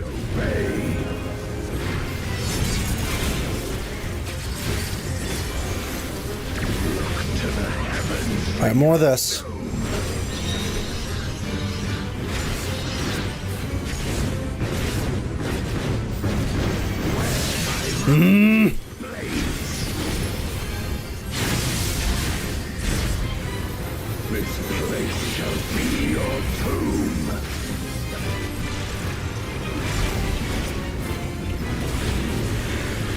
What do you mean as far as the camera zooms out? Yeah!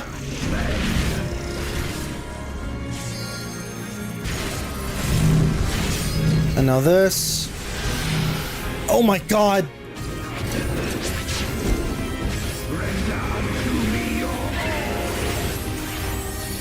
You alt-tabbed?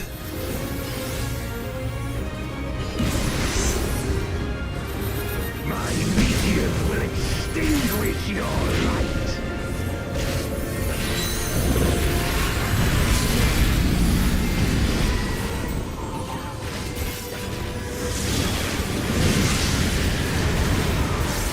Almost done.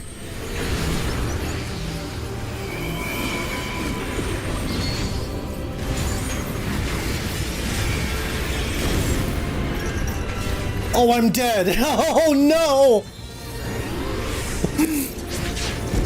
Come forth, my servants of shadow.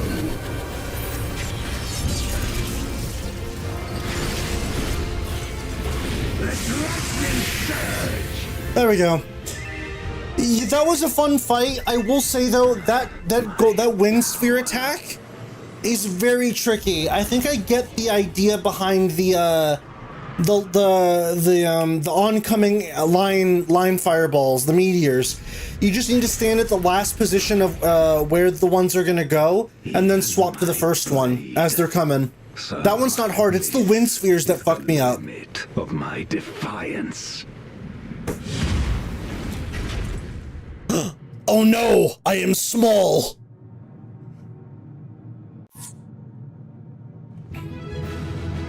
But yeah, that was fun. I enjoyed that.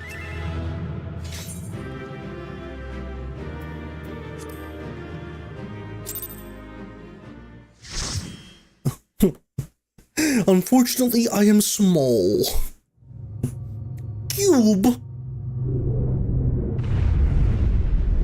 Yeah, but see, Zero couldn't have done that.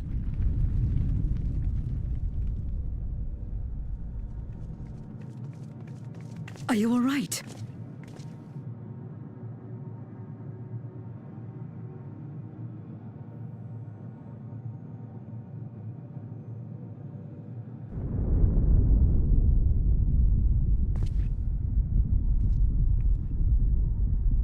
What's happening?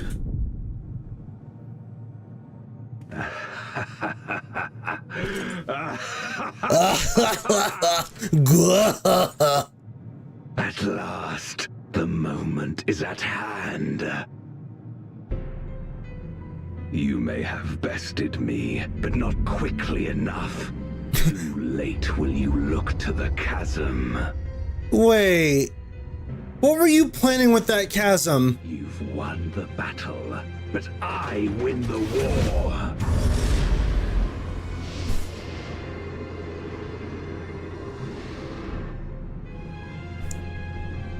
Stop this. I beg of thee, let her go. Darkness made manifest once abided in the depths of this abyss, until one day it dispersed in a haze of ether. In the absence of the great flow, that ether has nowhere to return. And so it has coalesced, giving rise to a mighty void scent. Wait a minute. Now feast. Feast upon this dragon and its ardent longing for home with it.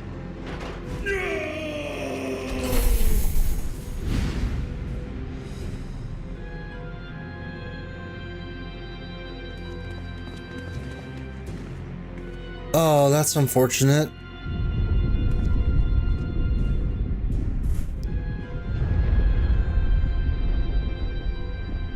From the convergence of ancient and newborn, an entity without equal shall emerge, one who shall tear down the barrier between worlds. Upon you, who shall deliver us from eternal damnation, I bestow the name of a hero of Eld.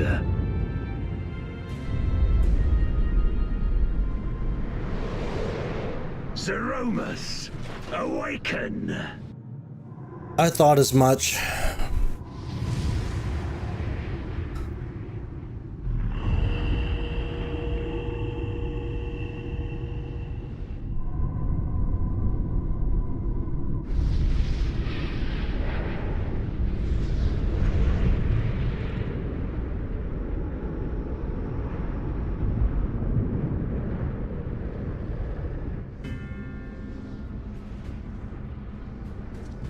No matter how powerful, a void scent can be sealed in Memoria.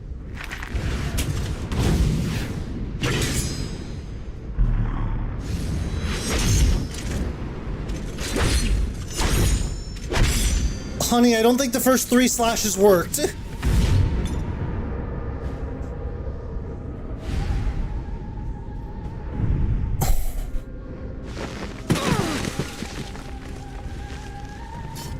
Damn it. It's too strong.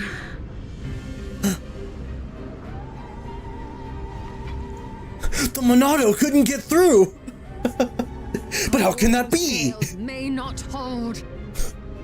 Not against a void scent born of Zodiac's ether. That would explain it. We must retreat. Everyone to me. Your blade. Oh, well, see, that would be more appropriate if it had that voice. Your blade. It did not cut deep enough.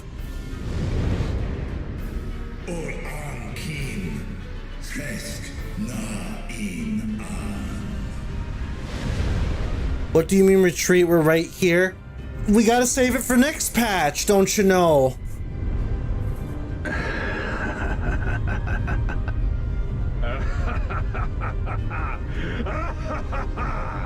I can only assume, Noivern, it's...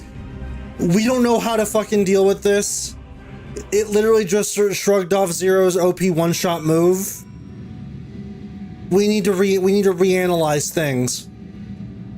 That's the only excuse I can give them.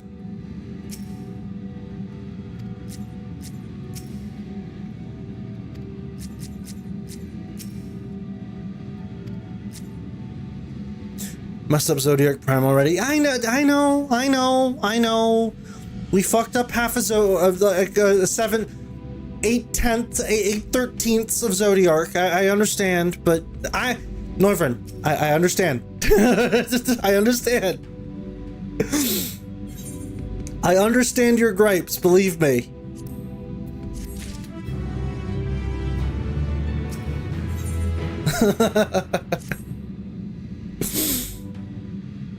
Man, if you have to make excuses as dragons into whatever else GoldPeso is keeping in that pit of 10,000 years, in light of this development that we escape with our lives is an accomplishment unto itself.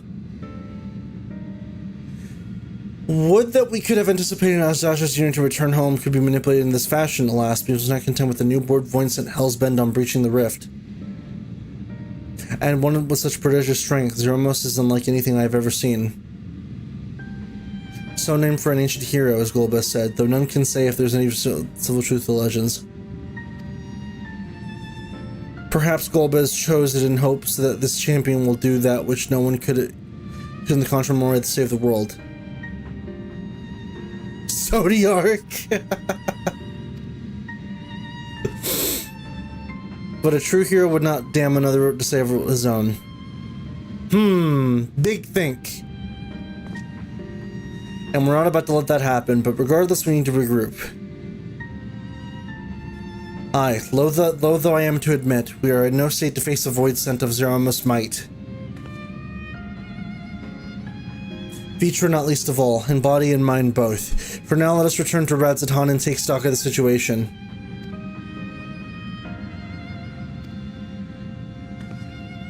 Colin, might I trouble you to head to Bestway's Burrow and apprise Orianja of the situation? The rest of us shall then tend to Vitra's wounds before returning to Radzatan. Pray, join us there anon. Hey, no, listen, man. It's just a matter of, like, buying what the game is selling you, right? Like, some people can buy into what the game is selling you a lot more easier than others. I can understand, hey, we just got done beating GoldPeso and we thought that was going to be it. We did not anticipate that there was something else coming after us afterwards. None of us right now are in a fighting state to actually be like, you know, to go back in there and kick Zeromos' ass. We need to analyze and regroup and think about what we need to do next. We're tapped out, essentially, yeah. We gotta go back and actually think about it, right?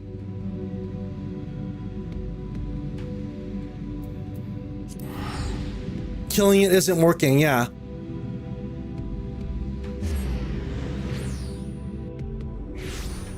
For our dreams. No, like, again, I get it. We beat Zodiac at a fraction of his strength, but I almost felt like, I gotta be real, man. Zodiac was a real fucking cakewalk. You said it yourself. Even the extreme for Zodiac is just follow the leader. It almost feels like Fandaniel isn't even really putting up an effort to try and fight you. It more so just feels like, yes, you're fighting up against Zodiac, rah, rah, rah, I'm gonna kill you. Anyway, so my actual plan was the final days. You know? Whereas with this, we're actually up against a crazy, ridiculous force that we do not have any idea how to contend. Built from a fraction of Zodiac's Aether, along with a dragon, and we know how much Aether dragons have in store. Like, I'm willing to buy this as a reason as to why we're retreating, right?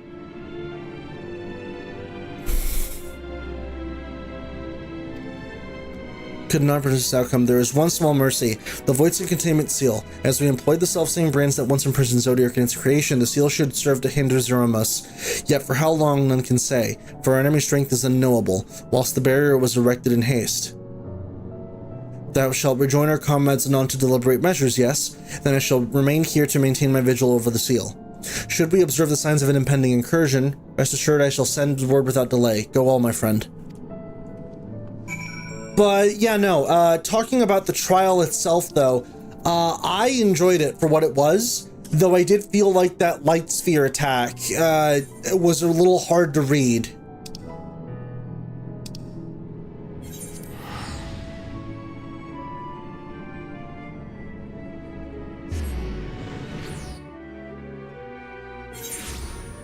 Also, Victor just watched his sister get blended into a void scent and then thrown into a bigger void scent, so he's probably gonna need some therapy. Yeah, not for nothing, we didn't go through half of that shit with Zodiark.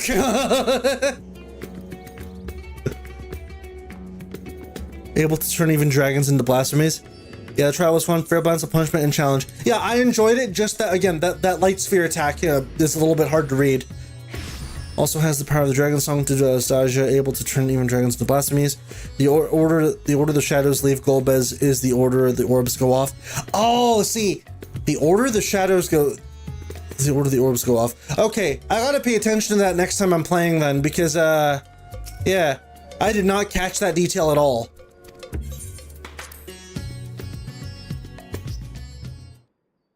I'm reminded of was it E9? Was it, no wait, was it E9 or E8? It's where you're fighting the little light birds, little light pigeons on top of Eden. That has the portal attacks.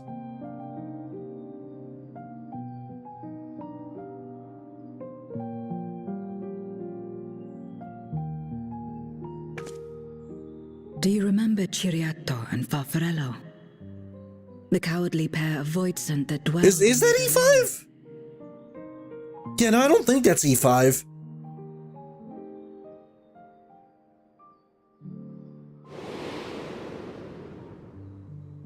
Ciriato devoured Farfarello, and in so doing he inherited an all-consuming fear of Barbariccia. For as you know, when a voidsent is devoured, it doesn't simply cease to be. It still persists within the devourer. A pizza pie dies. All the souls that harbored may break free to become individual entities once more. Oh, okay. So there is hope for Ajdaya then.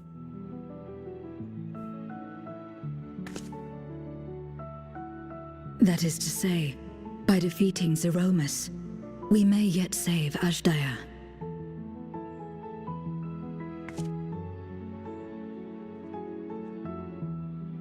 And to make certain that we do, we must remind her of who she is. When the time comes, you must call to her. Call with all your being.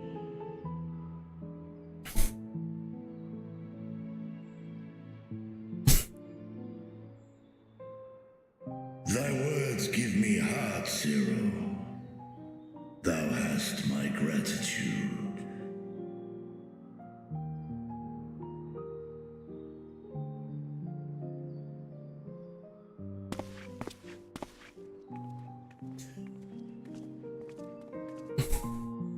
Then it's settled.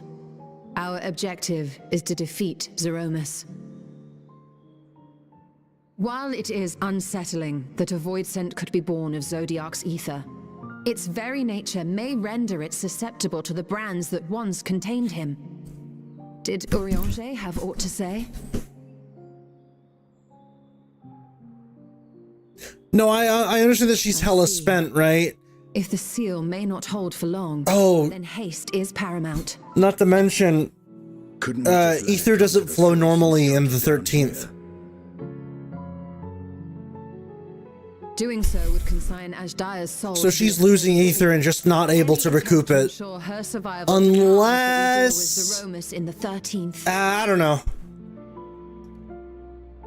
I could barely go near it. Never mind land a blow. Yeah, it's like, how does she recover?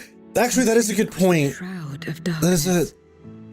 Yeah, that is kind of a good point, isn't it? We fight such a foe. How has Golbez kept Ajdaya alive all this time without a flow of ether? they've just been feasting on her non-stop. Like, don't get me wrong, dragons have a lot of ether, but they do run out.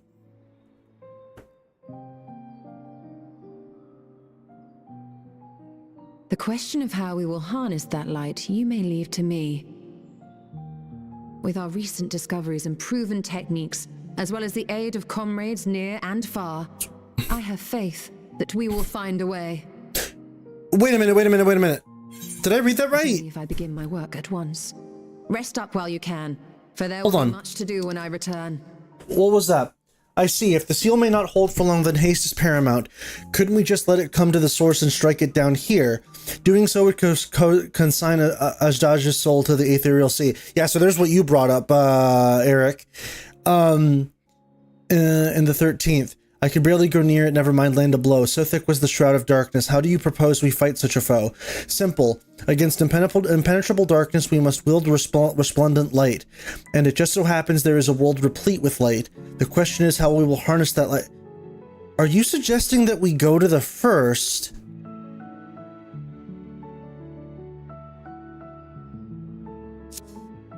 But how would that work necessarily?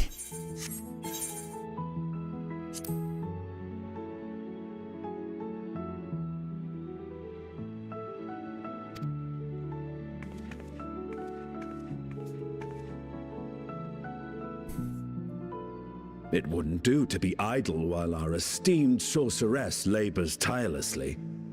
I shall be training if you have need of me. Well, when you cause a calamity, you see... Oh, no, wait a minute. We can't be doing that. Allow me to join you. I must become stronger for what lies ahead.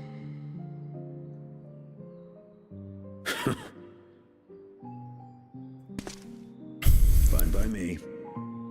Come on then.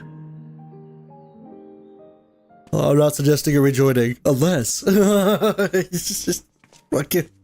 I shall not pass my time wallowing in despair. Using my vessel, I shall attend what preparations I may. Good, Vitra. Good for you, man. So, genuine question, because I've never bothered to look until now. Does Vitra have like a sunroof or something that he uses to get in and out of that room? Just wondering. Ajdaja, my sister, and long have I dreamed of saving her. But if I am to do so, I must be better than I have been. Blessed though I am to have you and yours as comrades, I cannot well ask you to lift me up every time doubt and despair creep into my heart. He just squeezes through the door. I think there's a balcony behind him. I can't remember. There might be. I just haven't noticed it. I won't falter again, this I swear. I will hold fast to my conviction, Colin, and pray that you will stand with me to the last. Squeezes through the door like a cat. Bwah, bwah, bwah, bwah.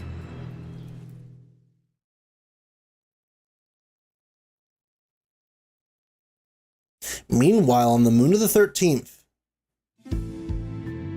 Bum bum bum bum bum bum bum bum.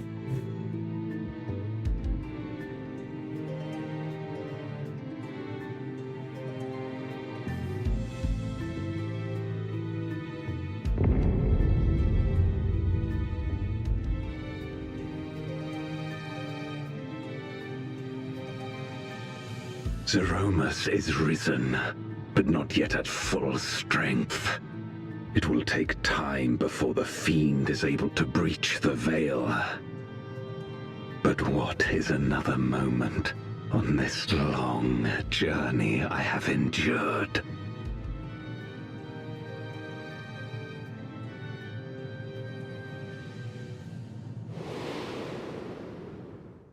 It remains as fresh as if it were yesterday. Old friend, the memory of your passing and the pain.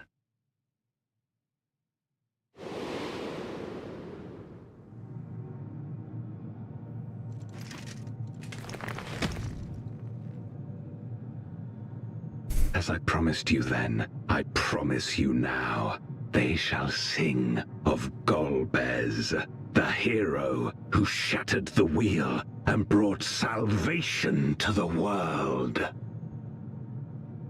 The feature's just a soft lad who happens to be a big lizard emo tracking.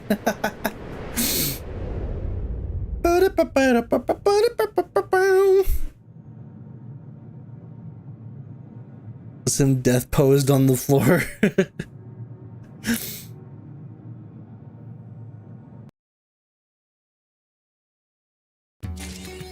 Alright, so with that, I think that concludes today's stream. I was hoping to get all of 6.1 through 6.5, well, blah, blah, blah. I was hoping to get the rest of Endwalker's post scenario done today, but admittedly, I did get a bit of a rejuvenation with energy, but I feel like still we're running at like 4 hours and 30 minutes. I feel like if I keep going, it's going to be another extra 4 hours, and at that point, it's just like, you know what? Better to cut it off now.